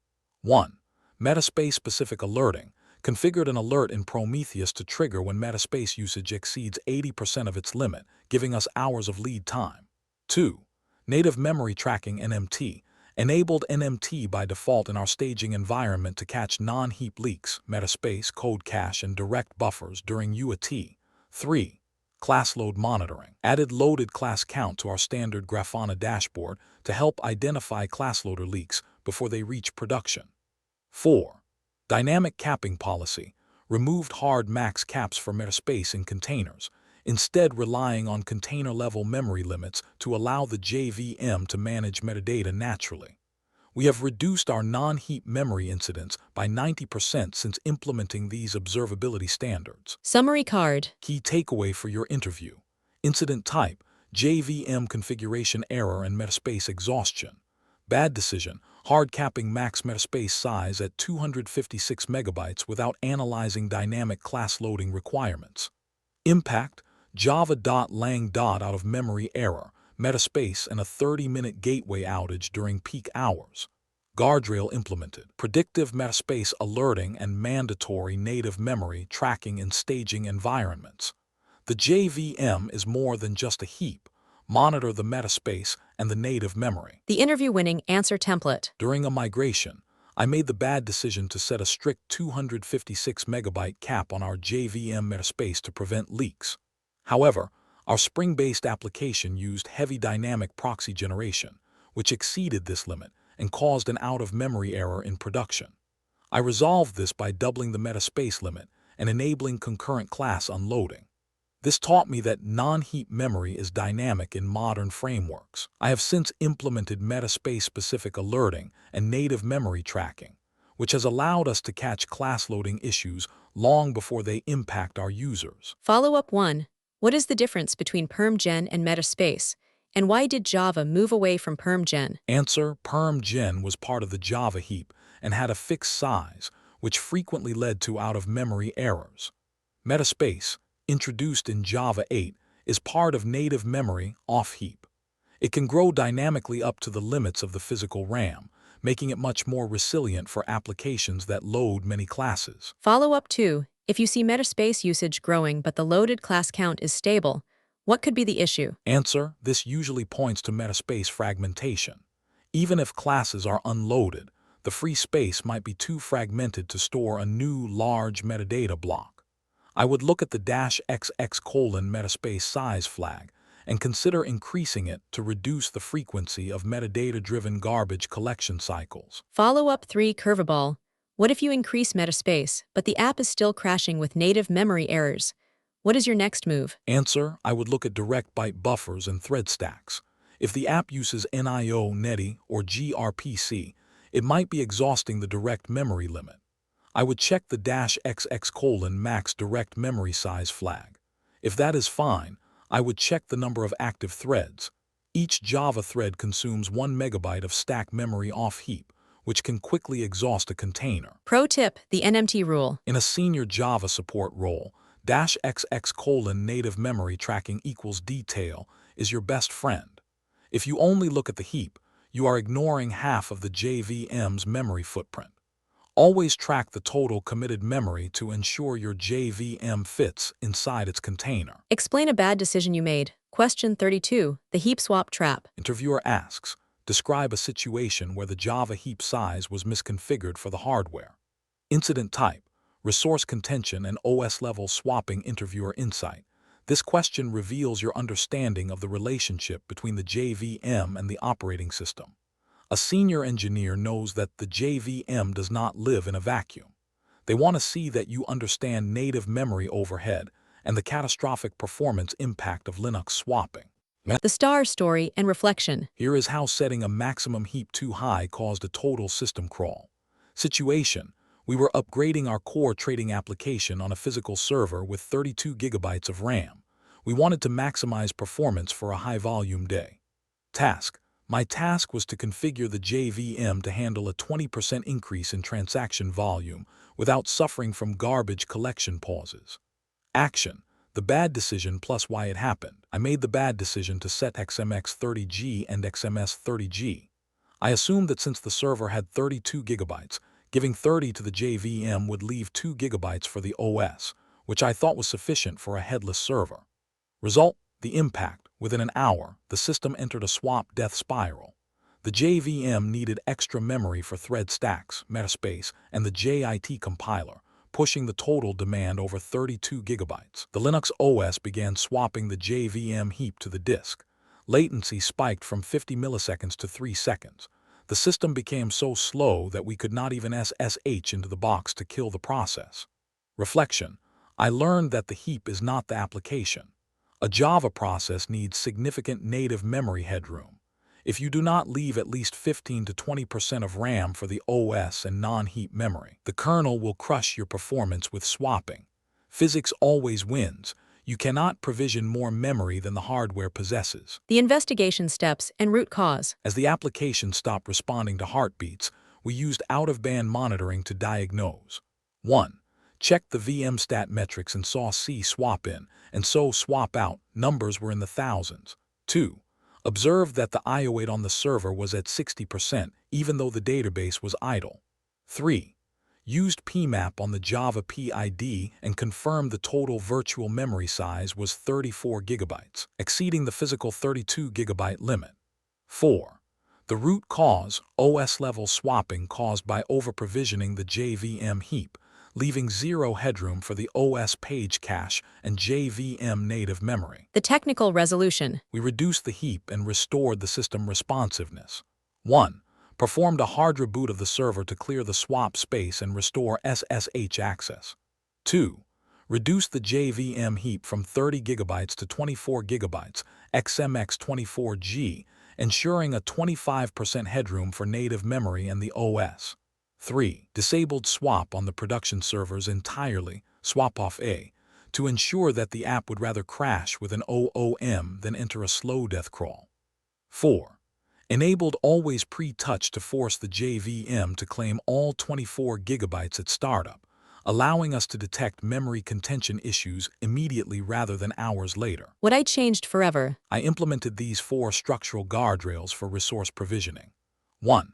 The 80% rule mandated that the total JVM memory, heap plus space plus stacks, must never exceed 80% of the physical RAM or container limit. 2. Swap detection alerts configured a critical alert for swap activity on all Java nodes. In a senior support role, any swap usage is considered a P1 incident. 3. Native memory overhead calculation. Created a standard spreadsheet for the team to calculate the total memory footprint of a JVM before defining XMX. 4. Container-aware JVM. Migrated all apps to use -XX:+ use container support and -XX:max RAM percentage equals 75.0, allowing the JVM to calculate its own safe limits. We have had zero swapping-related latency issues since implementing the 80% rule. Summary card. Key takeaway for your interview. Incident type, resource contention and OS-level swapping. Bad decision, allocating 30 gigabytes of heap on a 32 gigabyte server, leaving zero room for native memory or the OS. Impact, OS-level swapping, 3-second latency spikes, and a total loss of server control, SSH access. Guardrail implemented, the 80% rule for JVM provisioning and mandatory swap activity alerting. The heap is just one part of the Java memory story. The OS needs room to breathe. The interview-winning answer template. During a high-traffic period, I made the bad decision to allocate nearly all of the server's physical RAM to the Java heap, assuming the OS needed very little. This caused the Linux kernel to swap the JVM heap to the disk, leading to massive latency spikes and a total system crawl. I resolved this by reducing the heap to 75% of the total RAM and disabling swap. This taught me to always account for JVM native memory and OS overhead. I now lead our resource guardrail policy, ensuring we always maintain 20% headroom, which has eliminated swapping issues in our environment. Follow-up 1. Why is swapping so much more destructive for a Java application than for other types of software? Answer: garbage collection. When the GC runs, it has to touch many pages of memory to find unreachable objects. If those pages are on the disk, swap. The stop-the-world pause time explodes because the CPU has to wait for slow disk I/O to perform memory scans. Follow-up 2. What is always pre-touch, and why did you use it in your resolution? Answer: by default, the JVM only claims memory from the OS as it needs it. Always pre-touch forces the JVM to touch and claim every page of the heap at startup.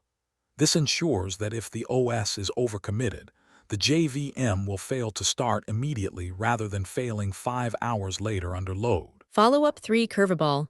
What if you have 32 gigabytes of RAM, set XMX24G, but the OOM killer still kills your Java process? Where is the hidden memory? Answer: it is likely direct byte buffers or mapped files. If the app uses frameworks like Netty or Lucene, they allocate memory outside the heap. I would use jcmd_pidvm.native_memory to see the internal and other categories. I would also check for a native memory leak in a JNI library if the app uses C-based integrations. Pro tip: the overhead rule. In a Java production environment, your max memory is a limit, not a goal. Always leave air for the OS and the JVM's own internal operations. If you fill the physical glass to the brim, The first thread stack or metaspace expansion will cause it to overflow. Explain a bad decision you made. Question 33. The overtuned GC. Interviewer asks, tell me about a time when garbage collection tuning caused unexpected performance issues. Incident type, performance degradation, and improper JVM tuning. Interviewer insight. This question evaluates your understanding of the throughput versus latency trade-off. Tuning the JVM is not about finding perfect settings, but balanced ones. A senior engineer explains how they learn to avoid aggressive tuning and move toward evidence-based baselines to prevent self-inflicted CPU bottlenecks. The star story and reflection. Here is the account of how trying to fix stop the world pauses backfired. Situation: we were managing a high concurrency Java API that was suffering from occasional 500 millisecond stop the world pauses during peak traffic periods. Task: my task was to optimize the G1GC, garbage first garbage collector, parameters to reduce these pauses to under 100 milliseconds to meet a new client SLA. Action: the bad decision plus why it happened. I made the bad decision to set a very aggressive -XX:max GC pause millis equals 50 and simultaneously reduce the -XX:G1 new size %. I assumed that by forcing the GC to work in smaller increments, I would eliminate the long pauses without impact. I was chasing a latency goal while ignoring the throughput cost. Result: the impact. The JVM entered a mixed collection frenzy. Because the pause goal was too short, the GC could not finish its work in one cycle. CPU usage jumped from 40% to 90% as the GC threads ran constantly. API throughput dropped by 30%, and the app became jittery, causing more timeouts than the original pauses ever did. Reflection: I learned that GC tuning is a zero-sum game. If you force the JVM to focus exclusively on short pauses, you are essentially stealing CPU cycles from the application logic. You cannot tune for latency without measuring the impact on throughput. A perfect pause is useless if the application does not have the CPU to run. The investigation steps and root cause. As the application throughput plummeted, we used GC logs to find the bottleneck. 1. Enable dexlog GC and analyze the output using a GC viewer tool. 2. Observe that the GC efficiency had dropped significantly, with the JVM spending more time in GC overhead than in actual processing. 3. Identified a humongous allocation issue where large objects were triggering frequent concurrent cycles because the G1 regions were too small. 4. The root cause: overtuning where an unrealistic max GC pause millis forced the JVM into a perpetual collection state, exhausting the CPU resources. The technical resolution. We reverted the aggressive flags and implemented a balanced tuning strategy. 1. Reverted the max GC pause millis to a more realistic 200 milliseconds, allowing the JVM to clean larger memory regions in a single pass. 2. Increased the -XX:G1 heap region size equals 16 million to better handle humongous objects and reduce the frequency of mixed collections. 3. Adjusted the -XX: initiating heap occupancy % IHOP to 45% to start the background marking cycle earlier, preventing the need for emergency full GCs. 4. Verified the fix by running a load test that mimicked our 2 p.m. peak traffic, ensuring that both pause times and throughput stayed within SLA. What I changed forever. I implemented these 4 structural guardrails for JVM performance tuning. 1. Baseline first policy established a rule that no GC parameters can be changed in production without a 24-hour baseline log from the current settings. 2. The one flag rule mandated that only one JVM configuration flag can be changed at a time to isolate the performance impact clearly. 3. Automated GC analysis integrated GC Easy or similar tools into our performance testing pipeline to automatically flag low GC efficiency before deployment. 4. Throughput latency monitoring created a unified dashboard that tracks request latency alongside GC CPU overhead to ensure tuning stays balanced. We have reduced our GC-related performance jitter by 60% since adopting this data-driven approach. Summary card. Key takeaway for your interview. Incident type: performance degradation and improper JVM tuning. Bad decision, setting an aggressive 50 milliseconds GC pause goal that forced the JVM into a constant collection cycle, spiking CPU and killing throughput. Impact, 30% drop in API throughput and increased request timeouts during a peak traffic window. Guardrail implemented, one flag tuning rule and mandatory GC efficiency audits in performance testing. Tuning is about finding the balance between application speed and memory cleanliness. The interview-winning answer template. During a latency optimization project, I made the bad decision to set an extremely aggressive GC pause target of 50 milliseconds.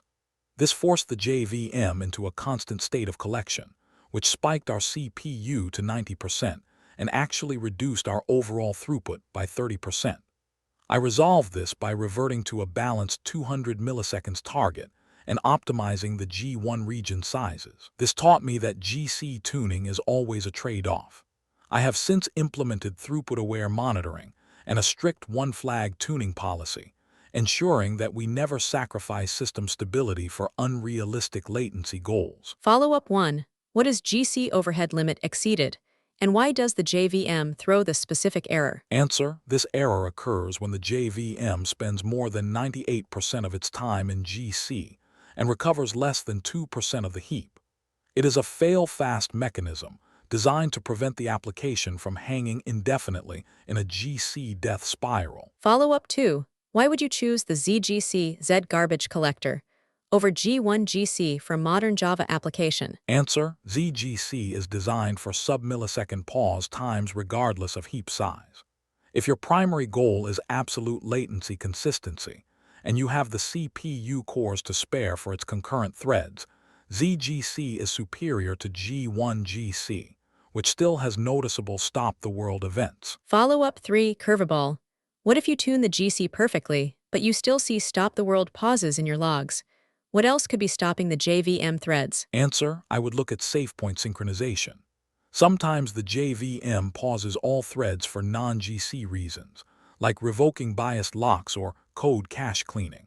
I would enable -XX: plus print SafePoint statistics to see if the pauses are coming from the application code or the JVM runtime itself. Pro tip: the throughput rule. In a senior Java support role, remember, do not fight the garbage collector.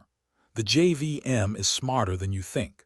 Start with default settings and only tune if you have a specific, measurable performance problem and a clear baseline to compare it against. Explain a bad decision you made. Question 34. The blind OOM restart. Interviewer asks, explain a mistake you made related to out-of-memory error handling. Incident type: diagnostic failure and evidence destruction. Interviewer insight: this question tests your forensic discipline. In a production crash, speed is important, but evidence preservation is critical. A senior engineer explains how they moved from panic restarts to automated diagnostics to ensure an out-of-memory error. OOM happens once and never again. The star story and reflection. Here is the account of how I destroyed the only evidence of a memory leak. Situation: at 3 a.m., our main production cluster suffered a sudden crash on 3 nodes with a java.lang. out-of-memory error, Java heap space. Task: my task was to restore the service immediately as our frontend was failing over and the user experience was degrading.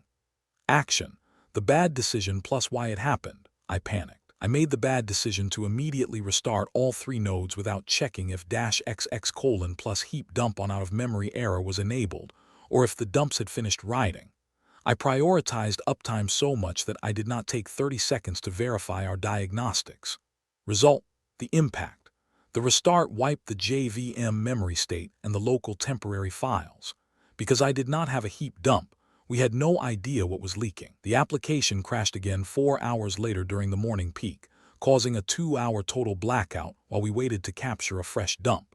The second outage cost the company $250,000. Reflection: I learned that a restart without a diagnostic is just a delay.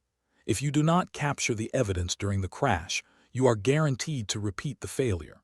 Evidence is the only thing that stops the crash restart repeat cycle. The investigation steps and root cause. During the second crash, I followed the correct diagnostic protocol. 1. Verified that the JVM had successfully written a 4 GB hprof file to the disk before allowing the restart. 2. Analyze the dump using Eclipse MAT and identified that 80% of the heap was occupied by byte arrays from an unclosed file stream. 3. Trace the leak to a newly deployed report export feature that was failing to close its input streams after a PDF was generated. 4. The root cause, resource leak where unclosed file handles pinned memory in the heap, causing an OOM after exactly 500 reports were generated. The technical resolution. We patched the code and automated our crash diagnostics. 1.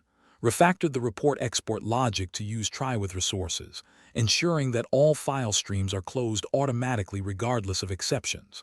2.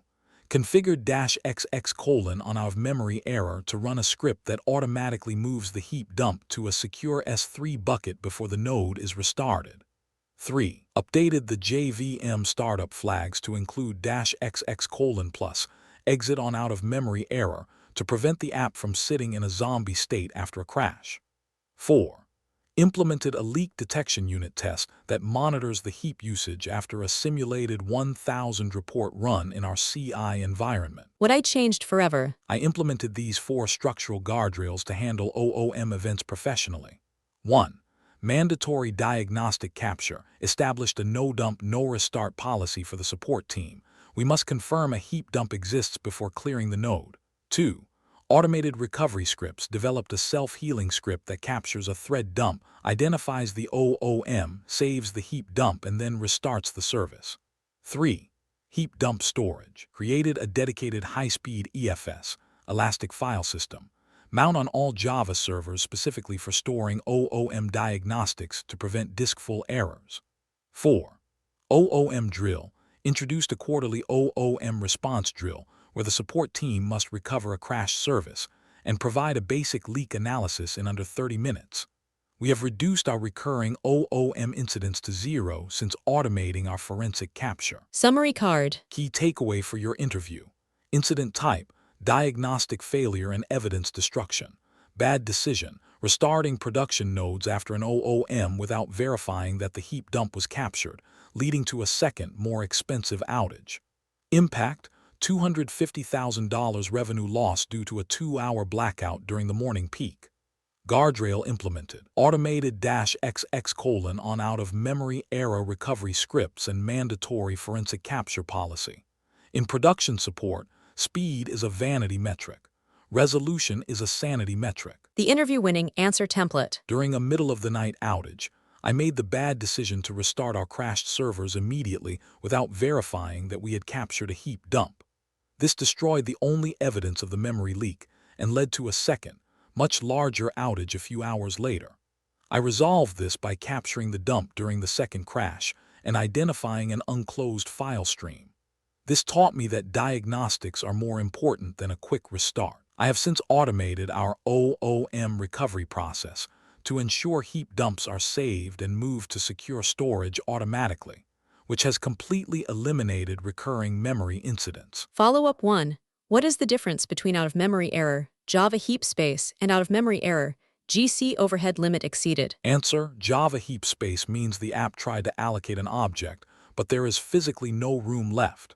GC overhead limit means the app is technically not empty, but the JVM is spending over 98% of its time cleaning and recovering almost nothing.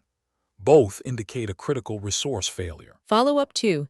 How do you prevent the heap dump process itself from causing a disk-full error on the server? Answer: I use the -XX: heap dump path flag to point to a dedicated partition or a network-mounted drive that is not shared with the OS or the logs.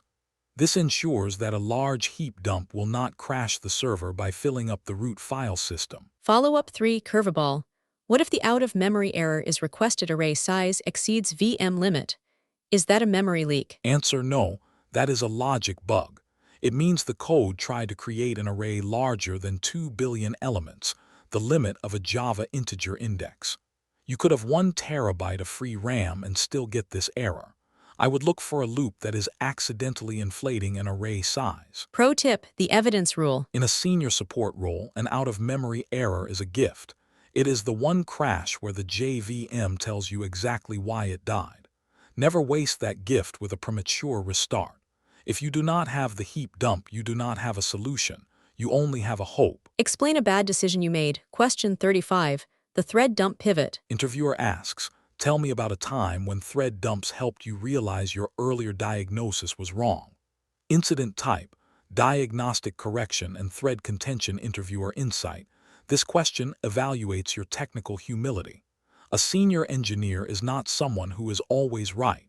They are someone who uses data to pivot when they are wrong. They want to see that you can interpret a thread dump to find silent blockers that aren't visible in standard CPU or memory metrics. The star story and reflection. Here is how a single JStack command stopped me from chasing a ghost for 5 hours.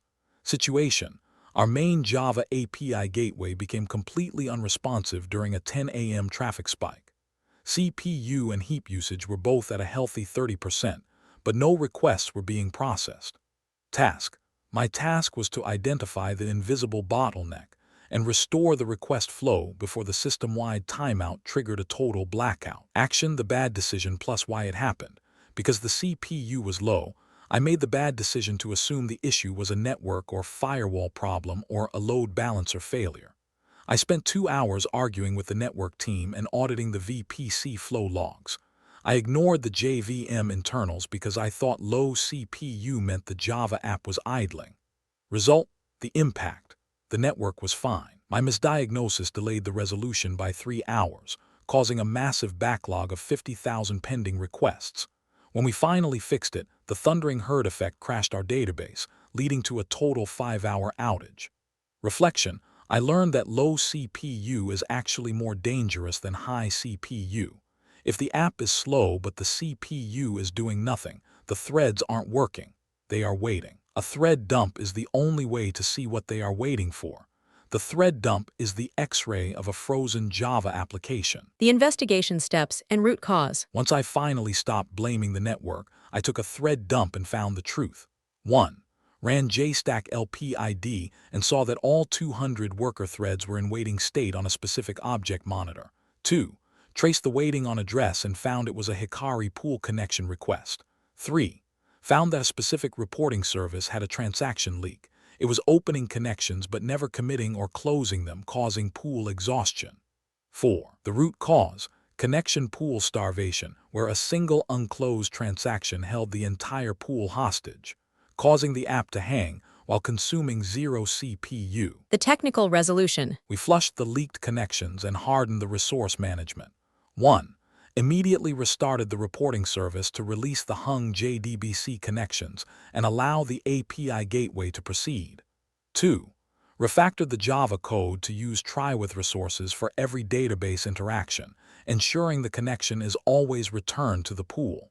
3. Configured Hikari CP leak detection threshold to 30 seconds to automatically log a stack trace if a connection is held too long. 4. Reduce the connection timeout from 30 seconds to 5 seconds to ensure the application fails fast rather than hanging the entire thread pool. What I changed forever. I implemented these 4 structural guardrails for thread and resource safety. 1. Mandatory thread naming. Enforced a rule that all custom executors must use a thread factory with unique names, making thread dumps instantly readable, for example, API Worker 1. 2. Automated thread dump capture. Configured our monitoring tool to automatically capture a JStack trace if the request latency exceeds 10 seconds while CPU is below 10%. 3. Pool saturation alerting. Implemented high-priority alerts for connection pool usage exceeding 80%, catching starvation issues before the app hangs. 4. Post-commit audits. Added a static analysis check in our CI/CD pipeline that flags any entity manager or connection usage that is not wrapped in a transaction block. We have reduced our silent hang incidents by 80% since implementing these monitors. Summary card. Key takeaway for your interview: incident type, diagnostic correction and thread contention.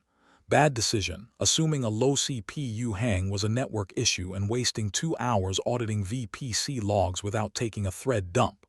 Impact: 50,000 pending requests, a 5-hour total outage, and a secondary database crash due to the thundering herd effect. Guardrail implemented. Mandatory thread naming standard and automated JStack capture for high latency/low CPU events. Never debug a hang without a thread dump.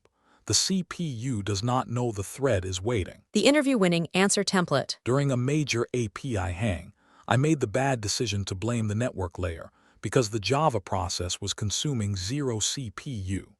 I spent 2 hours auditing firewall logs only to realize, after taking a thread dump, that the application was actually suffering from database connection pool starvation. I resolved this by fixing a transaction leak and implementing pool usage alerting. This taught me that low CPU latency is a signal of a thread lock or resource wait. I have since implemented automated thread dump capture for these events, which has reduced our time to root cause significantly. Follow-up 1. If the thread dump shows 50 threads are blocked on a synchronized keyword, how do you find the thread that is holding the lock? Answer: in a JStack dump, you search for the lock address, for example, 0x0000000076, add 00000. The threads in blocked state will say they are waiting to lock that address. You then search the same dump for the thread that says it is locked that address. That thread is the owner of the monitor and the source of the blockage. Follow-up 2. What is the difference between waiting and timed_waiting in a thread dump? Answer: waiting means the thread is parked indefinitely until another thread calls notify or signal. Timed_waiting means the thread is waiting for a specific period, like thread.sleep or a socket timeout. In senior support, seeing waiting on a connection pool is a red flag for a potential deadlock or resource leak. Follow-up 3. Curveball. What if JStack fails because the JVM is so hung that it cannot respond to the attach command? How do you get a thread dump then? Answer: I would use kill-3PID on Linux. This sends a quit signal to the JVM, which is handled at the OS level, and forces the JVM to print the thread dump directly to the standard out or catalina.out log file. It works even when the JVM's management port is unresponsive. Pro tip: the thread dump truth. A Java application is a collection of threads. If the app is behaving strangely, look at the threads. Logs tell you what the application thought happened. Thread dumps tell you what is actually happening right now. Always take a thread dump before you change a single line of config. Category 6 wrap-up, the JVM lesson. You have mastered the internal mechanics of the JVM, from managing metaspace constraints to the delicate art of garbage collection tuning. The lesson is that a stable Java application requires a balanced handshake between the code and its runtime environment. However, even a perfectly tuned JVM is only as good as the code and configuration we feed it. This leads us into our next major domain, the high-risk gateway of deployment and release mistakes. Category 7, deployment and release mistakes. In a senior support role, the release window is the most vulnerable time for any system. This category focuses on the discipline of moving code from the repository to the user. Interviewers use these questions to evaluate your deployment safety awareness and your ability to manage rollbacks when things go wrong. They want to see that you prioritize repeatable automation over heroic manual fixes. The deployment challenge, questions 36 to 40. Be prepared to discuss these specific release-related failures in your next interview. 36. Tell me about a time when a deployment caused an outage and how you managed it. 37. Describe a situation where you accidentally deployed the wrong artifact to production. 38. Tell me about a time when a production rollback failed during an incident. 39.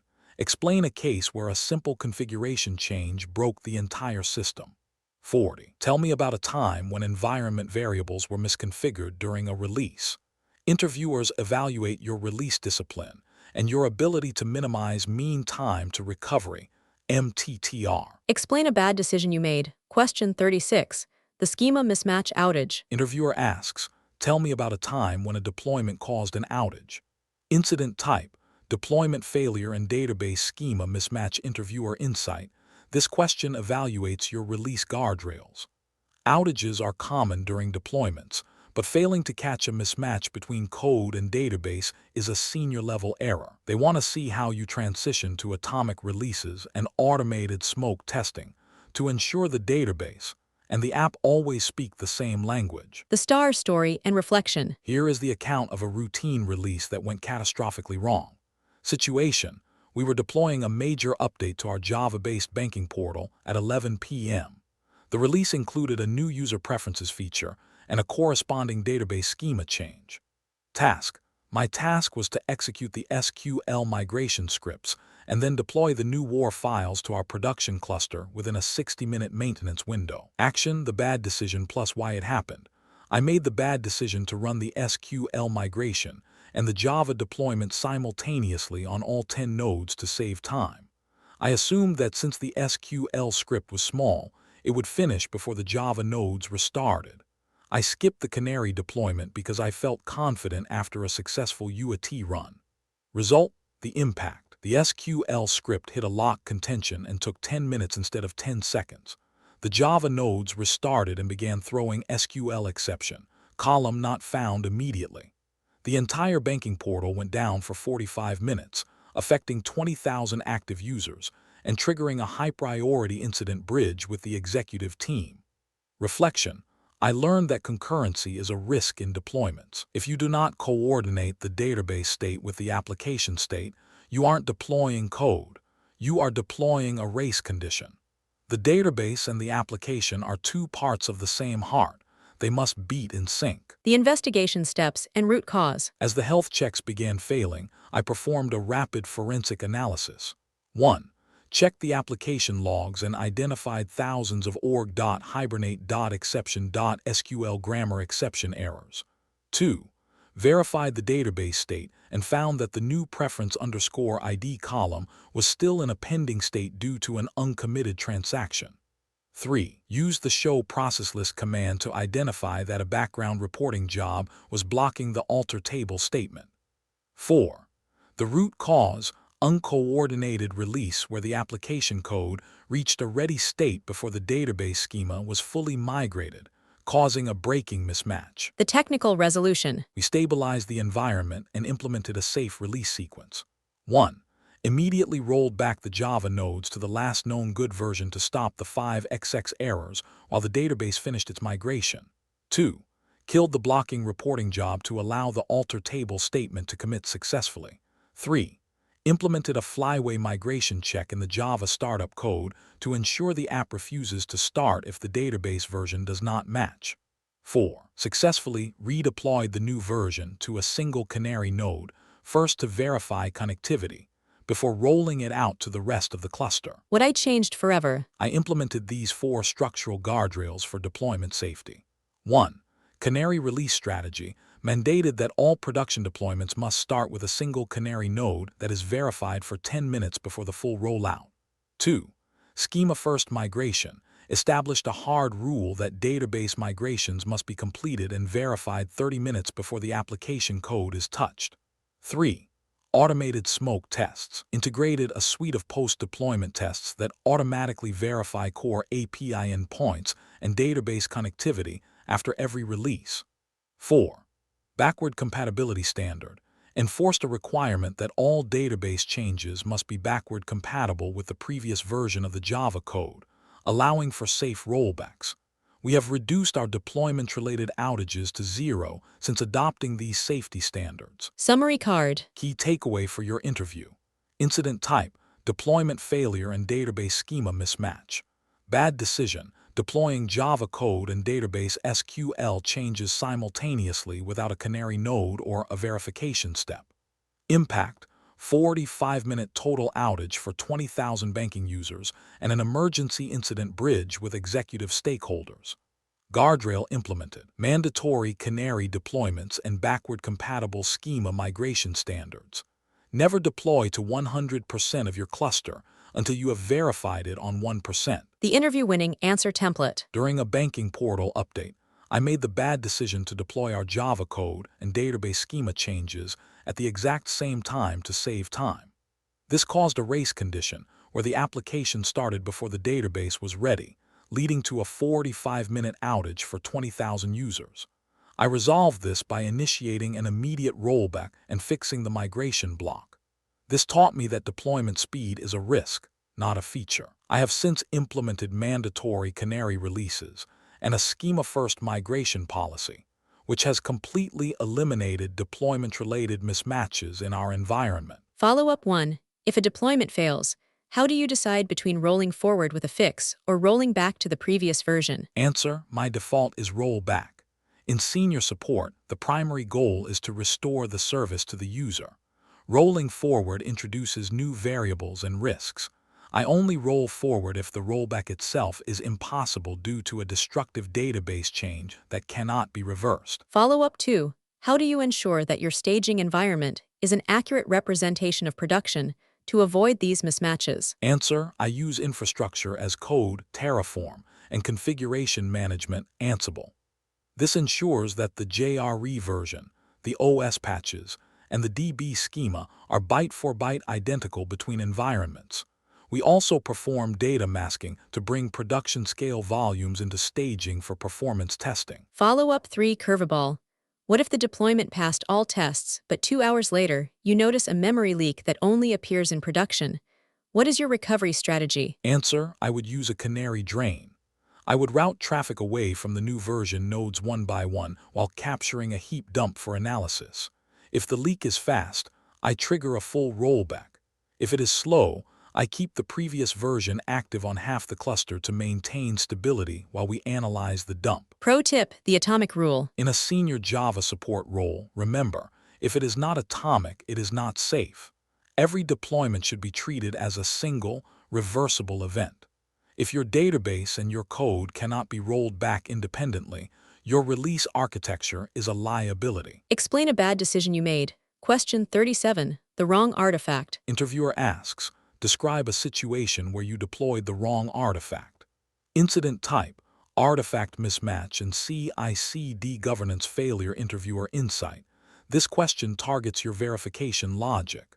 They want to know if you blindly trust a file name or if you verify the identity of a build. A senior engineer explains how they moved from manual file handling to immutable artifact signing to ensure that what was tested is exactly what was deployed. The star story and reflection. Here is the account of how a staging build accidentally ended up in production. Situation: we were under intense pressure to fix a critical bug in our payment processor Java service before the Friday afternoon processing window at 3 p.m.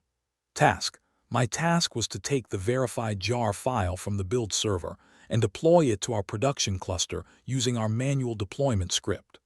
Action: the bad decision plus why it happened. I made the bad decision to download the jar from the latest folder on our build server without verifying the build ID.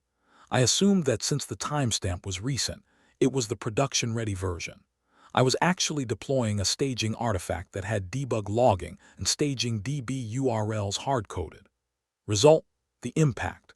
Production traffic began writing transactions to the staging database. We lost 15 minutes of live financial data, and our log partition filled up within minutes due to the verbose debug logs. We had to perform a massive manual data reconciliation for 1,200 transactions. Reflection: I learned that in production, trust is a failure. If you have not verified the SHA-256 hash or the build ID of the artifact against the release manifest, you are not a support engineer. You are a risk factor. File names are just labels. Hashes are the truth. The investigation steps and root cause. As the staging DB began showing unexpected growth, we performed a rapid artifact audit. 1. Checked the application startup logs and found that the active profile was set to staging instead of prod. 2. Ran SHA-256 sum on the production jar and compared it with the official release manifest. 3. Identified that the hash matched a build from the development branch rather than the master branch. 4.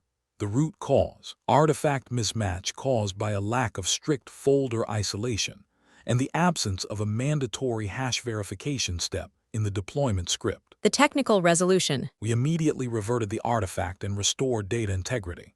1. Initiated an emergency rollback to the last known good production jar to stop the data leakage to staging. 2. Wiped the staging database of the production and staging data to ensure a clean slate for the reconciliation team. 3. Redeployed the correct production-signed artifact after manually verifying its checksum against the CI/CD pipeline logs. 4. Implemented an environment validation check in the Java code that refuses to start if the artifact's build profile does not match the host environment. What I changed forever. I implemented these 4 structural guardrails for artifact integrity. 1. Immutable artifact signing. Implemented SHA-256 hash signing for all builds. The deployment script now automatically fails if the hash does not match the release ticket. 2. Artifactory repository isolation. Reconfigured our repository to have separate, non-overlapping endpoints for release, snapshot, and stage artifacts. 3. Automated profile enforcement. Added a Java system property check that verifies the spring.profiles.active matches the server's environment tag at the OS level. 4. No manual download policy. Disabled manual artifact downloads for production. All releases must now be triggered by an automated Jenkins promote job. We have reduced our artifact mismatch incidents to 0 since implementing these checksums. Summary card. Key takeaway for your interview. Incident type, artifact mismatch and CI/CD governance failure. Bad decision, deploying a Java jar file from a build server without verifying its build ID or checksum, resulting in a staging build in production. Impact, production data leaked to the staging DB and a 15-minute loss of live financial data integrity. Guardrail implemented. Mandatory SHA-256 checksum verification and environment profile validation in the application startup. If you do not check the hash, you do not know what you are running. The interview-winning answer template. During a critical bug fix, I made the bad decision to deploy a jar file from our build server based on its timestamp alone. I actually deployed a staging artifact, which caused production traffic to write to our staging database for 15 minutes. I resolved this by initiating an immediate rollback and performing a data reconciliation. This taught me that file names are meaningless in production support. I have since implemented mandatory SHA-256 checksum verification and immutable build signing, which ensures that what we test in UAT is exactly what we deploy in production. Follow-up 1. How do you handle version conflicts when a new jar requires a newer version of a shared library, jar hell? Answer: I use Maven dependency management to lock versions and the Enforcer plugin to prevent duplicate or conflicting dependencies. In a support role, I always check the dependency tree before a major release to identify potential runtime no such method error risks. Follow-up 2. What is an Uber jar or fat jar, and does it make deployments safer or more dangerous? Answer: a fat jar includes all dependencies in a single file. It makes deployments safer because it eliminates the class path ambiguity. You do not have to worry if the server has the right libraries. Everything the app needs is inside that one verified hashed artifact. Follow-up 3. Curveball. What if the artifact is correct, but the Maven central repository is down and your build cannot fetch a dependency? What then? Answer: this is why we use a private proxy like Nexus or Artifactory. We never fetch directly from the internet during a production build. All dependencies must be cached locally in our infrastructure to ensure build reproducibility even if the external world is offline. Pro tip: the build ID law. In a senior Java support role, remember, if it is not tagged, it does not exist. Every production artifact should have its build ID and git commit hash embedded in its manifest.mf file. This allows you to verify the identity of the running code in seconds using jar xf. Explain a bad decision you made. Question 38. The failed rollback. Interviewer asks, tell me about a time when a production rollback failed. Incident type, rollback failure and data incompatibility. Interviewer insight. This question probes your disaster recovery readiness. Most engineers assume a rollback is a simple undo button. A senior engineer explains how a destructive database change or a stateful data transformation made a rollback impossible. They want to see how you implemented backward-compatible schema and simulated rollbacks to ensure your exit strategy is as solid as your entry strategy. The star story and reflection. Here is the account of a release where the safety net snapped. Situation: we were upgrading a Java-based claims processing system. The release involved refactoring the customer table to split a single address column into multiple fields for city, state, and zip code. Task: my task was to execute the data migration script and deploy the new Java application jar during a 12 a.m. maintenance window. Action: The bad decision plus why it happened. I made the bad decision to use a destructive SQL migration that dropped the original address column immediately after the split. I assumed the new code was 100% bug-free because it passed UAT. I skipped testing the rollback script against production-scale data because it was 1 a.m. and we were behind schedule. Result: the impact. The new Java application had a critical bug in the tax calculation module. When we tried to roll back to the previous version, the old code failed to start because it was looking for the address column that I had already dropped. The rollback failed, leaving the system down for 5 hours while we performed a full point-in-time recovery. The outage cost the business $350,000. Reflection: I learned that a rollback plan is only a plan until it is tested. If your database change is not backward compatible with the previous version of your code, you do not have a rollback strategy. You have a point of no return. Never drop a column until the new code has been stable in production for 24 hours. The investigation steps and root cause. As the old Java nodes failed to initialize, we identified the source of the rollback failure. 1. Checked the stdr logs and found a mapping exception from the Hibernate layer of the old application. 2. Verified the database schema and confirmed the address column was missing, making the old JPA entities invalid. 3. Attempted to run the undo SQL script and found it timed out because it was trying to repopulate 50 million rows from the split data in a single transaction. 4. The root cause: destructive schema migration that broke backward compatibility with the previous application version, and an untested rollback script that failed under production load. The technical resolution. We restored the service using a manual recovery path. 1. Stopped the failing rollback and initiated a point-in-time recovery, PITR, of the database to the 11:59 p.m. snapshot. 2. Redeployed the previous stable version of the Java application once the database was restored to its original state. 3. Identified the bug in the new code's tax module and fixed the logic in a hotfix branch. 4. Performed a 2-phase deployment the following week, first adding the new columns without dropping the old one, then deploying the code, and finally dropping the old column 48 hours later. What I changed forever. I implemented these 4 structural guardrails for rollback safety. 1. Backward compatible schema policy mandated that all database changes must be non-destructive, add only, until the new code is proven stable for 72 hours. 2. Mandatory rollback testing integrated a rollback dry run in our staging environment where the CI/CD pipeline must successfully revert the app in DB before the production release is approved. 3. Blue or green deployment model migrated our Java services to a blue or green infrastructure, allowing us to switch traffic back to the old environment instantly without touching the database schema. 4.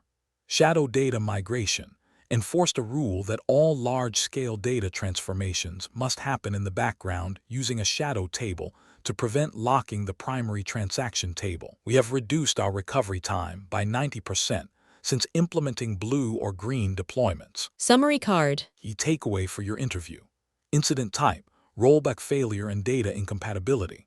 Bad decision, running a destructive drop command during a migration and skipping the rollback test for production-scale data.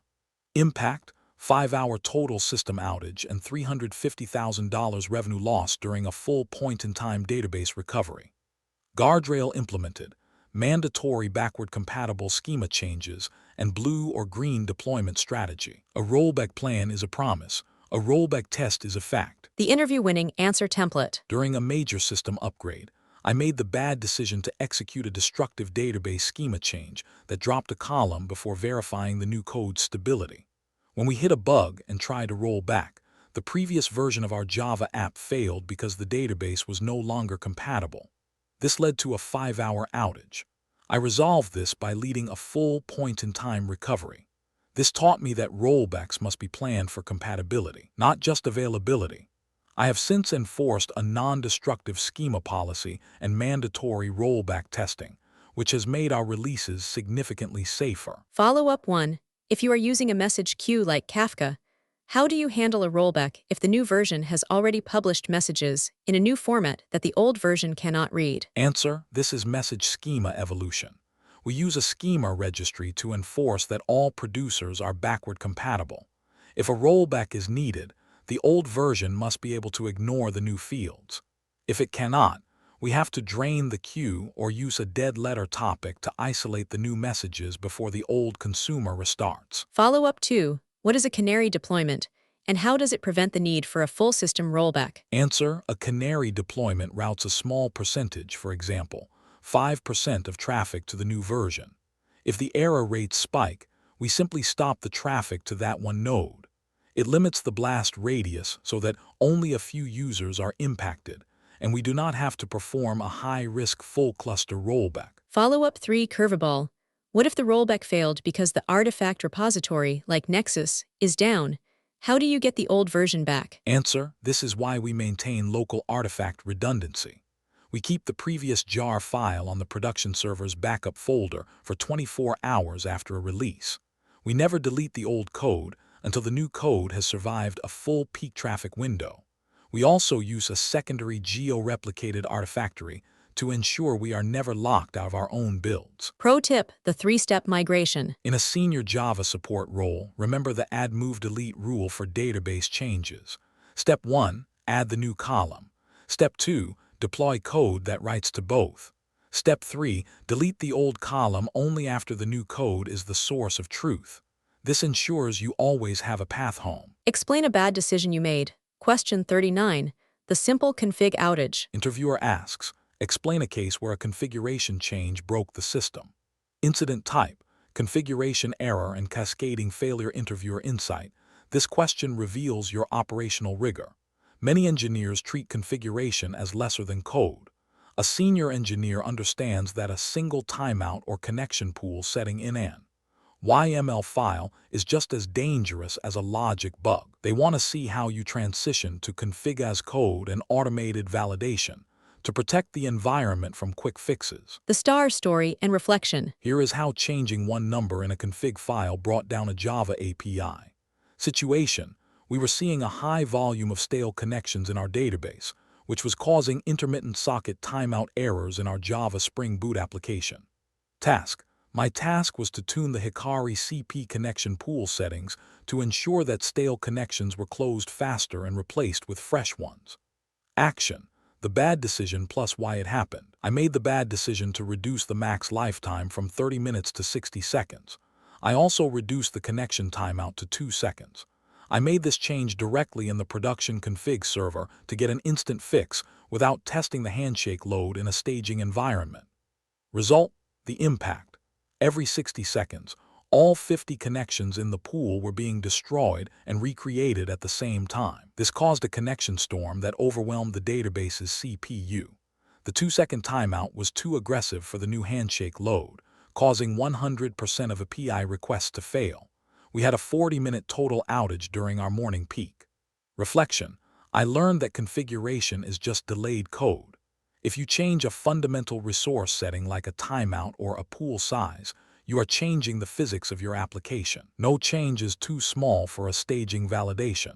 A quick fix in configuration is usually a fast path to an outage. The investigation steps and root cause. As the application logs began showing connection is not available errors, we performed a rapid triage. 1. Checked the database CPU and saw 100% utilization with a massive spike in authentication events. 2. Used JCMD PID VM.flags to verify the active configuration and identified the aggressive 60-second lifetime setting. 3. Correlated the connection acquisition errors in the Java app with the timing of the Hikari CP pool flushes. 4. The root cause: connection storm caused by an improperly tuned max lifetime that forced the app and DB into a constant, expensive handshake cycle. The technical resolution. We reverted the configuration and stabilized the database handshake load. 1.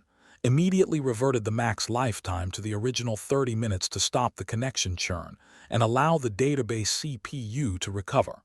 2.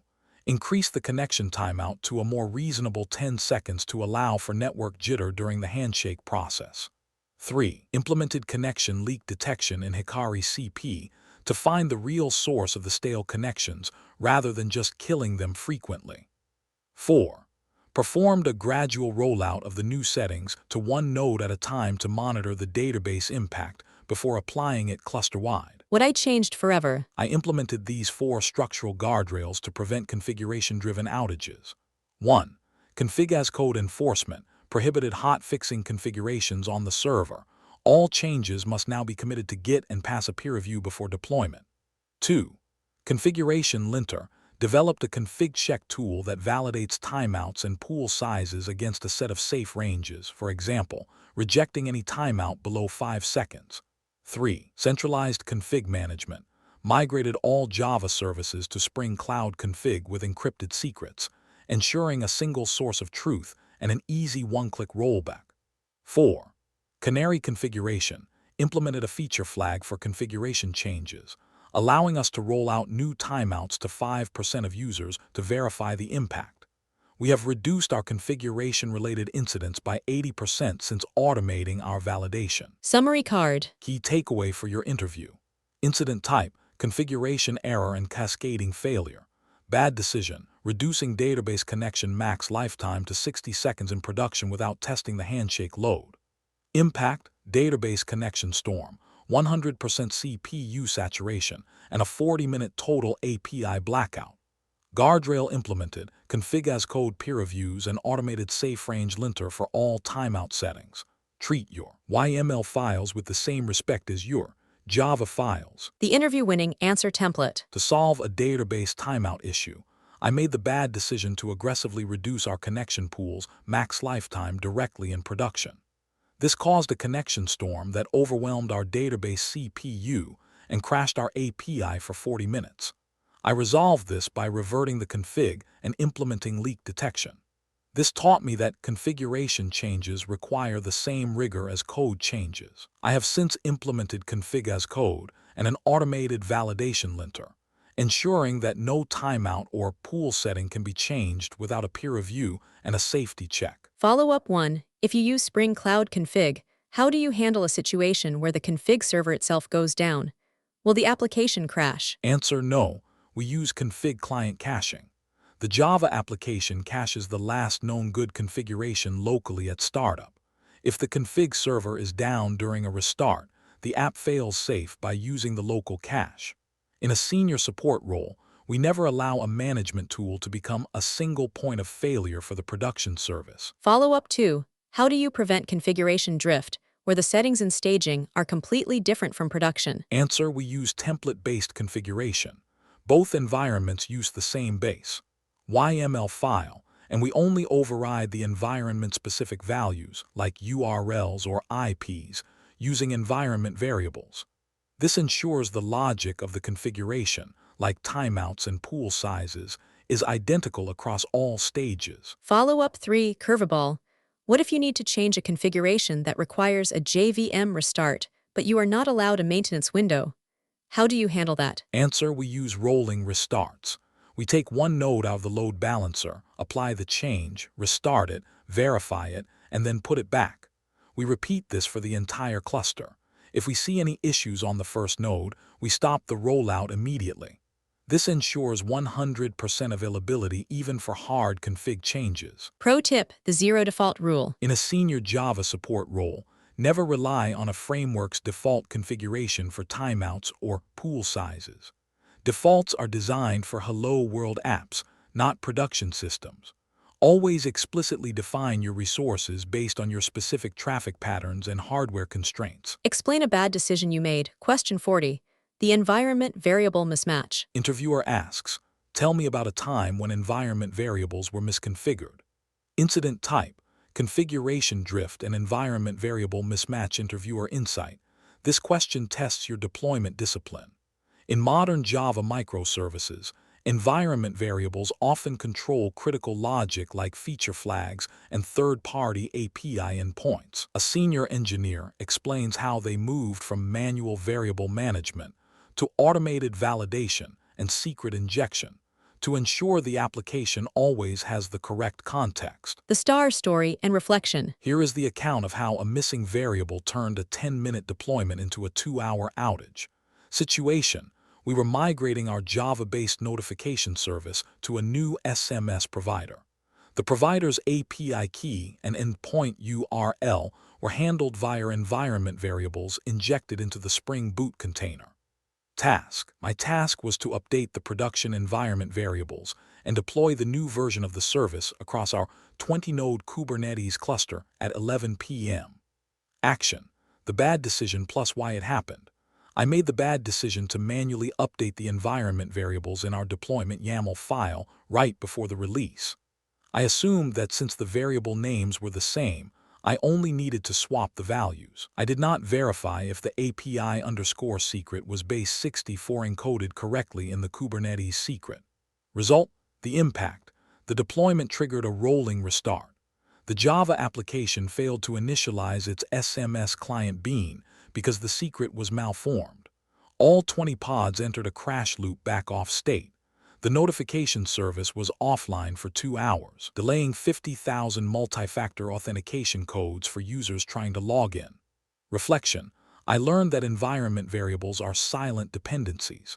If you do not validate them at the moment of injection, your application is a house of cards. No variable is too simple to be ignored during a production release. Code is logic. Environment variables are the context that makes the logic work. The investigation steps and root cause. As the Kubernetes pods failed to reach a ready state, we performed an emergency triage. 1. Ran kubectl logs and identified a bean creation exception caused by an illegal argument exception, invalid API key format. 2. Used kubectl describe to verify the environment variables injected into the pod and confirmed the SMS_API_secret was present. 3. Decoded the secret manually and discovered it contained a trailing new line character that I had accidentally included during the manual edit. 4. The root cause, malformed environment variable, where an invisible character in a manually updated secret caused the Java client library to reject the authentication handshake. The technical resolution. We corrected the secret and hardened the application's startup validation. 1. Immediately updated the Kubernetes secret with the correctly trimmed and encoded API key to allow the pods to restart successfully. 2. Added a trim parentheses call in the Java configuration class where the environment variable was being read to prevent whitespace-related failures. 3. Implemented a post-construct check in the SMS client bean that validates the API key format before the service begins accepting traffic. 4. Initiated a full redeployment and verified the service started log message on 100% of the cluster nodes. What I changed forever. I implemented these 4 structural guardrails for environment variable safety. 1. Automated secret injection, prohibited manual YAML edits for secrets. All production keys must now be injected via an automated secret manager, like HashiCorp Vault. 2. Startup health checks, mandated that all Java services must perform a startup connectivity check against their external dependencies before declaring ready status. 3. Environment linting, integrated a variable linter in our CI/CD pipeline that verifies every required environment variable is present and matches the expected rejects pattern. 4. Config schema validation, migrated the application to use Spring Boot configuration processor, which provides compile time and startup time validation of all properties. We have reduced our configuration-related startup failures by 90% since implementing these guards. Summary card. Key takeaway for your interview. Incident type, configuration drift and environment variable mismatch. Bad decision, manually editing a Kubernetes secret without verifying the encoding or invisible characters. Impact, 2-hour total service outage and 50,000 delayed MFA notifications due to Java Bean initialization failure. Guardrail implemented, automated secret management injection, and mandatory startup connectivity health checks. Validation at startup is the only way to catch environment drift early. The interview-winning answer template. During a provider migration, I made the bad decision to manually update our production environment variables in a Kubernetes secret. A small typo, a trailing new line character, caused our Java application to fail its startup handshake, leading to a 2-hour outage for our notification service. I resolved this by correcting the secret and adding startup time validation in the code. This taught me that environment variables must be treated with the same rigor as code. I have since implemented automated secret injection and CI/CD variable linting, which has completely eliminated manual configuration errors in our releases. Follow-up 1. If an environment variable is missing, should the Java application start with a default value, or should it fail immediately? Answer: for critical dependencies like a database URL or an API key, it must fail fast. Starting with a default value can lead to silent failures that are much harder to debug later. In senior support, we prefer a crash at 2 a.m. over a corrupted database at 10 a.m. Follow-up 2. How do you protect sensitive environment variables, like passwords, from being printed in the application logs during a startup crash? Answer: I use log masking in our logback or log4j2 configuration. We also use the @toString exclude annotation on our configuration beans. Most importantly, I have trained the team to never log the entire environment object. We only log the existence of a variable, never its actual value. Follow-up 3. Curveball. What if the environment variable is correct, but the permissions on the server prevent the Java process from reading it? How do you find that? Answer: I look for access denied or empty string values in the app initialization logs. I would use the printf command as the application user to verify the inheritance of the environment. If the process is running in a container, I would check the security context in Kubernetes to ensure the pod has the right service account permissions to fetch the secret. Pro tip: the fail-fast rule. In a senior Java support role, remember, do not guess, validate. Use the spring at value annotation with the required equals true flag, or use assert.not null parentheses at startup. The best time to catch a misconfigured environment variable is before the first user request ever hits the server. Category 7 wrap-up, the deployment lesson. We have seen how uncoordinated releases and missing artifacts can lead to total system failures. The lesson is that deployment is not just a push of code. It is a complex orchestration of state and logic. However, even the most perfect deployment pipeline can be defeated by the internal settings of the application itself. This leads us into Category 8, configuration mistakes, where we examine the granular settings that often hide in plain sight. Please check description or comment section of this video.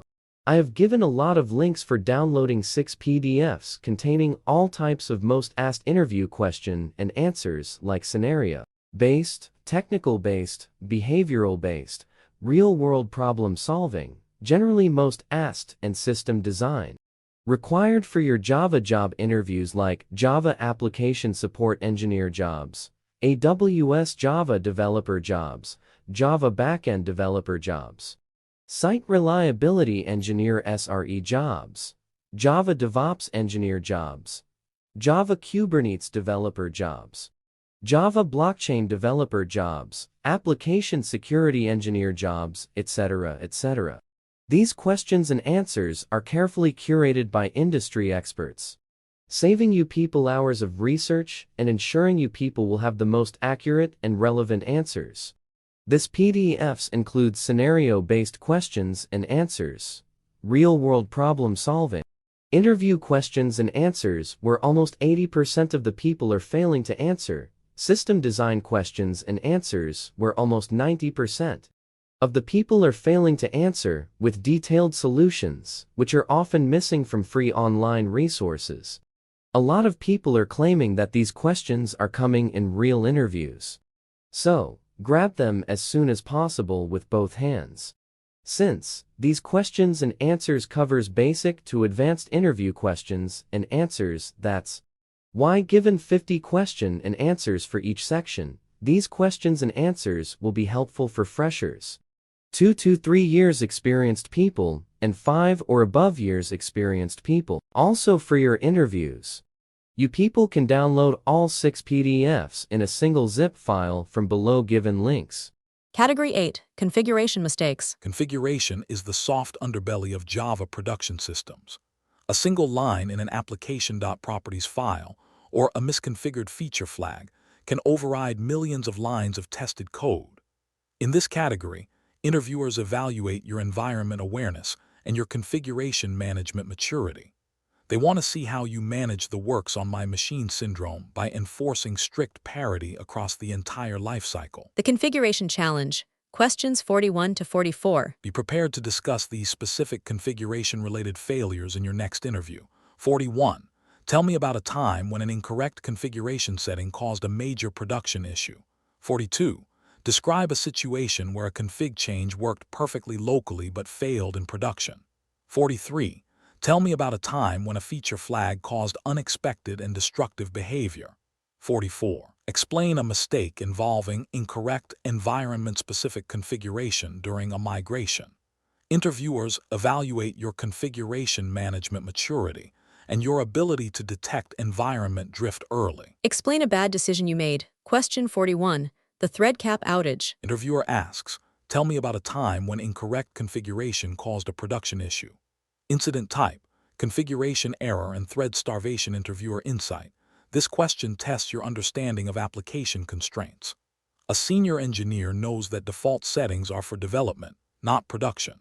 They want to see how you identified a bottleneck in the embedded server configuration and how you move to load-based tuning to protect the application.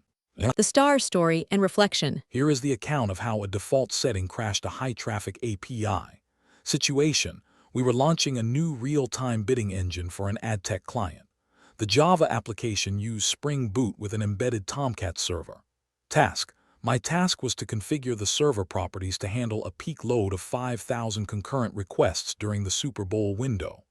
Action: the bad decision plus why it happened. I made the bad decision to leave the server.tomcat.max threads at the default value of 200. I assumed that because our average load was 50 requests per second, 200 threads would provide plenty of headroom. I focused my tuning efforts on the database connection pool instead of the web server itself. Result: the impact. During the peak window at 8 p.m., the traffic spiked to 1,000 concurrent users. The 200 threads were exhausted instantly. The Tomcat accept queue filled up, and the application stopped responding to the load balancer health checks. We suffered a 20-minute blackout during the most expensive ad slot of the year, costing the client an estimated $150,000. Reflection: I learned that default is a dangerous word in production. If you do not explicitly configure your inbound capacity based on a stress test, you are trusting the framework developer's assumptions instead of your own hardware. Framework defaults are for functional testing. Production requires intentional tuning. The investigation steps and root cause. As the application became a black hole for requests, we performed a JVM diagnostic. 1. Captured a thread dump using JStack and found 200 HTTP-NEO 8080 exec threads all in the runnable state. 2. Checked the OS level using netstat and saw thousands of connections in the SYN_rec state, indicating the OS was waiting for the app to accept the socket. 3. Verified the application.properties file and confirmed that no specific max threads override was present. 4. The root cause: thread starvation caused by relying on the default Tomcat thread pool size, which was insufficient for the high concurrency peak load. The technical resolution. We optimized the server throughput and restored the API responsiveness. 1. Immediately updated the configuration to server.tomcat.max threads equals 800 and performed a rolling restart of the cluster. 2. Increased the server.tomcat.accept count to 500 to provide a larger buffer for short-lived traffic spikes. 3. Tuned the keep alive timeout to 15 seconds to ensure that idle connections were released back to the OS faster. 4. Validated the change by running a JMeter stress test that simulated 2,000 concurrent users, ensuring that thread utilization stayed below 70%. What I changed forever. I implemented these 4 structural guardrails for server-side configuration. 1. The no default policy established a rule that all resource-limiting properties, threads, connections, timeouts must be explicitly defined in production, never left to framework defaults. 2. Inbound thread alerting configured a Prometheus alert that triggers if the Tomcat active threads count exceeds 80% of the maximum limit. 3. Capacity baselining mandated that every new Java microservice must undergo a breakpoint load test to determine its optimal thread pool size before the first production release. 4. Dynamic thread scaling migrated our services to Virtual Threads Project Loom, where applicable to handle higher concurrency with lower OS-level overhead. We have reduced our thread exhaustion incidents by 100% since implementing these capacity audits. Summary card. Key takeaway for your interview: incident type, configuration error and thread starvation. Bad decision, leaving the embedded Tomcat max threads at the default of 200 during a high-profile AdTech event. Impact, 20-minute blackout during peak traffic, health check failures, and $150,000 revenue loss. Guardrail implemented, mandatory capacity baselining and real-time thread saturation alerting. Your configuration is your contract with the hardware. Make sure the terms are right. The interview-winning answer template. During a major AdTech launch, I made the bad decision to leave our Tomcat thread pool at its default setting of 200, assuming it would be enough. When traffic spiked, the pool exhausted instantly, crashing our API for 20 minutes and costing $150,000. I resolved this by tuning the thread pool and implementing a rolling restart. This taught me that defaults are not for production. I have since implemented mandatory breakpoint load testing and automated thread saturation alerting, which has completely eliminated thread starvation outages in our fleet. Follow-up 1. If you increase the max threads to 2,000, what is the risk to the physical server's memory? Answer: each Java thread consumes a default of 1 megabyte of stack memory off-heap. Adding 2,000 threads adds 2 gigabytes of native memory overhead.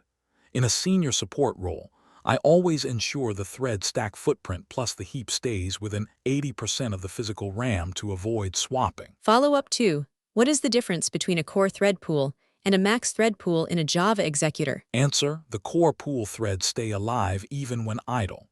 The max pool threads are only created when the work queue is full.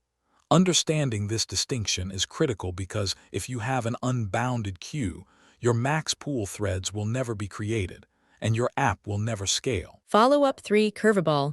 What if your thread pool is healthy, but the response time is still high?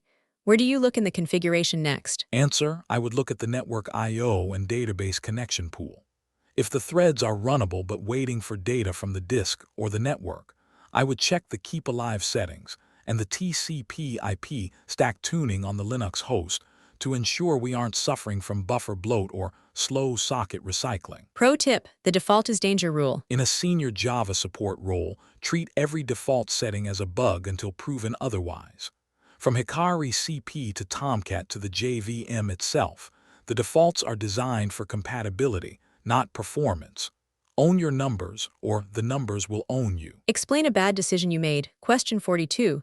The local prod SSL mismatch. Interviewer asks, describe a situation where a config change worked locally but failed in production. Incident type, environment drift and security configuration, error. Interviewer insight. This is the classic works on my machine question. They want to see how you handle environment drift.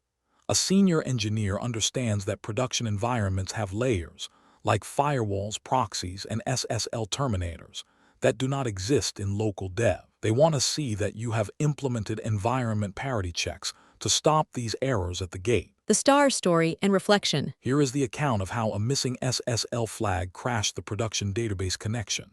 Situation: we were migrating our Java payment API to a new managed SQL database that required mandatory SSL or TLS for all connections. Task: my task was to update the spring.datasource.url in our configuration to point to the new encrypted endpoint. Action: the bad decision plus why it happened. I made the bad decision to assume that the JDBC driver would auto-negotiate the SSL connection. I tested the change in my local Docker environment using a self-signed certificate, and it worked perfectly. I skipped the stage environment verification because I was rushing to meet a midnight deadline. Result: the impact. In production, the firewall rejected any non-encrypted handshake. The Java application failed to initialize its connection pool, crashing with a SSL handshake exception on all 20 nodes. We suffered a 60-minute checkout outage and lost $120,000 in revenue because I forgot to append use SSL equals true and provide the trust store path. Reflection: I learned that local is a lie. If your local development environment does not mirror the security constraints of production, like mandatory SSL, your success is just a false positive. Testing without the production security context is not testing, it is guessing. Environment drift is the #1 cause of mystery production failures. The investigation steps and root cause. As the application logs began filling with connection failures, I performed a forensic check. 1. Analyzed the stack trace and identified javx.net.ssl.ssl handshake exception, remote host closed connection during handshake. 2. Used OpenSSLS_client from the production server to verify the database endpoint and confirmed that it was only accepting TLS1.2+. 3. Found that the local development database was configured with SSL optional mode, which is why the connection worked without the JDBC flag. 4. The root cause, environment drift, where the security policy of the local database did not match the mandatory encryption requirement of production. The technical resolution. We corrected the security handshake and implemented strict parity. 1. Updated the production JDBC URL to include verify server certificate equals true and use SSL equals true and require SSL equals true. 2. Configured the JVM with the correct javx.net.ssl.trust_store path to allow the app to verify the database's certificate chain. 3. Modified the local development Docker Compose file to enforce SSL mandatory mode, ensuring developers hit the same error early in the cycle. 4. Performed a smoke test on a single isolated node before rolling out the configuration change to the rest of the cluster. What I changed forever. I implemented these 4 structural guardrails for environment parity. 1. The prod mirror policy mandated that all development environments, Docker or local, must use the exact same security constraints, SSL auth, network timeouts, as production. 2.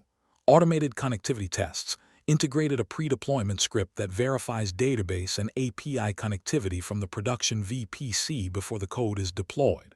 3. Config validation in CI developed a linter that checks JDBC strings for missing security flags, like use SSL, based on the target environment's policy. 4. Infrastructure as code IAC standard migrated all environment settings to Terraform and Ansible, ensuring that staging and production are byte-for-byte identical. We have reduced our environment drift incidents by 90% since implementing IAC. Summary card. Key takeaway for your interview. Incident type, environment drift and security configuration error. Bad decision, assuming JDBC SSL auto-negotiation and skipping the stage environment verification before a production migration. Impact, 60-minute API outage and $120,000 revenue loss due to SSL handshake exception across all nodes. Guardrail implemented. Mandatory prod mirroring for all local environments and automated pre-deployment connectivity audits.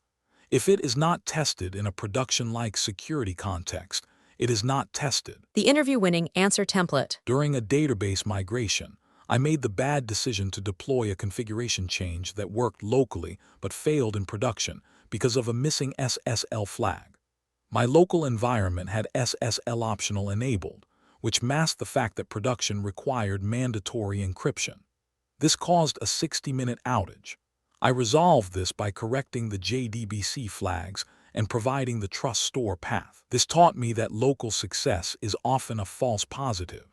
I have since enforced a prod mirror policy for all dev environments and implemented automated connectivity audits, which has eliminated environment drift issues in our stack. Follow-up 1. If you provide the trust store path in your config, but the certificate on the DB server expires, how do you handle the outage? Answer: I would look at our certificate monitoring dashboard. In a senior support role, we alert when certificates are within 30 days of expiry. If it expires, the safe move is to update the trust store and perform a rolling restart. I would never disable SSL verification as a quick fix because it exposes the system to man-in-the-middle attacks. Follow-up 2. What is the difference between a key store and a trust store in a Java application? Answer: a key store holds your credentials, private key, and certificate to prove who you are. A trust store holds other certificates, public keys, so you can verify who they are. For a database connection, the Java app needs the DB's public certificate in its trust store. Follow-up 3 curveball. What if the JDBC connection is slow only in production, but the ping time is fast? Where do you look in the config? Answer, I would look at the entropy or DNS settings. If the Java app is struggling to generate secure random numbers for the SSL handshake, it will hang. I would check the /dev or random versus /dev or urandom settings. I would also check if the DB is trying to do a reverse DNS lookup on the application IP, which can add seconds to every new connection. Pro tip, the parity rule. In a senior Java support role, remember, development should hurt as much as production. If your local environment is easier or less secure than production, you are just deferring your failures to the worst possible time. Build your parity early, and you will sleep better at night. Explain a bad decision you made. Question 43. The feature flag collision. Interviewer asks, tell me about a time when a feature flag caused unexpected behavior. Incident type, feature flag mismanagement and logic collision. Interviewer insight. This question tests your risk management in a continuous delivery environment.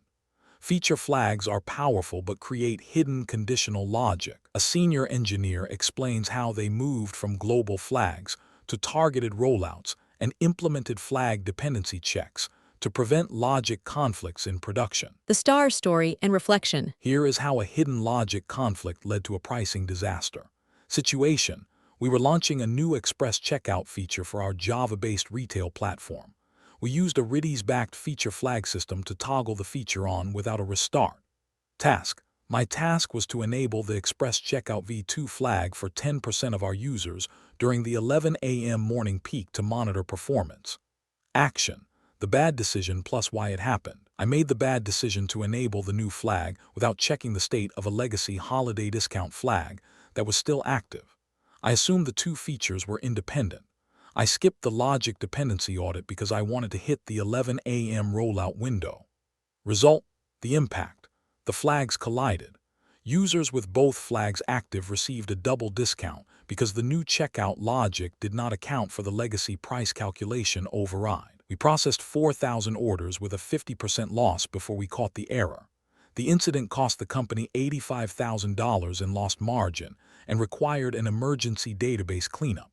Reflection: I learned that feature flags are not just on and off switches. They are if-else statements that live in production. If you do not test the permutations of active flags, you are just waiting for a logic collision. A feature flag is only as safe as the logic it wraps. The investigation steps and root cause. As the finance team flagged a drop in average order value, we performed a logic audit. 1. Analyzed the Java logs and found that the pricing engine was being invoked twice per request for certain users. 2. Verified the feature flag states in Redis and confirmed that Express Checkout v2 and Legacy Discount were both true for the impacted users. 3. Decompiled the pricing service class and found a nested conditional block that did not have a mutual exclusion check between the two flag states. 4.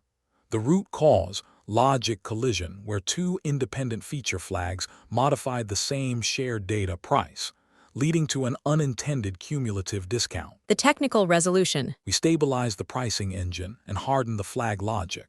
1. Immediately disabled the Express Checkout v2 flag globally to stop the double discount orders. 2. Refactored the Java code to implement a strategy pattern for pricing, ensuring that only one pricing strategy can be active at a time. 3. Added a validation interceptor that logs a critical warning if a user session contains conflicting feature metadata. 4. Created a SQL script to identify and flag the 4,000 orders that required a manual billing adjustment or customer notification. What I changed forever. I implemented these 4 structural guardrails for feature flag safety. 1. Flag dependency mapping created a flag matrix that defines which flags are mutually exclusive. The system now rejects any attempt to enable conflicting flags. 2. Mandatory expiration dates enforced a rule that every feature flag must have a sunset date. If a flag is not removed after 30 days, it is automatically flagged for deletion. 3. Automated regression testing. Updated our CI/CD pipeline to run integration tests for all common permutations of active flags to catch logic collisions before release. 4. Per user traceability, mandated that every log entry must include the state of all active feature flags for that request, making it easy to see which path a user took. We have reduced our flag-related logic errors by 90% since implementing the flag matrix. Summary card. Key takeaway for your interview: incident type, feature flag mismanagement and logic collision. Bad decision, enabling a new checkout flag without auditing its logic compatibility with an active legacy discount flag. Impact: 4,000 orders with double discounts and an $85,000 loss in revenue margin. Guardrail implemented. Mandatory flag matrix for dependency checking and automated permutation testing in the CI/CD pipeline. A feature flag is a production-level conditional. Treat it with the same rigor as code. The interview-winning answer template. During a feature rollout, I made the bad decision to enable a new checkout toggle without checking for conflicts with a legacy discount flag. This caused a logic collision that double discounted thousands of orders and cost the company $85,000. I resolved this by disabling the flag and refactoring our pricing logic into a strategy pattern. This taught me that feature flags are live code conditionals. I have since implemented a flag matrix and mandatory permutation testing, which ensures that conflicting flags can never be active for the same user simultaneously. Follow-up 1. If your flag system, Redis, goes down, should the application default all flags to true or false? Answer: it must fail safe to false. In a senior support role, we always choose reduced functionality over unpredictable behavior. If the flag system is unreachable, the app should revert to the stable, legacy code path until connectivity is restored. Follow-up 2. How do you prevent technical debt from accumulating when dozens of old flags are left in the code? Answer: I use stale flag alerts. We monitor the last access time for every flag. If a flag has not been changed or toggled in 30 days, it is automatically added to a cleanup sprint. We treat an old flag as a bug because it increases the cognitive load for developers and support engineers. Follow-up 3. Curveball. What if a flag is true in the database but the Java app is acting as if it is false? How do you debug that state mismatch? Answer: I look at the cache TTL and local memory. Often, the Java app has cached the flag state locally to save network calls to Redis. I would check the invalidation logic to see if the app missed the update signal. I would use the Spring actuator to inspect the actual bean state in the running JVM to see the mismatch. Pro tip: the flag as code rule. In a senior Java support role, remember, feature flags are debt. Every flag you add increases the number of test cases required to prove the system is safe. Always have a plan to delete the flag before you ever turn it on. Explain a bad decision you made. Question 44. The VPC-DNS mismatch. Interviewer asks, explain a mistake involving incorrect environment configuration. Incident type, configuration drift and environment-specific mismatch. Interviewer insight. This question reveals your network and infrastructure awareness.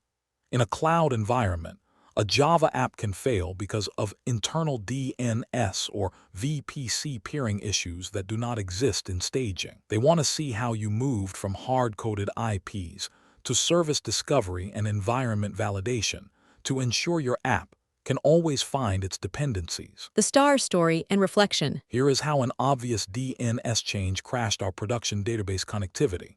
Situation: we were migrating our Java order service to a new VPC, virtual private cloud, to improve network security and isolation.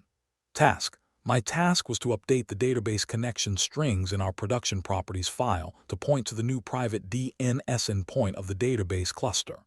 Action: the bad decision plus why it happened. I made the bad decision to use the internal IP address of the database in the configuration instead of the DNS name.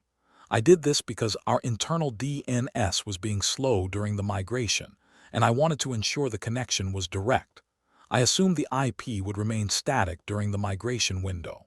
Result: the impact. During the rollout, the database cluster performed a failover to a secondary node because I used a hard-coded IP instead of the DNS name, which would have updated automatically. The Java app lost connectivity. We suffered a 90-minute outage as all 20 nodes began throwing unknown host exception and connection refused. Reflection: I learned that speed is never a valid reason to bypass service discovery. If you hardcode an infrastructure detail, you are building a system that cannot survive a normal failover event. In the cloud, names are permanent, IPs are ephemeral. The investigation steps and root cause. As the application logs began filling with connection failures, we performed a network audit. 1. Ran telnet and NCZV from the application pod to the database IP and confirmed the port was unreachable. 2. Used ENS-lookup on the database's DNS name and saw that it was pointing to a completely different IP address than the one I had hard-coded. 3. Verified the database failover event logs in AWS and confirmed the primary node had moved to a different subnet. 4. The root cause, hard-coded infrastructure detail, where the use of a static IP instead of a dynamic DNS name prevented the application from following the database failover. The technical resolution. We corrected the configuration and implemented a dynamic connection logic. 1. Immediately updated the production configuration to use the correct private DNS name and performed a rolling restart. 2. Configured the JVM network address.cache.ttl to 60 seconds to ensure the Java application respects DNS updates quickly. 3. Implemented Hikari CP connection testing, so the app would automatically detect a broken link and attempt a fresh DNS lookup. 4. Verified the fix by manually triggering a test failover in our staging environment to ensure the app followed the new IP automatically. What I changed forever. I implemented these 4 structural guardrails for environment configuration safety. 1. Service discovery mandate. Established a strict architectural rule that no production configuration can contain a static IP address. All endpoints must use DNS names. 2. Pre-release network audit. Integrated an automated reachability test in the deployment pipeline that pings all configured DNS names from the target VPC. 3. DNSTTL standardization. Standardized the JVM network address.cache.ttl to a low value, 60 seconds, across all microservices to ensure rapid failover response. 4. Environment parity checks. Developed a tool that compares staging and production connection strings to flag any hard-coded patterns before they reach release. We have reduced our network-related connectivity incidents by 100% since adopting DNS-only configurations. Summary card. Key takeaway for your interview. Incident type, configuration drift and environment-specific mismatch. Bad decision. Hard-coding a database IP address instead of using a DNS name during a VPC migration. Impact, 90-minute total outage during a database failover as the Java app could not resolve the new node.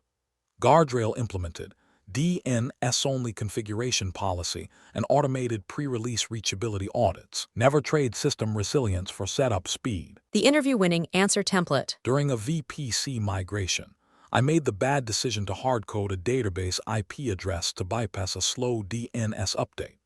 When the database performed a routine failover, our Java application lost connectivity for 90 minutes because it could not find the new node.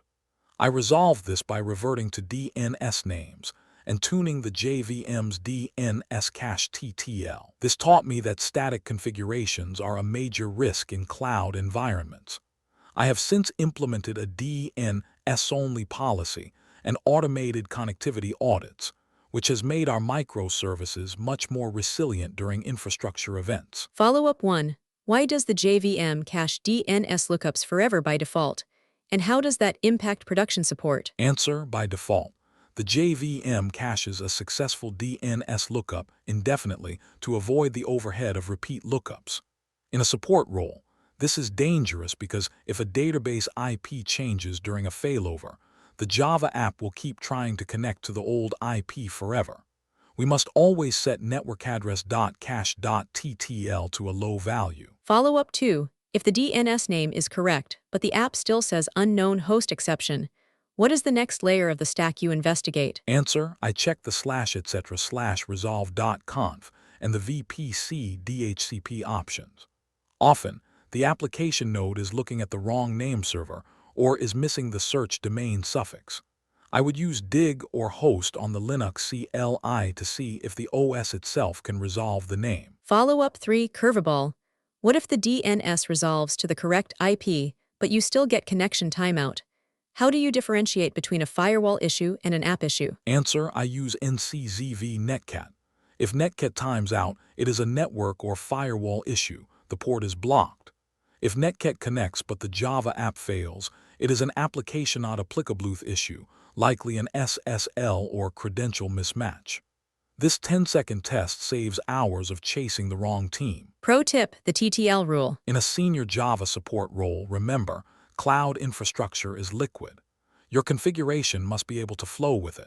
Always use DNS, and always ensure your JVM's DNSTTL is shorter than your database's failover window. Category 8 wrap-up, the configuration lesson. We have seen how simple configuration changes, from thread pool caps to DNS mismatches, can bypass millions of lines of tested code and crash a production environment. The lesson is that configuration is the DNA of your system's behavior. But even with a perfect configuration, an incident can still spiral out of control if the human element fails. This brings us to Category 9, communication mistakes during incidents, where the ability to talk is as important as the ability to code. Category 9, communication mistakes during incidents. In a senior Java support role, you are the bridge between the technical black box and the business stakeholders. During an outage, your code-level knowledge is useless if you cannot translate it into impact and urgency. This category evaluates your incident leadership and your ability to manage expectations under extreme pressure. Interviewers want to see that you have moved from silent debugging to transparent incident command. The communication challenge, questions 45 to 48. Be prepared to discuss these critical soft skill and process failures in your next interview. 45. Tell me about a time when you failed to communicate incident severity quickly enough to the business. 46. Describe a situation where a lack of status updates frustrated your stakeholders during an outage. 47. Tell me about a time when you escalated an issue to a senior team or vendor too late. 48. Explain a mistake where you escalated an issue too early before performing basic triage. Interviewers evaluate your incident communication discipline and your stakeholder management skills. Explain a bad decision you made. Question 45. The severity underestimate. Interviewer asks, tell me about a time when you failed to communicate incident severity quickly. Incident type, communication failure and severity misclassification. Interviewer insight. This question tests your business impact awareness. They want to see if you can identify when a technical blip is actually a business emergency. A senior engineer explains how they stopped looking at error rates and started looking at revenue loss to classify incidents correctly. The star story and reflection. Here is the account of how a minor performance lag became a P1 crisis. Situation: at 11 a.m. on a Monday, our monitoring dashboard showed a 2% increase in database lock wait times for our core Java checkout service. Task: my task was to investigate the source of the locks and determine if we needed to trigger a formal incident bridge. Action: the bad decision plus why it happened. I made the bad decision to report this as a minor performance degradation in our Slack channel. I assumed that because the error rate was still 0, the customers were not being impacted. I spent 45 minutes performing a deep SQL trace without notifying the business stakeholders that checkout times were rising. Result: the impact. While I was debugging, the 2% lag caused a queue backlog in our Java thread pool. By the time I realized the severity, checkout was failing for 100% of users. We lost $80,000 in sales during those 45 minutes because the business team did not have the chance to put up a maintenance banner or redirect traffic earlier. Reflection: I learned that customer experience is the only true measure of severity. If the system is slow, it is broken for the customer, even if your error logs are clean. You must communicate the business risk immediately, not after you have found the technical cause. A technical delay is a business denial. The investigation steps and root cause. As the transaction volume hit 0, we performed a rapid impact analysis. 1. Checked the Hikari CP connection pool and saw that active connections were at 100% while pending threads were growing exponentially. 2. Identified a Hibernate lock acquisition exception in the application logs that was being retried silently, masking the error rate. 3. Correlated the lock wait time with a background inventory sync job that had been misconfigured to run during peak hours. 4. The root cause, silent failure chain, where a minor database lock escalated into a total thread pool exhaustion because I failed to recognize the cascading risk. The technical resolution. We restored the checkout flow and hardened the severity detection. 1. Immediately killed the inventory sync PID on the database to release the locks and allow the Java threads to proceed. 2. Increased the connection pool max lifetime temporarily to allow the system to clear the massive backlog of pending requests. 3. Implemented a circuit breaker around the inventory module to ensure that database locks in that area cannot crash the core checkout flow. 4. Updated the Java application to log lock wait time as a high-priority metric, ensuring it triggers a P1 alert long before the error rate spikes. What I changed forever. I implemented these 4 structural guardrails for incident communication and severity. 1. The 15-minute rule mandated that if a performance anomaly is not resolved within 15 minutes, it is automatically escalated to P1/critical status regardless of the current error rate. 2. Business metric dashboards created a unified Grafana view that overlays Java latency with live revenue per minute to help the support team see the financial impact instantly. 3. Automated severity tagging integrated our APM tool with PagerDuty to automatically tag incidents based on transaction throughput drop rather than just CPU or memory. 4. Communication templates developed a set of pre-approved business impact templates to help support engineers send clear, non-technical updates to stakeholders within 5 minutes of an event. We have reduced our time to escalation by 80% since implementing revenue-based monitoring. Summary card. Key takeaway for your interview: incident type, communication failure and severity misclassification. Bad decision, downplaying a database lock as a minor performance lag because the error rate was 0. Impact, 45-minute checkout blackout and $80,000 lost revenue due to delayed stakeholder notification. Guardrail implemented, revenue-based alerting, and the 15-minute mandatory escalation policy. Severity is measured in dollars and user frustration, not just stacked traces. The interview-winning answer template. During a performance lag, I made the bad decision to report the incident as minor because our error logs were still clean. I spent 45 minutes debugging while our checkout service was actually failing for thousands of users. This delay cost the business $80,000 in sales. I resolved this by killing the blocking database process and implemented revenue-based monitoring. This taught me that business impact defines severity, not technical metrics. I have since implemented the 15-minute escalation rule and automated business impact alerting, ensuring we never underestimate a customer-facing issue again. Follow-up 1. How do you handle a situation where the business wants to call a P1, but you are 100% sure it is a minor issue that will be fixed in 2 minutes? Answer: I defer to the business. In senior support, it is better to over-communicate a non-issue than to under-communicate a disaster. I would open the bridge, provide a clear 2-minute ETA, and then close it once verified. This builds trust and ensures everyone is aligned on the risk. Follow-up 2. What is the most important piece of information to include in the first update of a production incident? Answer: the impacted user group and the estimated recovery time. Technical details like JVM heap or SQL locks are secondary. Stakeholders need to know who is affected and when they can expect a fix so they can manage customer communications and business operations. Follow-up 3. Curveball. What if you communicate a severity 1 and it turns out to be a false positive? How do you manage the crying wolf reputation risk? Answer: I perform a post-mortem on the alert itself.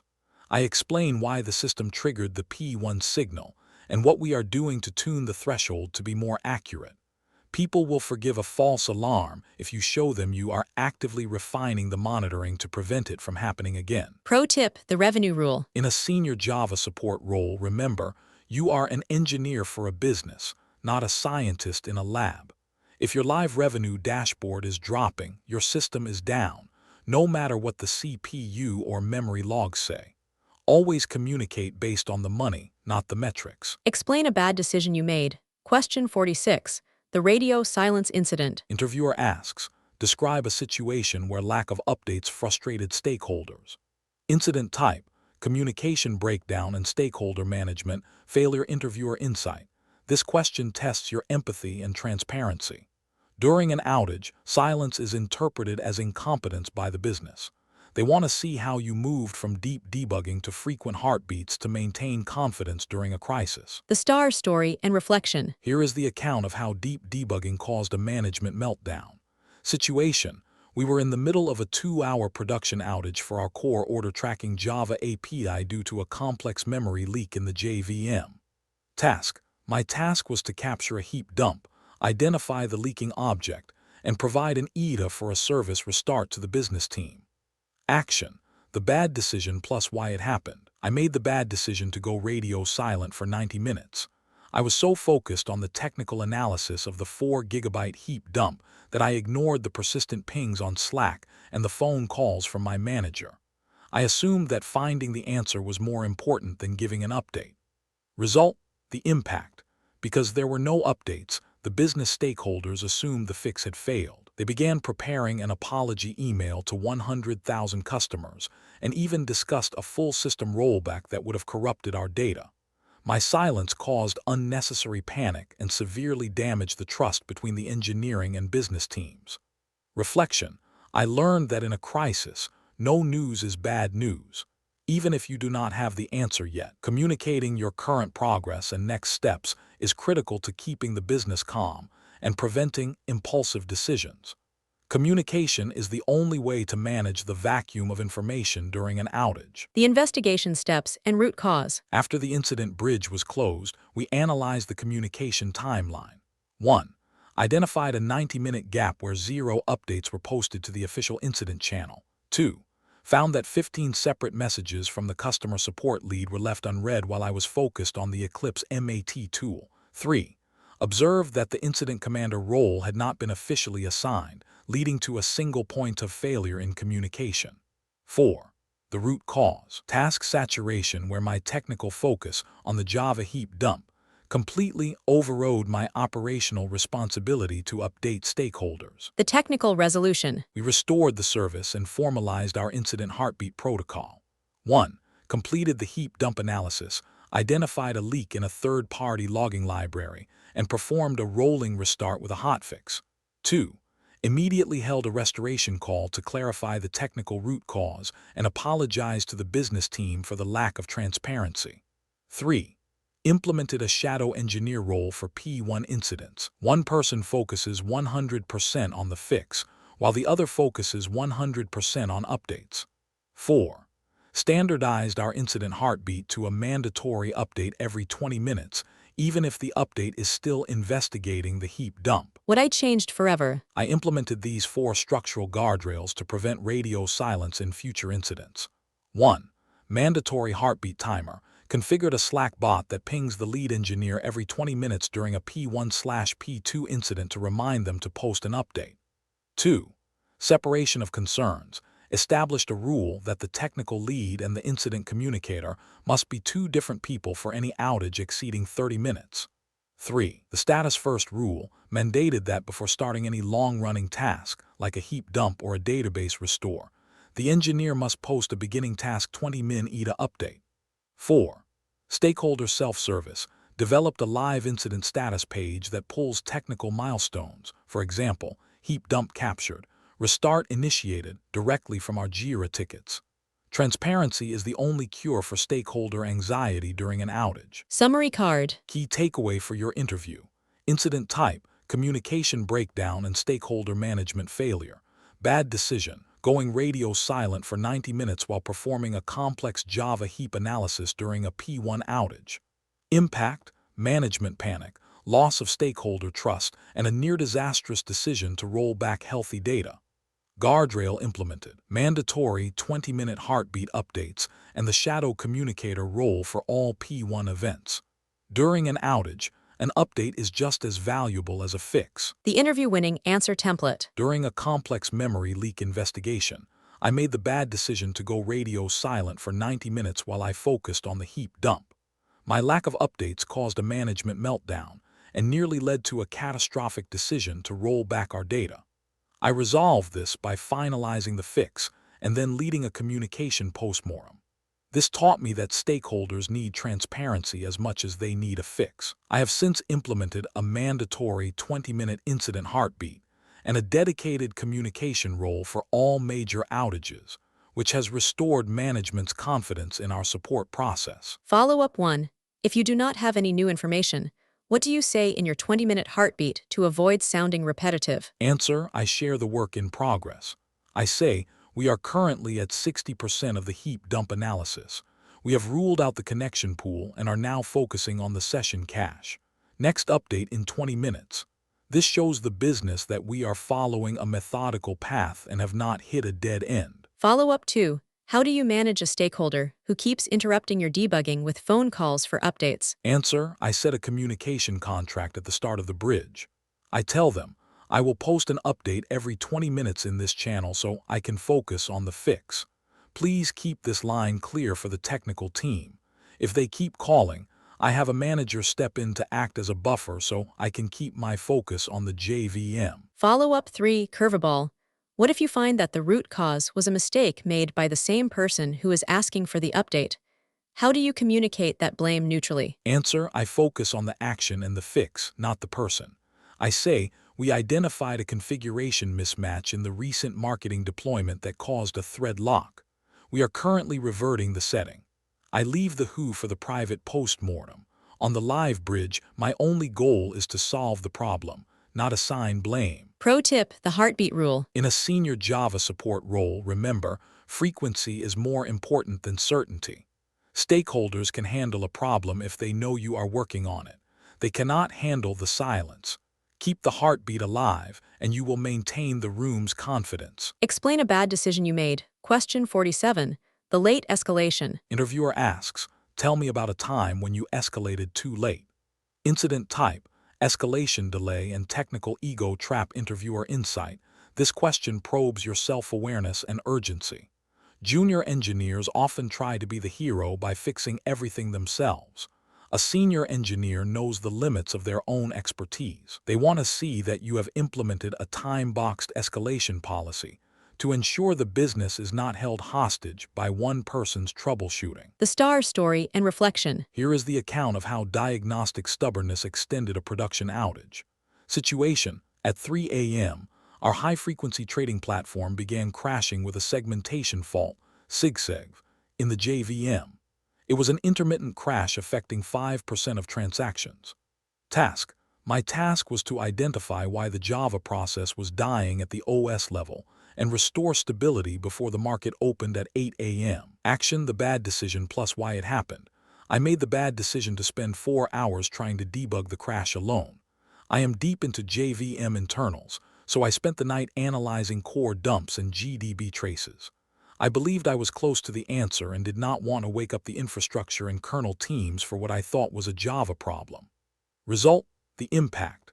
By 7 a.m., I still did not have a fix. When I finally escalated to the infrastructure team, they identified within 10 minutes that a recent OS kernel patch had a conflict with our specific version of the OpenJDK. Because of my 4-hour delay, we missed the market open, resulting in $500,000 in lost trading volume. Reflection: I learned that in production support, pride is a liability. If you are not making progress within a set time frame, you are not debugging. You are gambling with the company's uptime. Your ego is not worth an extra hour of downtime. The investigation steps and root cause. Once the kernel team was involved, the diagnosis moved from application to OS level. 1. Analyzed the hs_error_PID file and found the crash was happening in the C2 compiler thread during a specific JIT optimization. 2. Cross-referenced the crash address with the Linux DMESG logs, which showed a page fault in a specific memory region. 3. Identified that the Linux transparent huge pages THP setting on the new kernel was causing memory corruption for long-running JVM processes. 4. The root cause: kernel JVM incompatibility, where a recent OS security patch changed how memory pages were mapped, crashing the Java JIT compiler. The technical resolution. We stabilized the environment and worked around the kernel bug. 1. Immediately disabled transparent huge pages on all production nodes using the echo never command to stop the crashes. 2. Rolled back the OS kernel patch to the previous stable version while waiting for a vendor fix. 3. Implemented the -XX: use transparent huge pages flag in our Java startup configuration as a permanent guardrail. 4. Created a crash dump automation script that pings the infrastructure team automatically if a segmentation fault is detected. What I changed forever. I implemented these 4 structural guardrails to ensure timely escalation. 1. The 30-minute checkpoint rule mandated that if an engineer cannot identify a clear technical path to fix within 30 minutes, a secondary SME must be paged. 2. Automatic multi-team paging configured PagerDuty to automatically escalate any SIGSEG or kernel panic alert to both the app support and infrastructure teams simultaneously. 3. Expertise mapping created a who-to-call directory that maps specific error types, for example, GC, SQL, Network, OS, to the exact on-call engineers who are masters in those areas. 4. Incident commander training required all senior support engineers to undergo training on incident command, emphasizing that their job is to coordinate the fix, not just perform the fix. We reduced our mean time to escalation by 70% after implementing the 30-minute rule. Summary card. Key takeaway for your interview: incident type, escalation delay and technical ego trap. Bad decision, spending 4 hours debugging a JVM crash alone without involving the infrastructure team. Impact, missed market opening and $500,000 revenue loss due to a 5-hour delayed resolution. Guardrail implemented, mandatory 30-minute checkpoint rule, and automated multi-team paging for OS-level crashes. Escalation is a tool for resolution, not a sign of failure. The interview-winning answer template. During a critical JVM crash incident, I made the bad decision to spend 4 hours trying to debug a segmentation fault alone. I believed it was a Java issue I could solve, but it was actually a kernel-level conflict that the infrastructure team could have identified in minutes. My delay cost the business $500,000 in missed trades. I resolved this by finally escalating and disabling huge pages. This taught me that my job is to restore service, not to prove my expertise. I have since implemented a 30-minute escalation rule and an expertise mapping directory, ensuring we involve the right experts immediately during a crisis. Follow-up 1. How do you handle an ego clash when you escalate to another team and they say, "This is not our problem"? Answer: I present the evidence. I do not say it is your problem. I say here is the data showing the crash is happening in the OS layer, and we need your expertise to rule out the kernel. If they still push back, I escalate to the incident commander to make a formal decision. In a P1, the business goal overrides team silos. Follow-up 2. Is there such a thing as escalating too often? How do you maintain the respect of the senior teams? Answer: yes. If I escalate without performing basic triage, logs, metrics, thread dumps, I am wasting their time. I maintain respect by ensuring that when I call an SME, I have a briefing package ready, what we have seen, what we have ruled out, and exactly why we think their specific layer is involved. Follow-up 3. Curveball. What if you escalate to a third-party vendor and they are unresponsive? What's your senior move? Answer: I activate the SLA breach protocol. I have my account manager or director call their executive support line. Internally, I pivot the team to mitigation mode. If the vendor cannot fix it, can we bypass their service? Can we use a fallback? We never wait silently for a vendor while production is down. Pro tip: the hero trap. In senior support, the hero is the person who gets the system back up in 10 minutes by calling the right person, not the person who stays up for 10 hours and finds the answer alone. Efficiency is the only metric that matters in a P1 incident. Explain a bad decision you made. Question 48. The early escalation. Interviewer asks, explain a mistake where you escalated too early. Incident type: premature escalation and triage deficiency. Interviewer insight: this question evaluates your triage competence. Paging the CTO or a lead architect for a trivial issue is a sign of panic.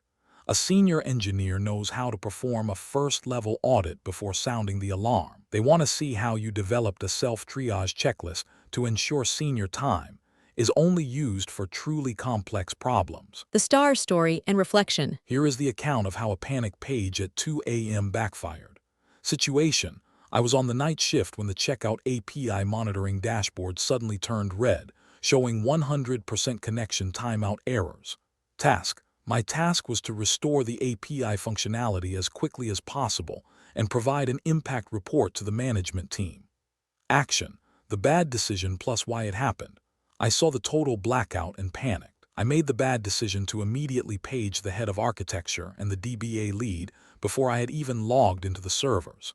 I assumed that a total blackout must be a massive database crash or a core architectural failure. Result: the impact. When the senior team joined the bridge 10 minutes later, I finally ran my first command, DFH. It showed the log partition was 100% full. I had woken up the top leaders of the company for a routine disk cleanup task that I could have solved in 60 seconds alone. I lost significant credibility with the leadership team that night. Reflection: I learned that speed of escalation must be matched by quality of triage. If you do not perform the first 5 checks, you aren't escalating an incident. You are escalating your own confusion.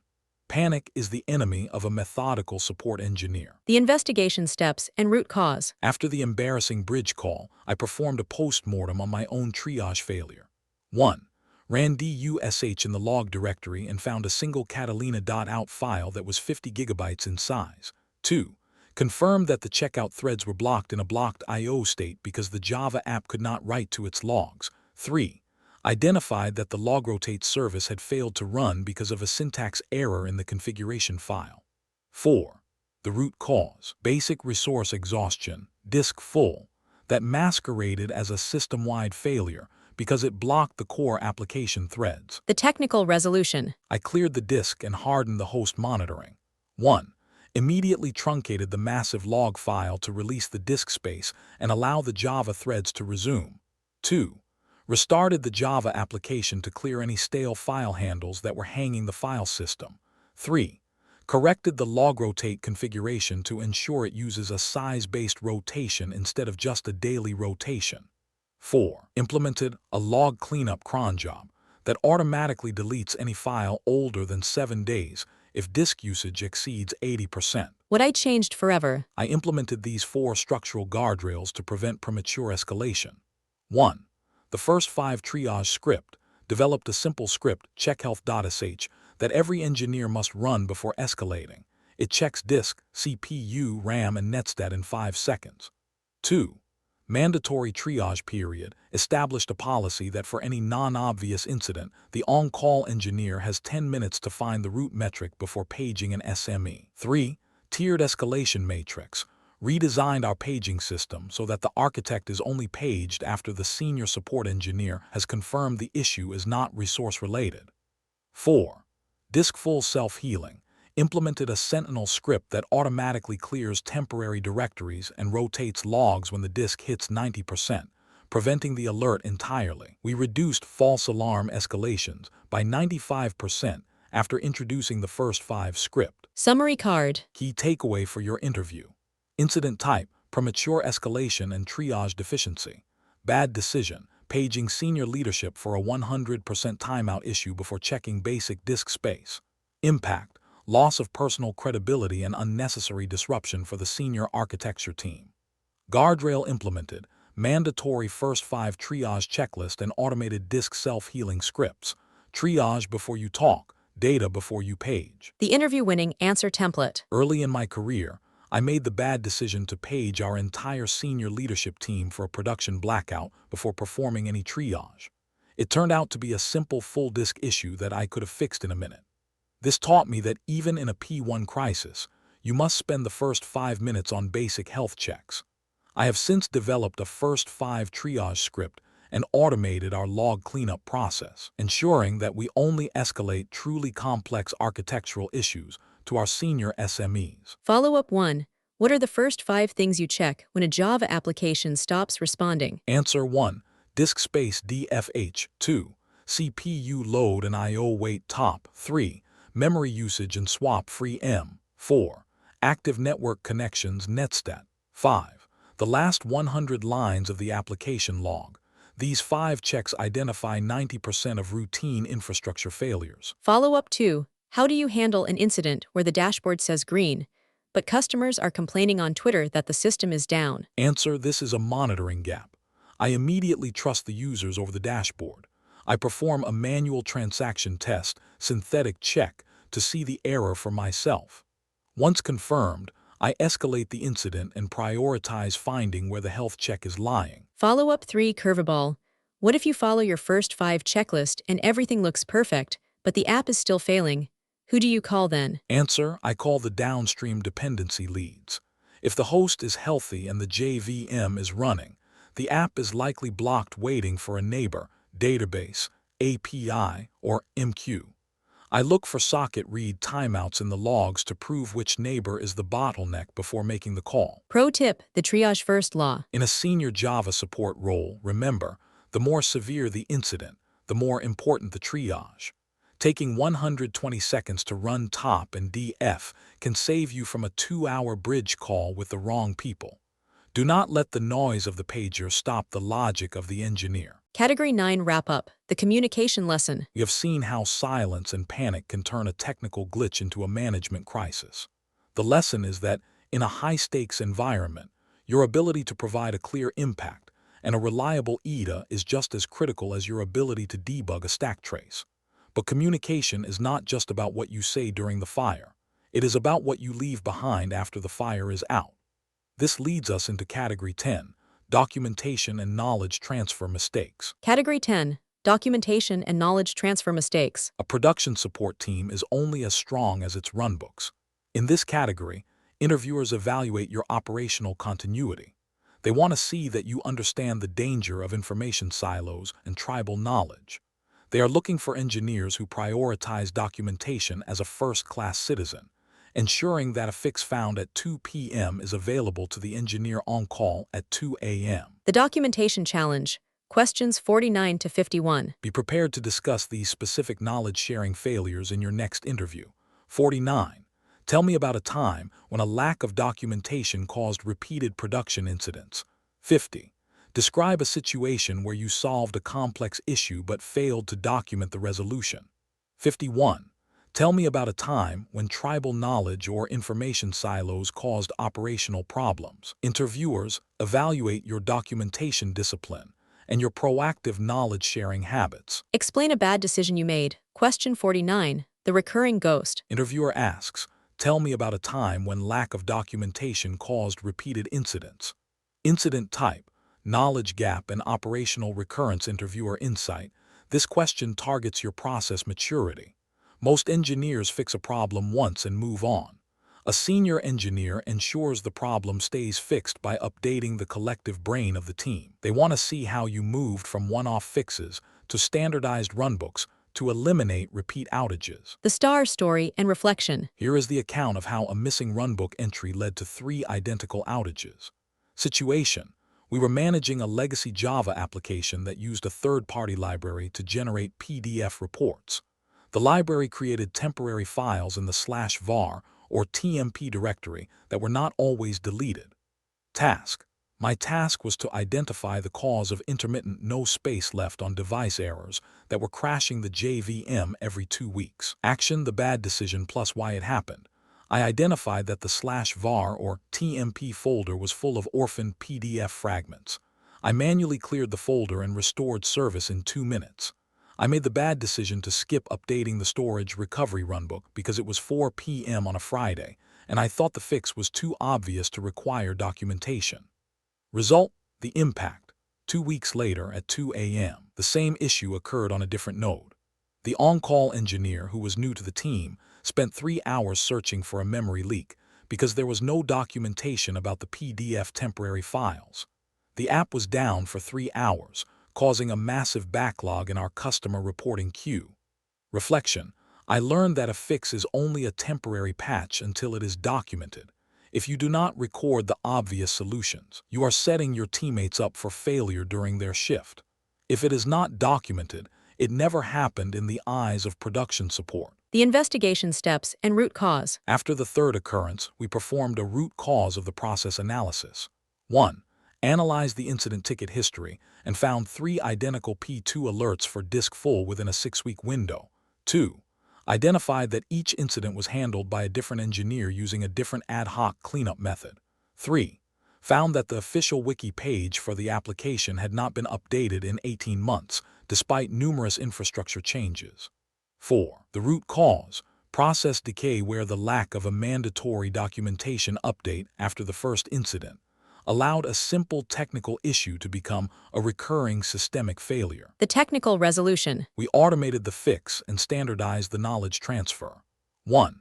Implemented a Java-based file watcher utility within the application to automatically delete temp files older than 60 minutes. 2. Created a comprehensive disk-full troubleshooting guide that includes specific commands like find/var or tmp name, PDF for rapid identification. 3. Added an automated cron cleanup script at the OS level as a secondary safety net to prevent partition saturation. 4. Updated the JVM java.eo.tmp dir setting to point to a dedicated, high-speed ephemeral drive to isolate application temp files from the OS logs. What I changed forever. I implemented these 4 structural guardrails to eliminate recurring incidents. 1. Mandatory RCA documentation. Established a rule that no P1 or P2 incident ticket can be closed without a link to an updated or new runbook entry. 2. Bi-weekly wiki audits. Initiated a rotating librarian role where one engineer spends 2 hours every 2 weeks verifying that runbooks match the current production state. 3. First responder link. Configured our Prometheus alerts to include a direct hyperlink to the relevant troubleshooting section in the wiki within the alert message itself. 4.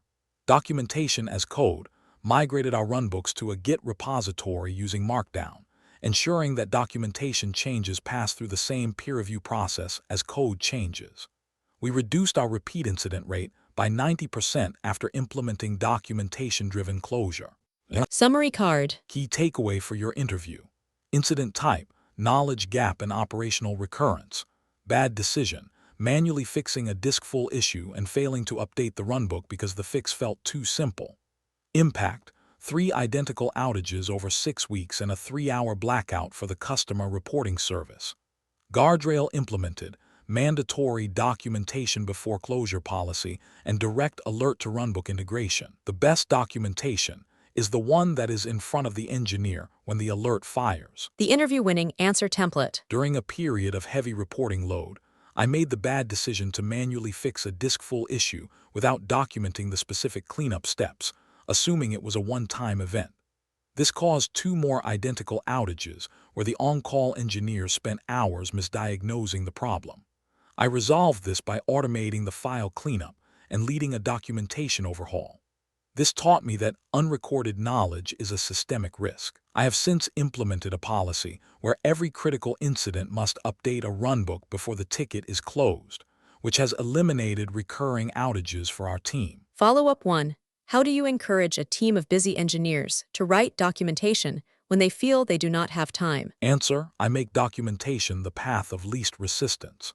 I created templates that can be filled out in 2 minutes and integrated the wiki into our Slack channel. I also frame documentation as future time saving.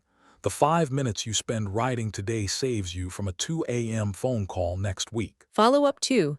What is the most effective way to document a Java thread dump analysis so another engineer can follow it? Answer: I use the annotated snapshot method. I do not just paste the 10,000 lines.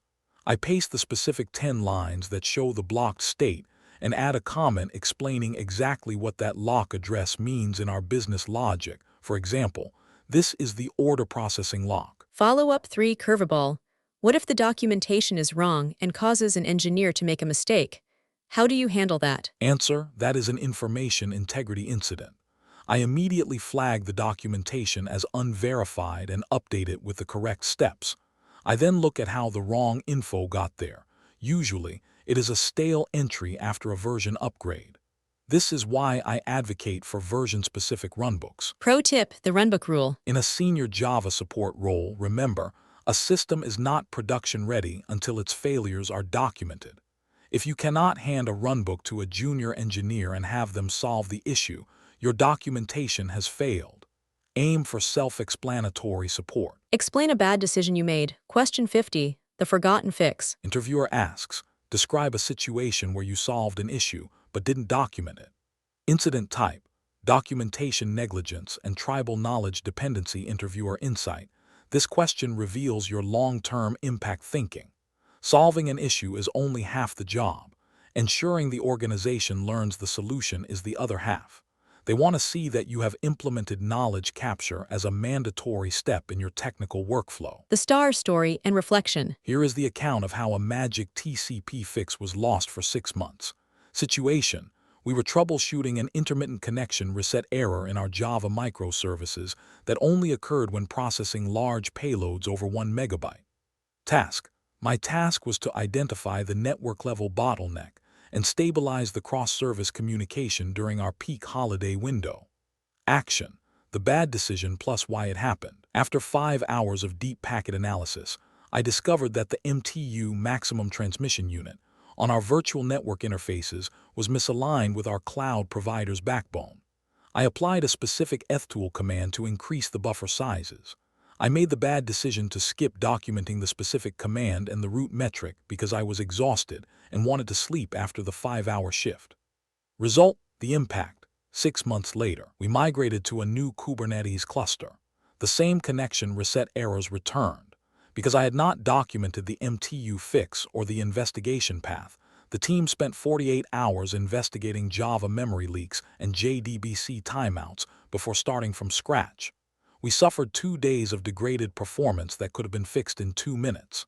Reflection: I learned that technical memory is shorter than you think. If you do not document the hidden fixes, the ones that live at the OS or network layer, you are essentially leaving a booby trap for your future self.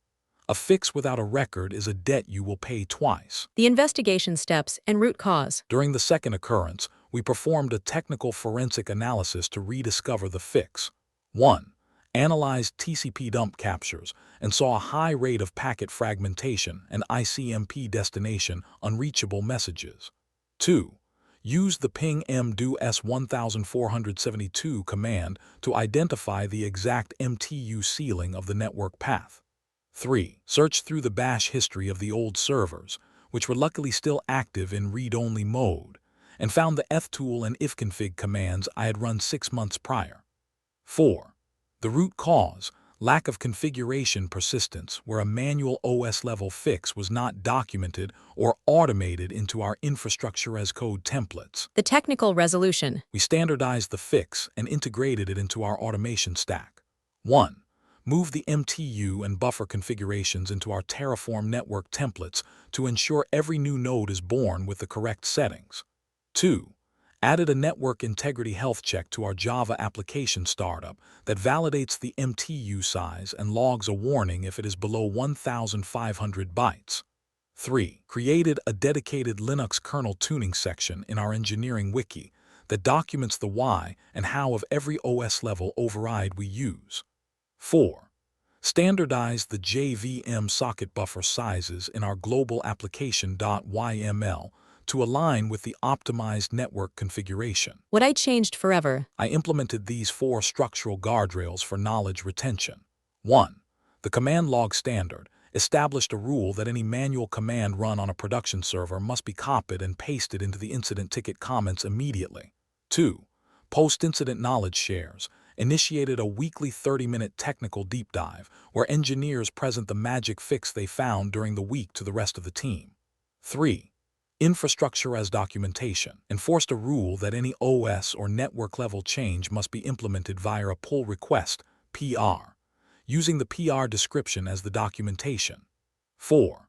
Automated runbook suggestions integrated a tool that scans resolved tickets for keywords and automatically suggests existing runbooks or prompts for the creation of a new one. Knowledge sharing is now a part of our definition of done for every incident. Summary card. Key takeaway for your interview: incident type, documentation negligence and tribal knowledge dependency. Bad decision, failing to document a high-impact OS-level network fix because of post-incident exhaustion. Impact: 48-hour troubleshooting delay during a cluster migration and loss of historical technical context. Guardrail implemented, command log standard for tickets and mandatory pull requests for all infrastructure-level overrides. Your bash history is not a documentation strategy. The interview-winning answer template. After a long debugging session, I once made the mistake of failing to document a critical network buffer fix because I was exhausted. 6 months later, we hit the exact same issue during a migration, and the team wasted 2 days reinventing the wheel. I resolved this by eventually digging through old server logs to find the fix and then automating it. This taught me that the value of a solution is zero if it is not recorded. I have since implemented a command log policy and weekly knowledge share sessions, ensuring that our technical wins are preserved forever in our automation and wiki. Follow-up 1. How do you decide what is worth documenting and what is just noise? Answer: I use the twice rule. If I have to look up a command or a logic path more than twice, or if I find myself explaining it to a teammate twice, it is a candidate for a runbook. My goal is to never solve the same unique problem twice without a reference guide. Follow-up 2. What are the key components of a high-quality support runbook? Answer: 1. The symptoms, what the alert looks like. 2. The validation, how to prove the root cause. 3. The resolution, the exact commands. 4. The rollback, what to do if the fix fails. Without those 4, a runbook is incomplete. Follow-up 3. Curveball. What if you document a fix, but a developer tells you that your documentation is encouraging bad habits rather than fixing the code? Answer: I welcome that feedback. A support runbook is a mitigation, not always a fix. I would collaborate with the developer to create a permanent bug ticket. My documentation serves to keep the system up now, while their code fix ensures it stays up forever. The runbook should ideally include a link to the long-term bug ticket. Pro tip: the bashlog rule. In a senior Java support role, always keep a scratchpad open during an incident. Every command you run and every log you tail should be saved there. At the end of the shift, spend 10 minutes moving that scratchpad into the Jira ticket. It is the cheapest insurance you can buy against a repeat outage. Explain a bad decision you made. Question 51. The tribal lockdown. Interviewer asks, tell me about a time when tribal knowledge caused operational problems. Incident type: information silo and operational risk. Interviewer insight: this question reveals your team leadership and risk awareness. Tribal knowledge is a single point of failure. A senior engineer recognizes when a process is hidden inside one person's head and takes action to democratize that knowledge. They want to see how you moved from SME dependence to team autonomy. The star story and reflection. Here is the account of how a hidden script paralyzed the team during a weekend outage. Situation: we were managing a high-frequency Java message bus system. One of our veteran engineers had built a custom rebalancing script to clear stuck Kafka partitions manually. Task: during a Saturday morning surge, the message bus hung, and we needed to rebalance the partitions to restore consumer throughput. Action: the bad decision plus why it happened. I had known for months that this rebalancing process was tribal knowledge held only by that one engineer. I made the bad decision to deprioritize documenting that script because we were focused on feature work. I assumed that since he was always available on Slack, the risk was low. Result: the impact. On that Saturday, the veteran engineer was on an international flight with zero connectivity. The rest of the team spent 6 hours trying to manually replicate his script's logic by reading through 2,000 lines of system logs. The message bus remained stalled for 6 hours, resulting in a loss of 1 million tracking events and an SLA penalty of $200,000. Reflection: I learned that available personnel is not a support strategy. If a critical operation cannot be performed by the newest member of the team using a runbook, you are not supported. You are just lucky until that person is unavailable. Knowledge in a person's head is an asset. Knowledge in a wiki is a safeguard. The investigation steps and root cause. As the outage persisted, we performed a silo discovery audit. 1. Searched the global Git and wiki and found 0 references to the rebalancing script. 2.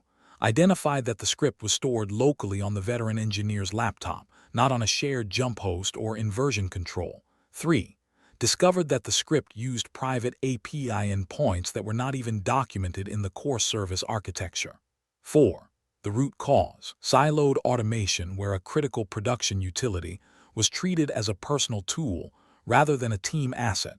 creating a single point of failure for the entire platform. The technical resolution. We democratized the process and hardened the recovery flow. 1. Immediately migrated the rebalancing script to a central Git repository and added a Jenkins job to allow anyone to run it with a single click. 2. Created a visual runbook that uses screenshots of the Kafka dashboard to show exactly how to identify a stuck partition. 3. Implemented an auto-rebalance feature in the Java consumer logic itself, reducing the need for manual script intervention by 80%. 4. Conducted a mandatory knowledge transfer session where the veteran engineer taught the entire support team the internal mechanics of the script. What I changed forever. I implemented these 4 structural guardrails to eliminate tribal knowledge silos. 1. The truck factor audit. Established a quarterly review where we identify critical tasks that only one person knows how to do and mandate a shadowing session to share that skill. 2. Script versioning mandate. Enforced a hard rule that any script used on a production server must be stored in the ops repo Git repository with a peer-reviewed README. 3. Standardized jump hosts. Disabled the use of local scripts on personal laptops. All support tools must now run from a standardized, audited Bastion host with shared access. 4. Documentation for promotion. Updated our career ladder requirements to include knowledge democratization as a key metric for senior-level engineers. We have reduced our SME dependency outages to 0 since adopting the truck factor audit. Summary card. Key takeaway for your interview. Incident type, information silo and operational risk. Bad decision, allowing a critical recovery process to exist only as tribal knowledge in one person's head.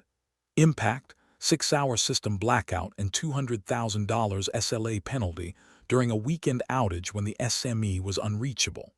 Guardrail implemented.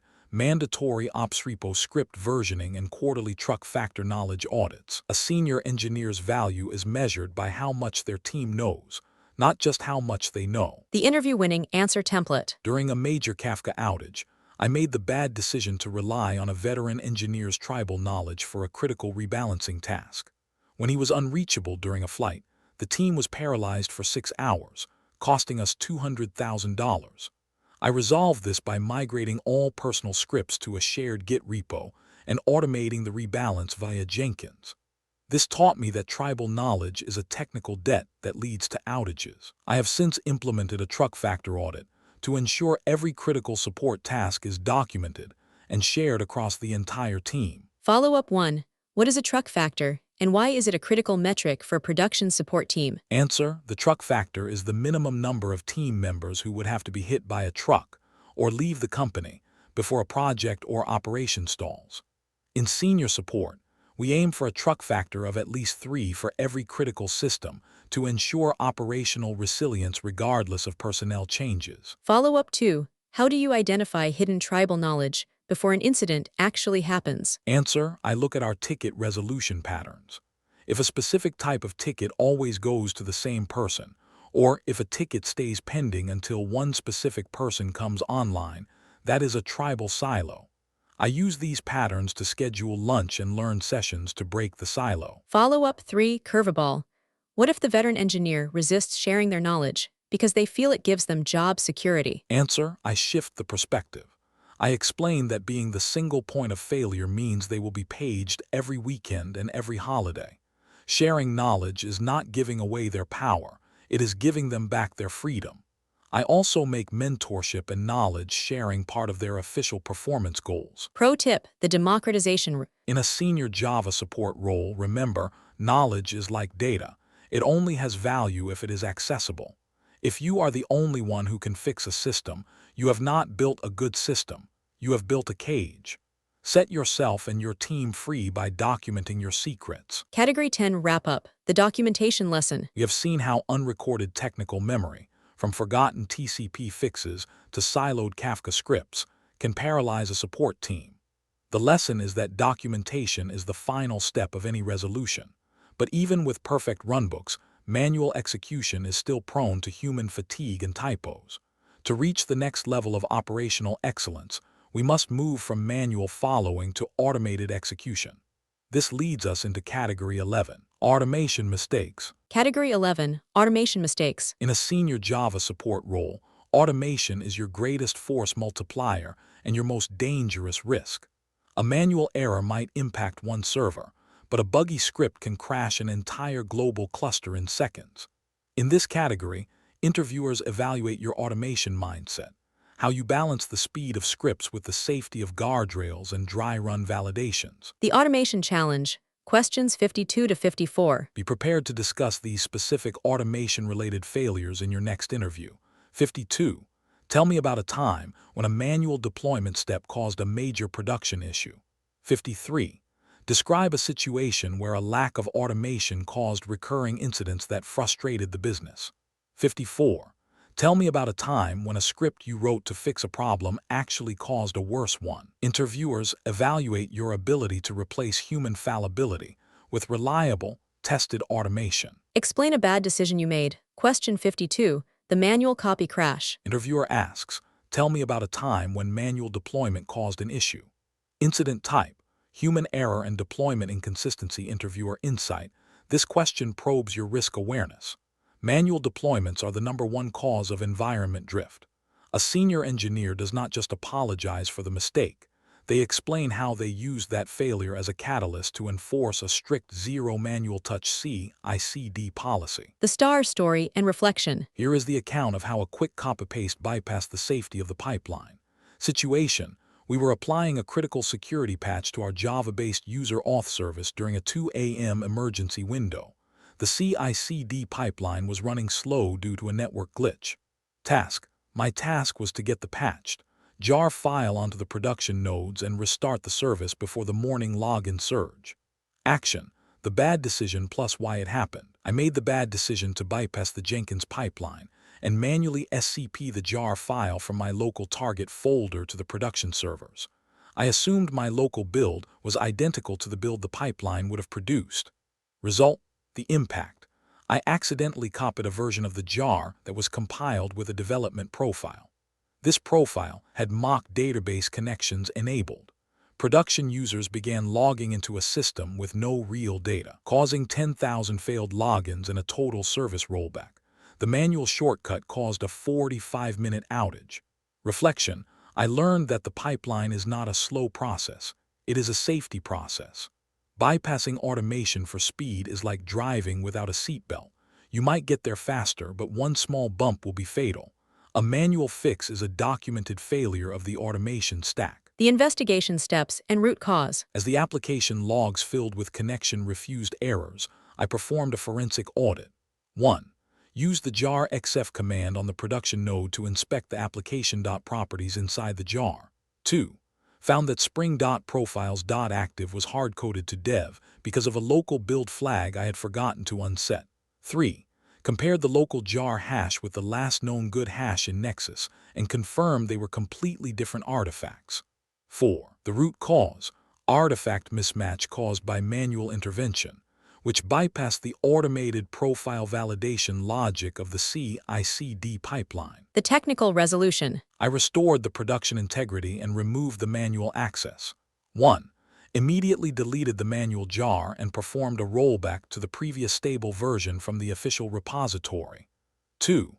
Forced the security patch through the full CI/CD pipeline, ensuring it was compiled against the production profile and verified in staging.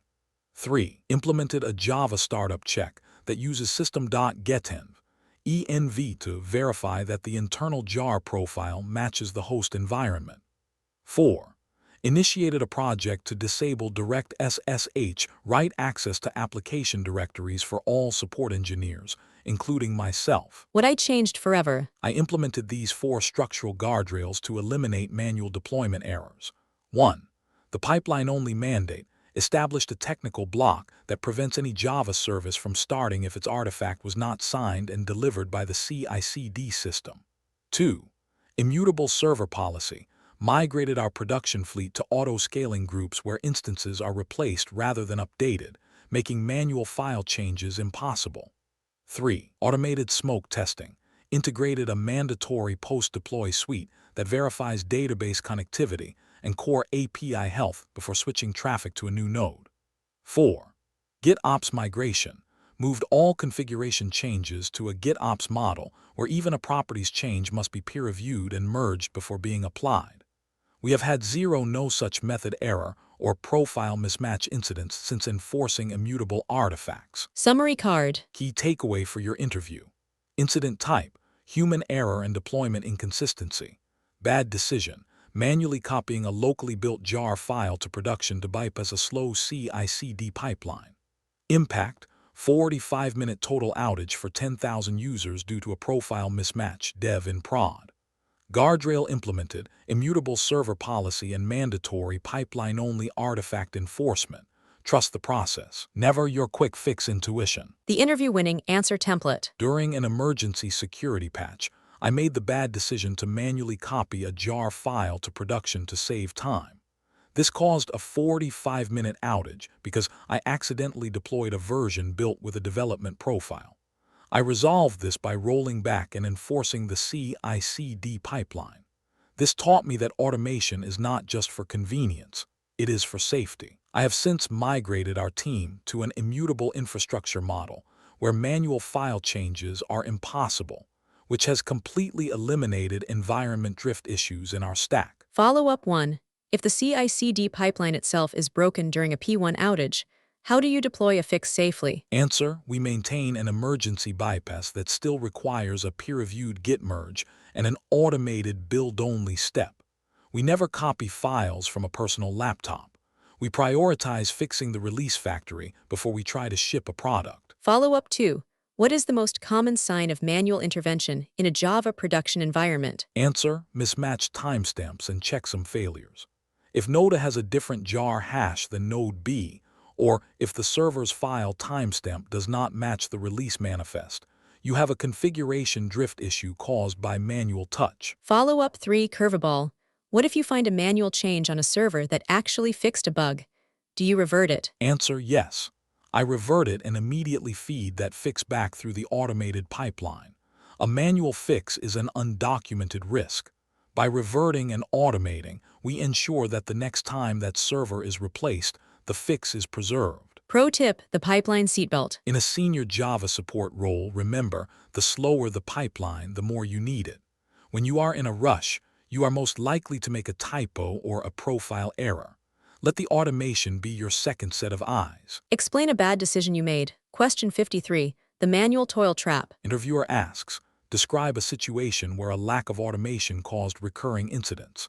Incident type, operational toil and resource exhaustion. Interviewer insight. This question tests your SRE mindset.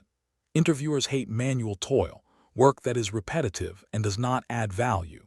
A senior engineer identifies when the team is running to stand still and builds self-healing systems to eliminate repetitive outages. The star story and reflection. Here is the account of how manual log cleanup failed us on a holiday weekend.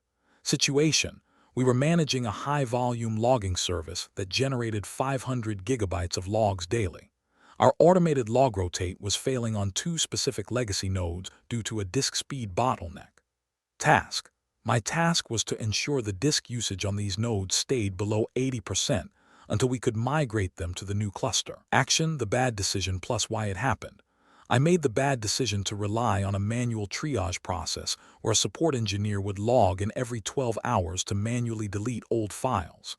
I delayed building an automated janitor script because I thought the migration would happen next week. Result: the impact.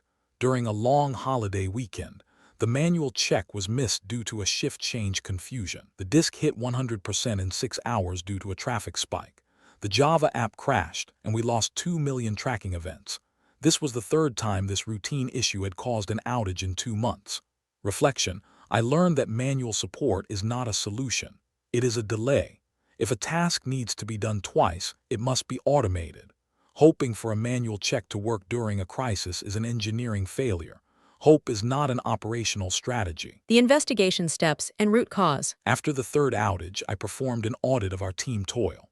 1. Analyzed the last 30 days of tickets and found that 25% of our time was spent on manual disk cleanups. 2. Checked the cron logs and identified that the legacy log rotate was failing because of a specific permission denied error on a subfolder. 3. Correlated the crash time with a marketing email blast that tripled the log volume within a 2-hour window. 4. The root cause. Lack of automated self-healing, where a repetitive maintenance task was left to human execution, making it vulnerable to surges and forgetfulness. The technical resolution. I replaced the manual toil with a robust, automated janitor service. 1. Developed a Python-based janitor script that monitors disk usage every 5 minutes and automatically deletes the oldest logs if usage exceeds 75%. 2. Implemented an alerting on action policy. The script now pings our Slack channel every time it performs an emergency cleanup, so we can track the frequency. 3. Migrated the Java app to use rolling file appender with a strict max history and total size cap setting to handle log rotation at the JVM level. 4. Performed a stress test by simulating a 10 times log surge in staging to verify the automation could maintain disk health without human intervention. What I changed forever. I implemented these 4 structural guardrails to eliminate operational toil. 1. The rule of 3 mandated that if any manual support task is performed 3 times, the engineer must spend the next sprint automating it. 2. Toil budget monitoring created a monthly report that tracks how many hours the team spends on manual tasks versus project work, with a goal to keep toil below 30%. 3. Self-healing architecture established a standard that all new infrastructure must include a cleanup sentinel that automatically handles common resource failures. Disk/TMP/cache. 4. Predictive scaling integrated our log volume metrics with our infrastructure scaling, so the system now preemptively adds storage or nodes during traffic bursts.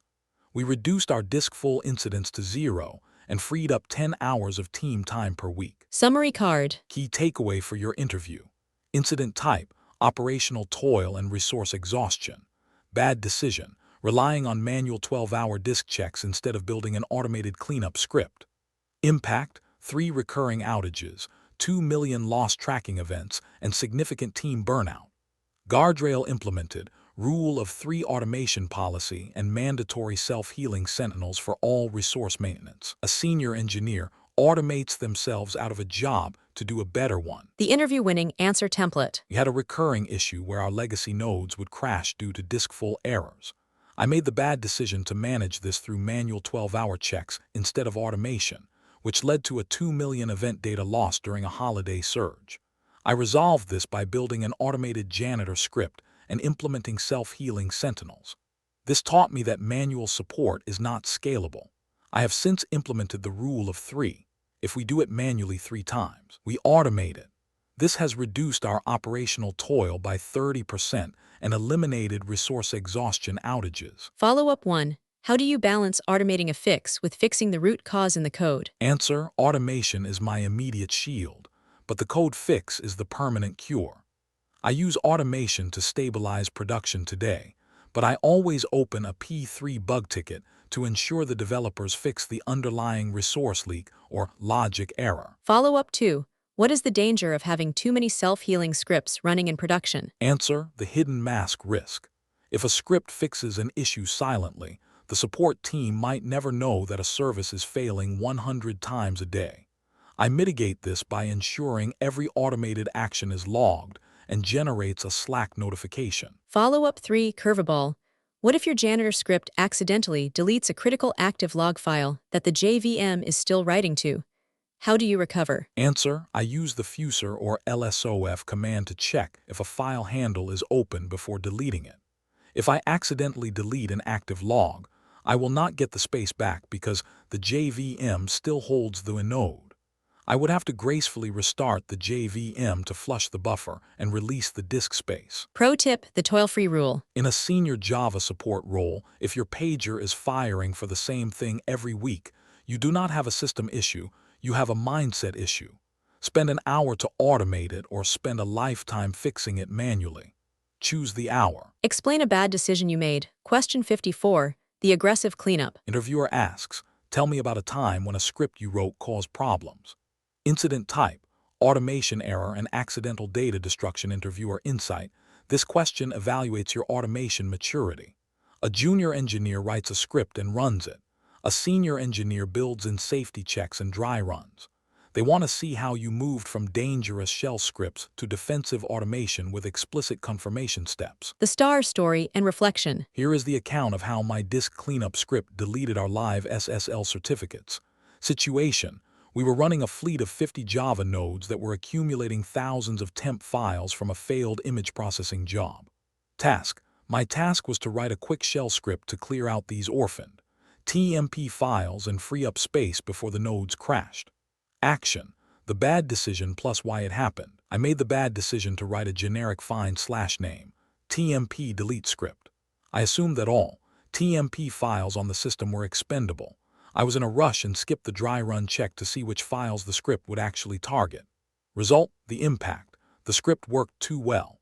It deleted our live SSL certificates and private keys stored in a subfolder that happened to use the TMP extension for intermediate CA files. All 50 nodes immediately failed their SSL handshakes, and the entire platform went offline for 3 hours. We had to manually redeploy the certificates from our secret manager. Reflection: I learned that power without precision is a disaster.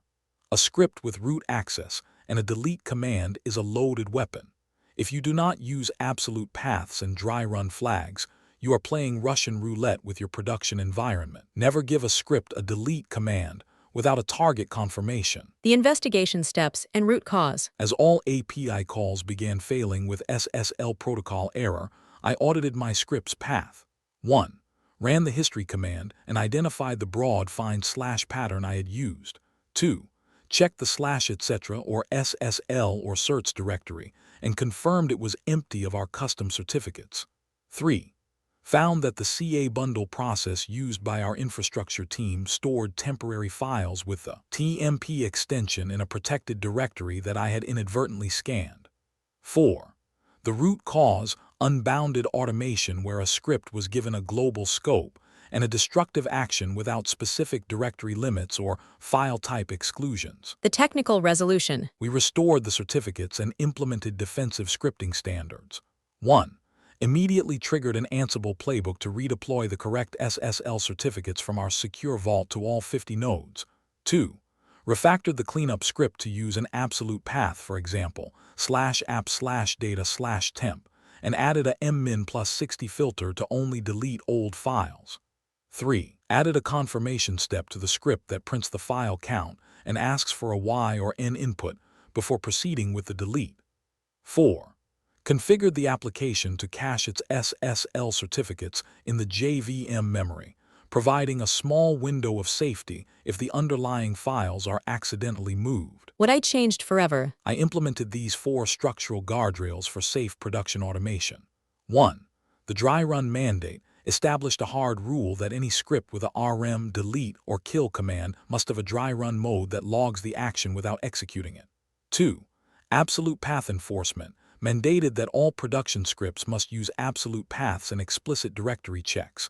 The use of global find/ is now strictly prohibited. 3. Peer-reviewed automation enforced a policy that even a one-off script must be posted in Slack and reviewed by another senior engineer before it is run as root. 4. Script testing and staging created a destructive testing node in staging where we test cleanup scripts against a mirror of the production file system hierarchy. We have had 0 accidental data deletion incidents since implementing defensive scripting. Summary card. Key takeaway for your interview: incident type: automation error and accidental data destruction. Bad decision: running a global find/delete script to clear temp files without directory limits or a dry run check. Impact: deleted production SSL certificates across 50 nodes, causing a 3-hour platform-wide outage.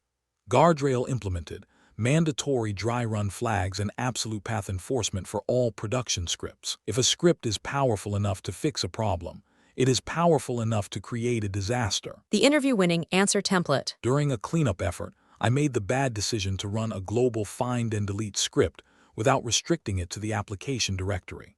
I accidentally deleted our production SSL certificates, which took our entire platform offline for 3 hours. I resolved this by redeploying the certs via Ansible and then implementing strict defensive scripting standards. This taught me that automation requires precision. I have since enforced a policy of mandatory dry runs and absolute path definitions for every script, ensuring that we never have an accidental data loss incident again. Follow-up 1. How do you handle script failures in an automated pipeline so they do not leave the system in a broken state? Answer: I use the SETI exit on error flag in Bash and implement atomic operations. If any step fails, the script should immediately stop and trigger a rollback. I also use lock files to prevent two instances of the same cleanup script from running simultaneously and competing for the same resources. Follow-up 2. What is the benefit of using Python or Java for support scripts instead of standard shell or bash? Answer: Python and Java provide better error handling and data structures. In Bash, a typo in a variable can cause a rm/ref/disaster. In Python, I can use try-except blocks and library-level file system checks that are much safer and more readable for the rest of the team. Follow-up 3. Curveball. What if you run a script and it hangs? Do you kill it immediately or wait? Answer: I wait and check the I/O and process state. If I kill a script midway through a large delete or a DB update, it might leave orphaned data or half-written files. I look at trace to see what the script is doing. If it is stuck on a network timeout, I kill it. If it is busy writing to disk, I let it finish. Pro tip, the dry run law. In a senior Java support role, remember, the console is a mirror. Never run a command that you have not first run with a preview or list flag. If your script does not have a safe mode, you aren't ready to run it as root. Category 11 wrap-up, the automation lesson. We have explored the double-edged sword of automation, how it can rescue a team from repetitive toil, but also how a single unconstrained script can delete production assets in seconds. The lesson is that automation must be defensive, peer-reviewed, and always include a dry run mode. In senior support, we do not just automate to go fast. We automate to be consistently safe. Part 1 wrap-up, foundations of operational excellence. We have now covered the first 54 questions of our 99-question series. From managing your first production crash to mastering the JVM and enforcing documentation standards, Part 1 has focused on the tactical core of a Java support engineer. These are the skills that keep the lights on and the requests flowing. If you can answer these questions with the depth we have discussed, you are already ahead of 90% of candidates. Transition, moving from triage to architecture. But to secure a senior or lead position in a top-tier tech firm or a major bank, tactical knowledge is not enough.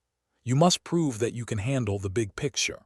You need to demonstrate expertise in security, cloud-native architecture, high concurrency systems, and complex event-driven pipelines like Kafka.